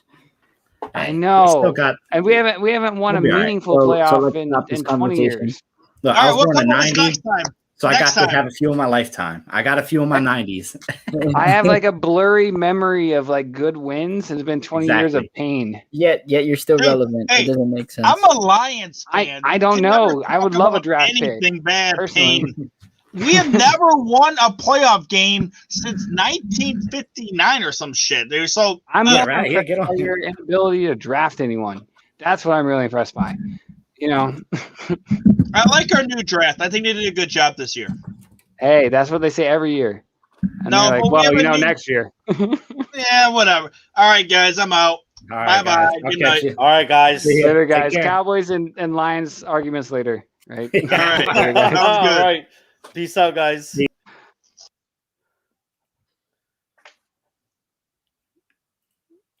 And then there were 2. I don't know how to sign out. Are we off? Are we still going? There I we mean, I go. wanted to. I mean, listen, I didn't even get to make my announcement like at all before. Oh, shh. No, I mean, we have the Zed Run team coming on the podcast tomorrow. Like the entire time. What? Yeah. Maybe I should have made that first, right? Yeah, you gotta like interrupt. Like Yeah, I got Roman gotta- and Jay coming on a podcast tomorrow morning to talk about the drop. Yeah. No, it's gonna be really fun. Right? You gotta go full NFT god and just like jump in and just don't stop Yeah, talking. oh, Talk the by whole the way, time, we're like, still if I live. remember, We're still fuck live. you. We're good. We're still live. Yeah, no. Yeah, it's fun that way. I knew. I saw it up in the corner. It makes it more fun. Should I point this way, that way? But in reality, I'm super excited that I get to watch, Jay walk on hot coals tomorrow. That's gonna be a lot of fun. I'm not doing it. No, I'm not doing that. I'm going Ah. softball. Yeah, I'm going softball tomorrow. Yeah. No, I'm gonna have to call in. I'm gonna be Yeah, like no, that, I mean, no, that you're terrible invited. caller. I told I you. don't. I'll make a fake username so no one knows it's me, and I'll like get a voice masker and all that kind of crazy Yeah, stuff. hide your voice, make it like those Yeah, movies. how you like, doing today? Yeah. Like the only way we're ever gonna interview Dingaling. So no one knows who Dingaling is. Like No, I've bro. just been recently introduced. So Dingaling like popped into a server. I was like talking right at the exact time I was doing it. I was like, and just like my personality, I just call it how I see it. And he was like, I like Bored Apes, and I was like, dude, of course you do. You just bought like a 12x12 right next to the fucking space. So Man, why would I not think that you like Bored Apes? And He then actually bought the apes first, though. I Then know, he but bought if the you land. watch it all, but if you watched everything together, Yeah, and then it's all the same. Yeah, it's all the same. It's really concerning to me, like, to be honest, because They have I mean, so much now influence. Yeah. Right now it's cool, right? But like it reminds me of like just like what I do on a daily. Like I see scams every day. Like I see like large positions come in and fluctuate price all the time. Just like these guys, man. Like and Papi, I mean, you see these projects, like it's cool, but the music stops at a certain point. Yeah. No, dude, I do. Dingling's pretty approachable, and Yeah, he's he is. willing to share. Like when you chat with him privately and stuff, he's awesome, and I actually really like him from that perspective. But I do always remember the fact that I think he's making smart moves right now, and I think he's trying to own the metaverse, and he's buying up a lot of stuff. But there will come a day where a smart guy like that guy has not made money without selling. And at some point, every project I'm involved in that he's involved in, I do have to watch out what he does because So how he old will do you move the guys market. think he is? 50? 50? You guys have talked to him on voice? Never. No. I don't think he's done any media. No, he's but, never done voice. He's only done that the voice you were talking about, the robotic voice. I've only ever talked to him on Discord. I've never talked to him. Yeah, I don't reach out to people, right? I just like do my own thing and I like to have fun. So like when I saw Dingling, but like when I see people doing things, I'm going to call it out how to see it. Like I saw you do all these things. Like why would I not anticipate you doing this? Like I bought apes on the side. Not even him, but like Pranksy, like the beanie guy. Yeah, it's all yeah. well Pranksy and you're all in on the same shit. And man. Wades. Yeah. So I mean, no. I'm not Wade's gonna. I I'm not gotta gonna defend knock Wade. him. I'm in their He's not. Discord. Actually, that's how I met NFT God, hanging out in Squanch Land, and I. Oh, are you in our Discord? Yeah. I'm a Dingo's baby, man. Are you a Dingo's baby? No, I'm not. I'm in the media team. If you see me, hold on. Oh, you're on the media team. Okay. Actually, Dingaling brought me into that Discord. Oh shit! Hold on, let me see. Yeah. Keep What's in mind. What's your a new goal? Crypto, Talk to Dingling. 7. So new goal for me: talk to Dingling on voice Bro, chat. he's awesome. Honestly, robot. man. He's awesome. Talk to I him, think man. Is Dingling awesome, a girl? but at some point he's gonna I think suck. there's hypothesis that Dingling is a girl. Shit, man, that would be even more incredible if that was the case. I've seen that's a rumor, right? If you look at like even just the NFTs that he or she's buying, it's always the pink hair. Bro, as a father of 3 daughters, I would love nothing more than to know that literally the Our person house. that right now is buying the freaking metaverse is a female. Me too. I'll We be need it. Fucking so impressed, man. We need it. Like we need females. We need minority members of the crypto community. Like someone earlier when I was doing the Bored Apes chat was like, you know what the crypto community is? And like, yeah, we do. It's a bunch of white guys. Right. Truly. Right. Right. We need the participation of females. We need the participation of minority groups. Like, we need that to grow the metaverse in the right direction. Because if it's just a bunch of creepy white dudes, we end up storming the Capitol, as we've seen. Right. So it gets weird real quick. So right, like, right, so a bunch of white dudes in a hall has never proven to be healthy. So we need to make sure that we include everyone in this. So I start. Funny you say that, because I started pretty, like, I only started the YouTube thing in February, I think, and I started a kind of spotlight of female women in crypto and in male dominated spaces. And the first two that I brought on were the two pseudo sisters, because that's how I got into NFTs, right? NBA Top Shot. So literally, first two people I had on my channel was them two. Like, I don't really know who they are. They seem really genuine. Dude, they're good girls, man. They, you know what? They got in early in the space. I think they got a lot of charisma. Them in different ways. They're actually different, very different from, one's on Twitter, one's on YouTube. That tells you their personality, actually. And it started this thing of like, I just want to interview female women in the space. And next coming up is actually a ninja warrior, bro, that got into a ninja warrior champion that got into crypto. Talk about two freaking male dominated spaces, right? So I'm like, you coming on my channel, we're going to talk about how you're in this space, because I appreciate women that are in this space. Yeah, no, we have to. And I appreciate you doing that, man. That's really cool. Awesome, guys. Fuck, man, it's been good to meet you, man. Zed Gazette. It's like I said, man, it's like literally the first person I found talking Zed Run, and I just started to absorb all the content you guys produce. I guess you and your partner, right? It's not just you, right? It's a lot of me, and then a lot of Dr. Ian and I just drinking and smoking. Isn't Dr. Ian, like, the thing people don't understand? Isn't Dr. Ian the founder? I'm not gonna argue anything about that, right? Like, exactly. But what I'm saying is, you would have said no. Yeah, he's like a co-founder. So like, people don't. I mean, yo, if people are watching this, like, that's an edge. Like, yo, this. I mean, whatever. I'm not like, I knew who to call. Like, cause I'm like a Van Wilder kind of guy. Like, it took me 8 years to get my general studies degree. So, but there's a large focus in history. So I have the insight to know when I saw this game, like, my brother-in-law's best friend is a masterful PhD, professor of computer science. I was like, I'm gonna call that guy. My wife's like, you should call Dr. Ian. I was like, yeah, I was thinking about it too. Right? Because like, just knowing what I don't know is more valuable to reach out to other people. And understanding what you don't know is a huge advantage to what you can grow, exponentially. Yeah, Poppy's he's just in shock right now. That's so much to learn from you, brother. So much. You too, Danielle, man. I'm so glad I met you guys. Yeah. There's a lot to learn from it's like, man, we all came together in this one single metaverse with all kinds of different backgrounds. Like, straight up, I was having a conversation with Cole, who's going to be here tonight. Actually, he didn't come. And he's a creator. Like, I don't know if you guys know Cole Villain. He's doing the Galaxy 69 project. Mm-hmm. And I was having a conversation during the drop, like when we had that massive drop in crypto. And I was having a conversation I was looking at the floor of the apes, the floor of the Meebus, the floor of every NFT I was involved in. None of them were panic selling. Not a single one. They held. But crypto lost a ton of value. And we were in this conversation where Cole was saying, man, this shit's dropping. The floor's dropping. The floor's dropping.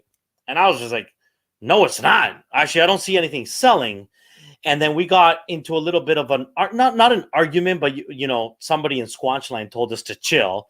And I was literally like, and then I didn't realize he was a creator. And then he said, well, a man's got to eat.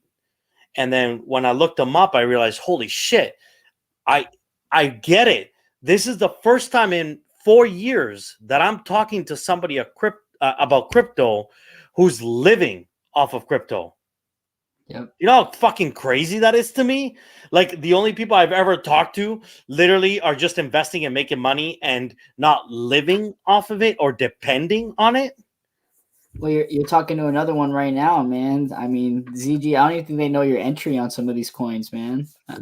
Yeah, so I've been in crypto for 10 years now. Yeah, Yeah, like I was just working the day job to fake for the insurance. But now I've reached the point where That's my hobby insane, is brother. well, like insurance is complicated in America. I don't want to pay for that shit. So I'd rather go be like, do you know how long it takes me to do that? No? 2 weeks, and I'll be done in like 15 minutes. Right? That's what I tell my boss all the time. Right? So, and then I just like play on the computer and do more crypto shit. But like I've just been investing in projects and reading about them and just enjoying them for a long time. And then Zed got me in a bear trap where I couldn't get away, and they're like, I was like, oh, all right, let's play. And then I've got to meet some really amazing people like you guys. So it's like if I'm going to be able to, because I'm always a privacy centric person, right? Like I'm going to wear the mask always forever in stores. Right? Like no way they're going to take that away from me. It is socially acceptable until I stop doing it. Right? I always do this. Right? That doesn't stop being an argument until I stop doing it. But when it comes to the choice to educate people in the crypto space, I just kind of found after being trapped into the Zed Run NFT that most people don't really understand what they're investing in, and coins aren't coins, and tokens aren't tokens. They're projects, and they have goals and ambitions to make sure that we can move forward in this space, and the passion that we have for it. Right? If we don't have an anonymity, there's no way that we can be free, because then taxman's always going to get us, honestly. Yeah, right. Man. So if there's no true ownership in NFTs, and we have to worry about IPs without T's and C's, there's a lot of cutoffs there, then what does it really mean for ownership in the blockchain if a percentage is owned by a brand that has something printed on your NFT? Right? These things, we're on the cutting edge of Ethereum is still dial-up, and we're hoping to be on broadband. Right? Oh my god, I was so angry today. I love it. I was about to smash the shit out of my computer today when I wanted to buy my bonsai trees, and I stopped a Uniswap from transaction 2 days ago. I went to go. I'm like, "Where's my bonsai trees?" And I looked, and it was like, "Oh, still pending." What do you mean you're still pending? It was 2 days ago. I canceled this. So then I have to throw more Ethereum at it, cancel it finally. Then I get my stuff. So I lost $100 on gas today just trying to get my bonsai trees. That's unnecessary, right? Like I really enjoyed. So I already have some apes on the card. I already have Cardano NFTs, a few projects. Same. Right. But I love. Don't you love the just utility of not the gas fees? Right. I can calculate a little bit more, and I can purchase equally amount of what I can do the math on. Yep. I think that's valid. My concern honestly is that like all of this, like like I'm just thinking about it like how like I think about companies. I think there's such a, and like Poppy, you coming from IT, like there's such a huge opportunity for like a genius, like world-class innovator to just come in and screw everybody. Yeah. Like this is how I'm gonna do crypto, this is how I'm gonna do hardware, this is how I'm gonna do software. And I'm going to integrate it all to where like Thomas on Robinhood can like interact with OpenSea, interact with like parachain-esque thought process. Our monkey asses aren't capable of that level of execution on evolutionary chain. Not yet. I know, but like you're so young, don't worry about it. You think there's like years away? No, we're like 50 years away from that. 50? I don't know, man. Jesus, bro. There's gonna be a lot of good things in between, but like true just interconnectivity of it all is like 50 years away. Like as much as we want. Look at Ethereum as like look at Ethereum. Like look what we can do now. And yeah, Like, You're pay bursting my bubble money because to you've been around longer, investors. but I feel like no, it's I know, way no, sooner. for sure. I default to like what ZG says a lot of times, but I'm just like, Like, what are we 50? gonna do? No, it's not gonna be 50. It's gonna be like 10. Maybe Yeah, 5. maybe All okay. right. 10, That's 10 is It depends reasonable. on when it depends on when the edge really becomes the data center next to our house, right? When we're able to pump that data through the 5G network and make that connectivity where QR codes are so just part of the ecosystem of what we participate in every day that it's so just pervasive. Right, like I go to McDonald's, there's like a QR code, scan it. Oh, I got the NFT. Like, but it's like it's not where I'm like I have to go out of my way. It's a receipt. Yeah, yeah, exactly. Where I don't have to go out of my way, like set up a MetaMask, and now I can get the NFT. Where it's just like, Yep. just get it. Like, yeah, it's just like modern day life. You think that's like 10 years Yeah, away? what do I do with this? Throw it away? Yeah, 10 years. There's gonna be there's gonna be like some things that work well in between, but like we need point of stake blockchains to be the predominant success. Right. Blockchains, speed, and blockchains utility is always going to be more important than the actual adoption, because adoption will catch up to utility. So get long ADA, basically. I love Cardano. Right, I can't wait to get me some Liquid. That's going to be the first DeFi project I invest in on Cardano. Liquid, LIQWID. interesting. POS. As we're talking, by the way, the apes are up to 1.1 floor price right now. Oh, that's crazy. 1.1, and I had an ape for 1.3 that was floor price that I didn't expect to sell, and it sold. My fucking man, you just sold it? It sold while we were talking. I wasn't expecting it to Congratulations. sell. I'm not, dude. No, Nice. now I'm down to one ape. As long as you don't blame a hacker, like NFT God, I'm excited for you most of the time. Dude, I entered apes like on the floor price. Like if I had to tell you like the struggle to get like what 0.08 to 1 ETH, that's like what, like 10 over 10x. You know what, like you have to do in equities to get 10x? Yeah. Like years. Like the S&P is like 10%, 15% a year. Yeah, no, that's what Dr. Ian tells me. He's like, you understand this isn't normal? I'm like, no, but that's what the edge is smaller in markets like this, right? It's a new market, so these things can happen. Just like when poker first boomed, like same thing, right? Mm-hmm. Like people were just crushing it. Like I mean, that's amazing, dude. 15x. That's it though. I'm down to one ape. That's insane. I actually didn't expect this, to be honest. Now that means that I gotta go find another ape. Time for that hold. You got a hodl now. You can't list this one. Do people really say hodl? Like we say hodl, man. Yeah, people say hodl, and like now, like the masses are getting. I don't like it. I don't like it. I love it. The masses are getting me in my to, head when I read it. It's gonna be hold. They say hodl from like trading, like hodl Bitcoin, hodl. Yeah, it's like mainstream. No, you know where that's originally from, right?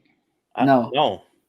It's actually from Bitcoin Forum, where back in the day someone made a misspelling of hold, and we always took hold as like hodl, I guess, right? So that was the keyword of like you can say hold, but you really mean hold, right? Like it was that kind of mentality, because someone just really meant like you can hold it for real. Right, that kind of thing. And it was in a Bitcoin forum back in the day, and that's where the original hold is from. Wow. Bro, people say hodl. There's license plates called hodl. Like, yeah, I want to change my first name to hodl. You know what I mean? Like, I don't think I've said hold in a long time. Will always read hold, because like I always view it as a wink. Because like you're talking to the right person, it's still a wink. You don't have to say hodl, right? You can just like know it's a wink. It's from a Bitcoin forum back in the day. Fuck. Anyway, at this point, I can't believe all my apes sold except my one, which is up for 5 ETH, which that better not sell because it's my identity. That I should probably take it off the market. I hope that sells. It legit is my identity. But at this point, I'm at the point where shit's getting a little bit too crazy with these apes. Like the price, like really, we're at 1.1 in no time. I mean, Papa, remember, these are new markets. Like, I mean, imagine what the CryptoPunk guys thought when they got them for free. And then next thing you know, they're trading for like 10K, right? Like think about how many people took profit at like 10K on the punks. You know what I will do, I think this might be the time, to be honest, because I've got so much ETH just from selling the apes that this is probably the time to buy the ape that is forever yours, and it doesn't Yeah, matter this is it. if the market tanks. You're not gonna sell it, right? Because it could tank from Yeah. here, man. Yeah, could this tank. might be the time. I mean, honestly, you probably missed the time. Like probably like a month ago was the time to just like like 2 weeks ago. Well, yeah, Yeah. but at the same time, my apes have all gone up and they've all sold. So relative to the market, my apes, Oh, it like doesn't matter. liquidity-wise, My yeah. account's okay. I can Yeah. still do that. Because I literally was holding 5, sold 2, bought 2 more. Guys, I bought 2 army apes 2 days ago, and they just sold for 120% of what I bought them for 2 days ago. Okay, so you sound like my dad, right? Because like he's losing his mind because we bought a bunch of sandbox land for like $200 a parcel. He's Oh, like, on the "We should drop sell." though. No. Oh no. Like 4 months ago, 5 months ago. Oh yeah. Holy shit, yeah. Yeah, so like he's like, we should sell. I'm like, dude, I'm about to build a fucking ZG headquarters there. Like, we're gonna be doing all kinds of privacy centric things. Yeah, like, I'm about to have I'm like, dude, you don't understand. I'm a bookie right now. You don't even know what's going on. Okay, Yeah, I'm so like, man, dude, we gotta answer. Sorry, Thomas, man. I'm sorry, bro. I literally just noticed this, and I Is think it a recent question? he's asked this a few times, and I think it's worth asking. And then I gotta go, man. I gotta go to bed. I got a full time job. But you're gonna be a crypto wizard one day. Don't worry. so I should have done it 4 years ago. Straight up, I was so obsessed 4 years ago. I should have done it. But here I am still. But the question is, I'm actually curious. Are you still bullish on Top Shot? Want me to go first? Sure, let's go. Yeah, I mean honestly, I'm a little biased because I play basketball high school.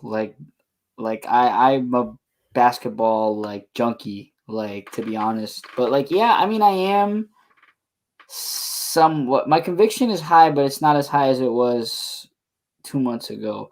Because now I'm seeing, I think I saw like there's another project working with Top Shots too. Like now we're finding out that the licensings aren't like limited to the one project. Like the MB, like these projects can, these platforms can like legally have licenses with multiple projects.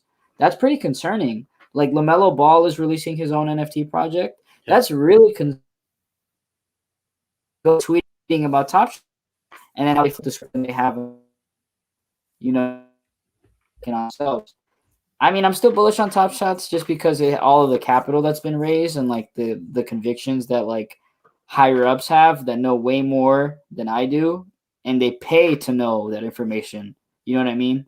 Like Mark Cuban and all these guys that invested in the Dapper, they pay to have information that I will never have, and that's a fact. So I mean, if they're willing to spend that money, I mean, I would bet on that more than any like type of logic that I could ever come up with, if that makes sense. In long run. I'll logic it the other way and say I've been bugging them for months and telling them they're doing it wrong, because like I tried to invest. I was so excited about Flow, honestly. Yeah. Right? Like I wanted to invest in Flow so heavily. Like I would have put a lot of money into Flow.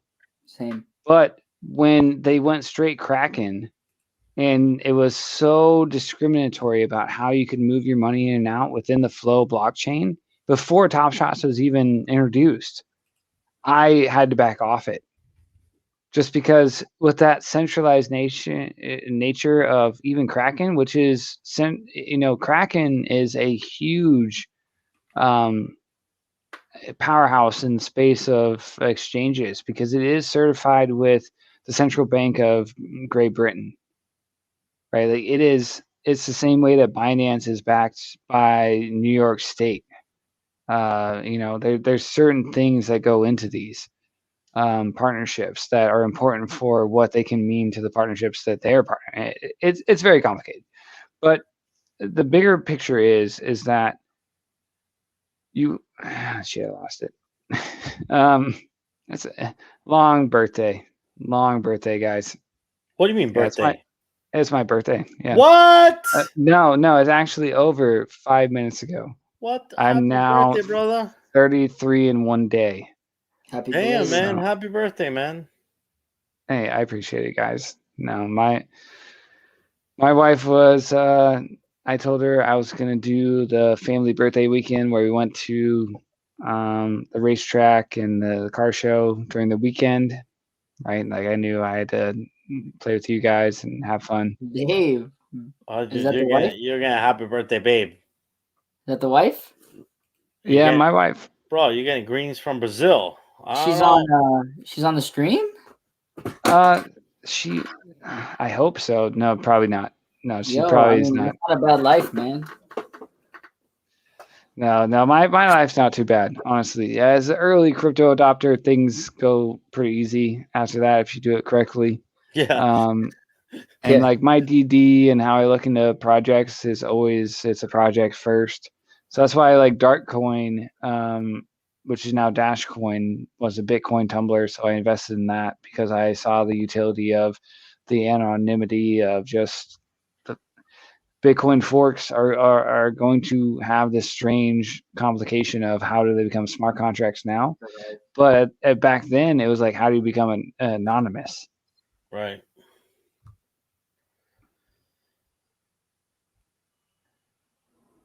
Damn, man. Yeah, Well, if you guys want to talk crypto, I'm always down, right? Oh, hey, Daniel. Matty Ice is in here, man. He's a legend too. You guys don't even know. He's a seed investor in Top Shots, like big time. Yeah. What's up, Matty? I don't even know who Matty Ice is. What's up, man? I'm glad you're He tuning said in. Safe Moon or Shiba Inu. Oh God. no, I'm not going there. I'm Yeah. I Come invest on, in man. projects, not moonshots. Right? Yeah. If you're Hold looking on. at like Hey, I don't discriminate though. I definitely bought some Doge as it looked like it was going up, and then I sold. But there's I mean, two I different ways had of quite a investing. large amount of Doge and dumped it when I got the blockchain downloaded a couple weeks ago. Because not I even bought gonna all lie. that Dogecoin in 2014. I've been chilling since like 0.07. I bid it up, sold at like 45, took some profit at 45. Yeah. I mean, what are you gonna do? Man, I'm around too freedom many of Italians. wild west, right? That's how it is, right? Like when it comes to like Umbria is I do honestly have the concern of like I truly support this project, but at the same time I don't want to over support where like it's just I want it to succeed because it's actually a good project, Yeah. not because I like it. So when it comes to Umbria, I honestly have about 10,000 coins of it now. There's only 10 million of them, and I feel like that's Hey. enough. I stopped farming. So, A, you didn't answer the question. Are you still bullish on Top Shots? Oh shoot, I've never been bullish on Top Shots, honestly. Right, just because like if you can't let me have the decentralization of the actual currency, because if you can't withdraw, how can I be upwards on the trajectory of a coin until you create, right? Like same thing with Zed Run. I'm telling people not to breed right now because if there's no market movement on supply, why should you succumb to demand? Same thing with like Top Shots not allowing people to withdraw their money. I understand they have their circumstances where, interstate commerce is a bitch, honestly. And that's why partnering with New York State is a really good opportunity. As a history major, I understand, I get it. So making those red tapes disappear through state legislation, awesome. But at the same time, it's hard for me to invest early in a project where I don't see the roadmap to necessarily avoid that, but they're putting up the guardrails to participate in it. Poppy, we're keeping you up, bro. I'm sorry. We're rambling at this point. Yeah, you No, got man, I'm interested in learning from all of you guys. I don't know. I got I got a different opinion on Top Shot. I definitely think the market. I think Top Shot's biggest problem is that when it went up, not down. So I mean, dude, if I knew that there were people at the time that put $86 in and had tens of thousands, hundreds of thousands actually of dollars a month later, I would not have invested. Like nothing that goes up that aggressively will stay up. Like there's nothing I've ever seen in my life where that'll happen.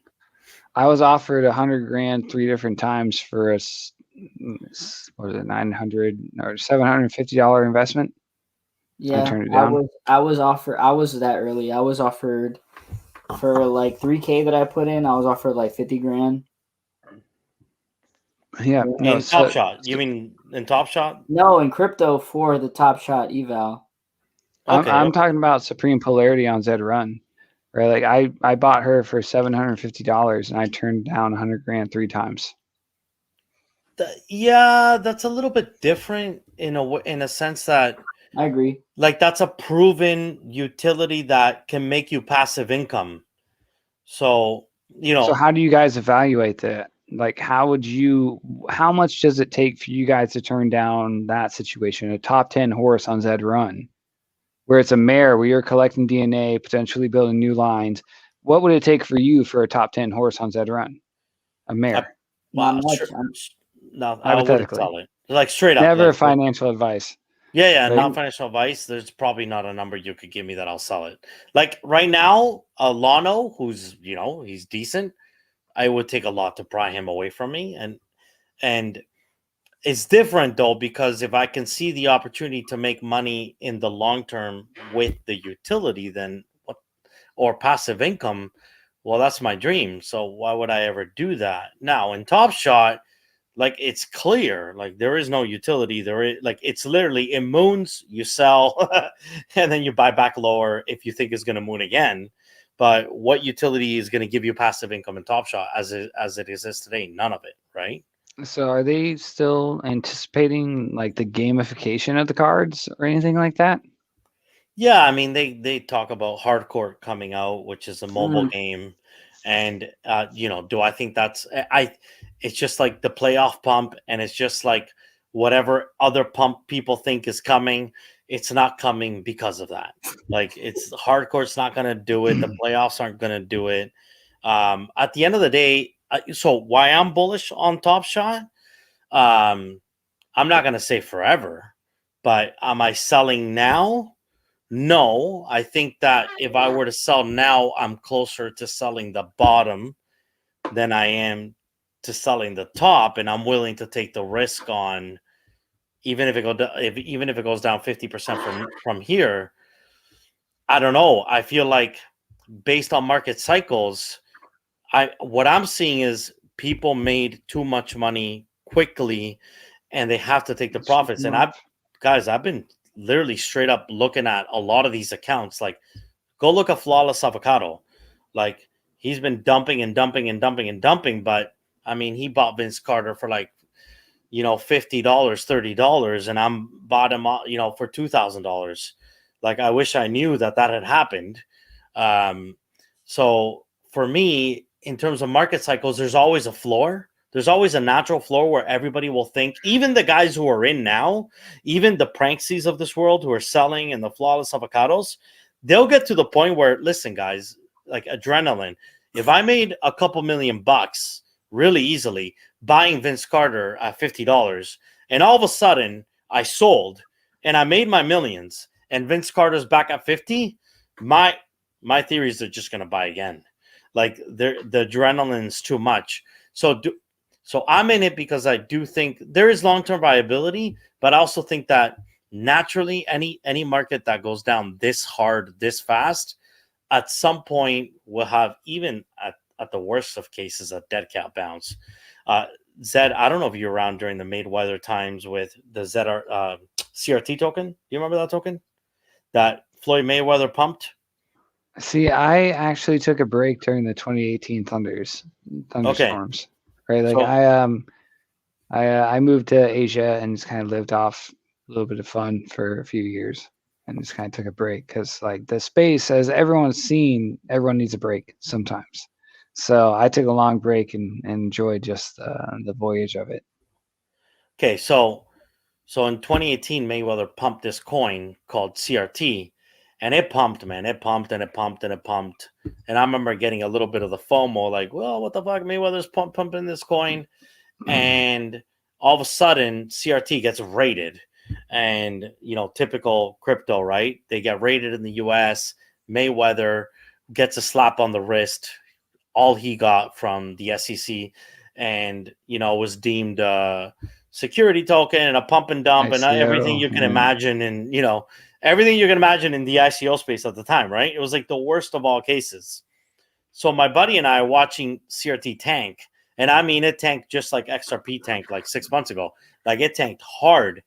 And what happened, dude? It hit bottom and it went up 200% just like that. And purely obviously, it's just you get to the point where something gets so cheap that there's no chance that people aren't going to FOMO in and buy back in. And I don't know, guys, if this is going to happen on Top Shot. Not financial advice.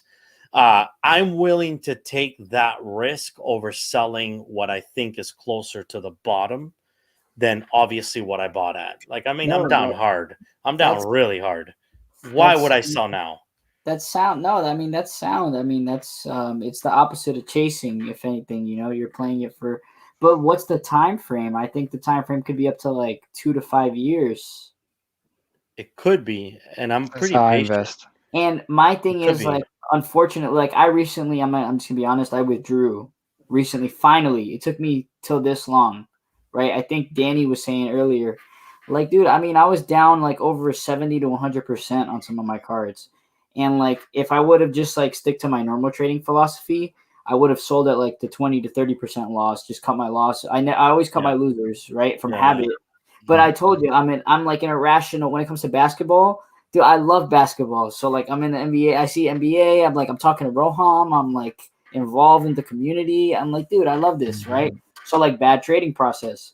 But yeah.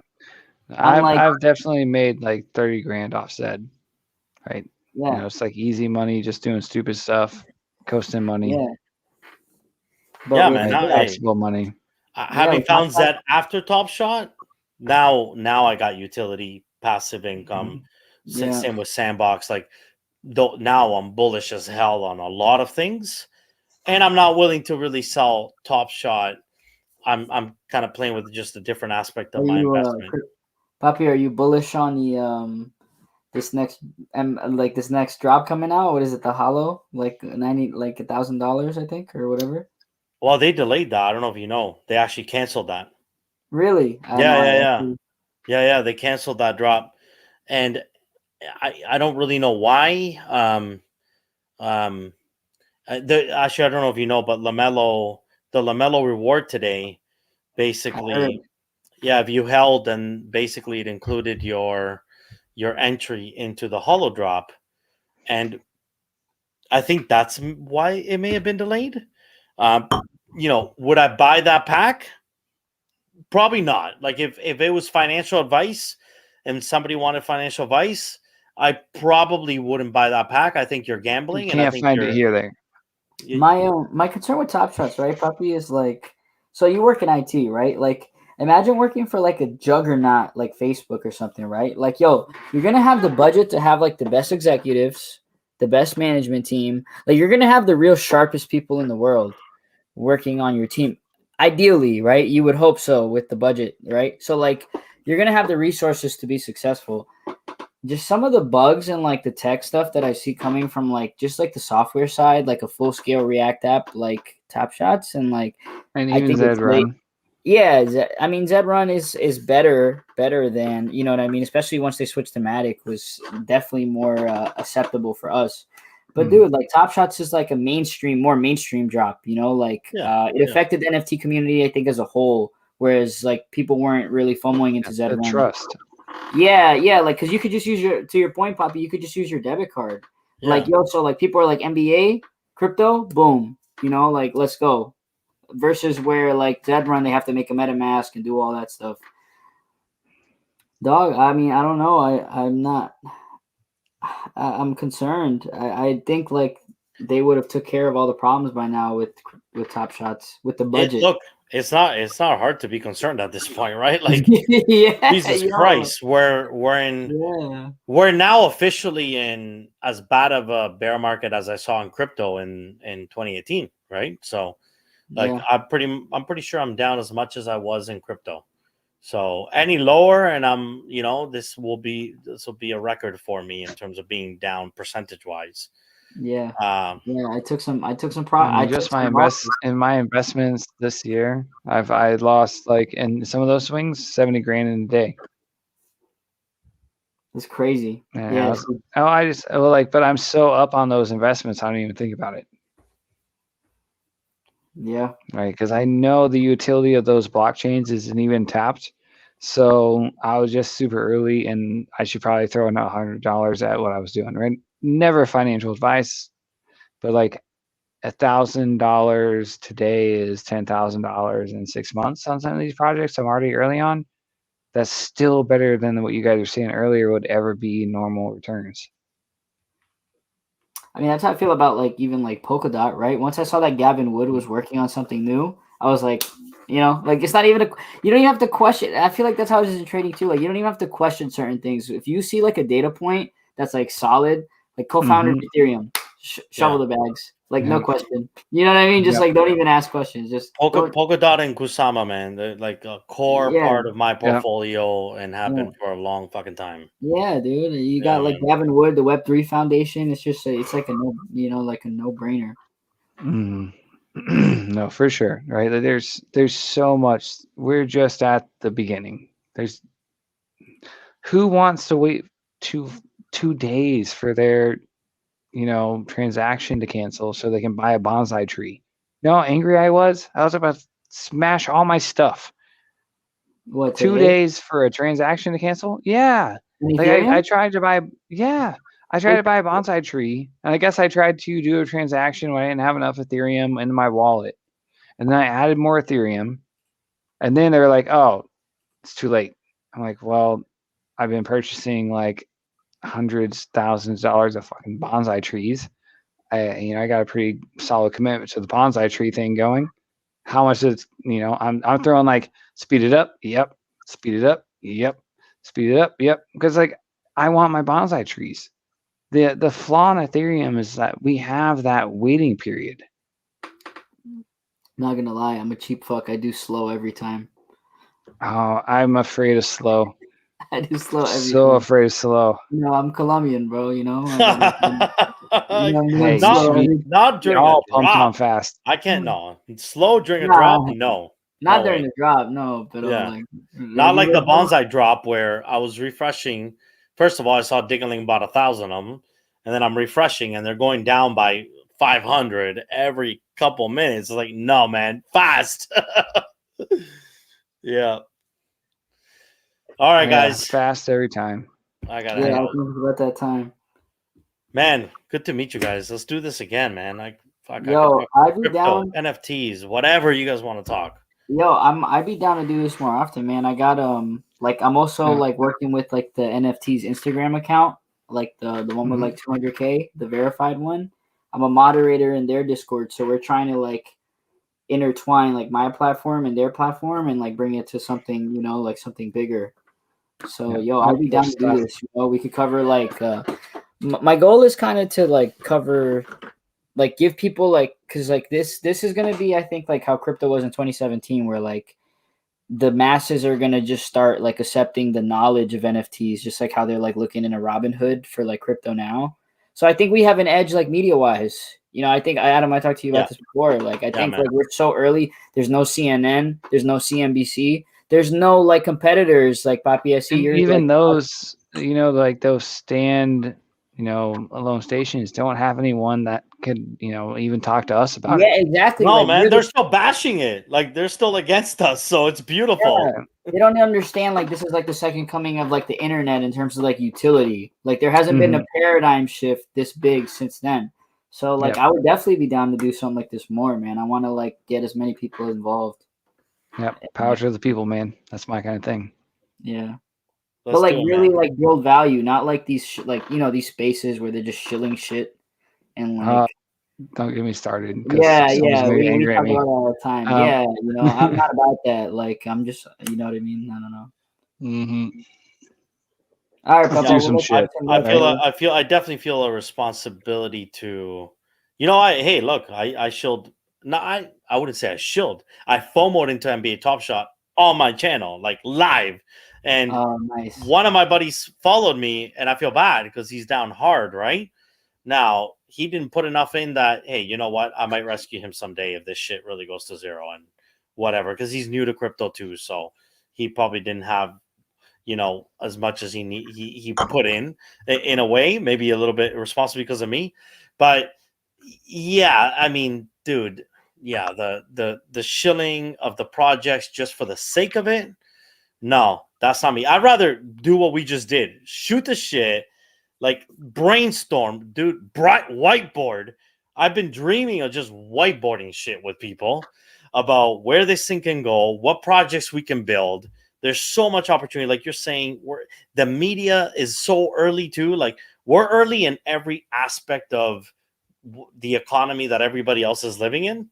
We're building our own economy, and we're so early to it that we need influencers, media people, investors, creators. Like we need all of it to work, right? And we can all be involved in much of it, to be honest. Yep. I know some influencers and media people we can bring in. So yeah, we get silly. I got a list of people I can bring in, so just let me know. Like Ray Stanger, Ray Stanger is a good follower. He follows me on both of my things and likes a bunch of stuff. So shout out to Ray. Yeah. Shout out to Ray, man. Shout out to Ray. Yeah, yo, hey, I mean, this is Ray, so are we, man. We're just regular old dudes addicted to NFTs and cryptos too. Yeah, no, the rabbit hole is one crypto is a rabbit hole, and then once you understand that like NFTs are a branch off, and then there's a rabbit hole within the within every single rabbit. It's too much. It's too fucking much. As an ADHD guy, I love it. Right, everyone should embrace their ADHD side and dive into crypto. Right, because I mean, listen, I have that podcast tomorrow, Puppy. If you want to tune in, I got the Zebra team. Definitely will, bro. I definitely will, man. Appreciate it. I'm like, the channel is a brand new channel, so I don't have much engagement on it yet, but it's gonna be like with the official NFT platform. So like, it's still early, so we just like are deciding to like start from the ground floor. Holy fucking Ray, bro. Literally how we all feel, man. Yeah. I mean, some of us, not me, some have been here longer. That's exactly what happened. We went from Top Shot to started in March, Ray, and not February, bro. There's a big difference. I know. Like millions of dollars of a difference. Right. It's true. No, there's always that adoption period, right?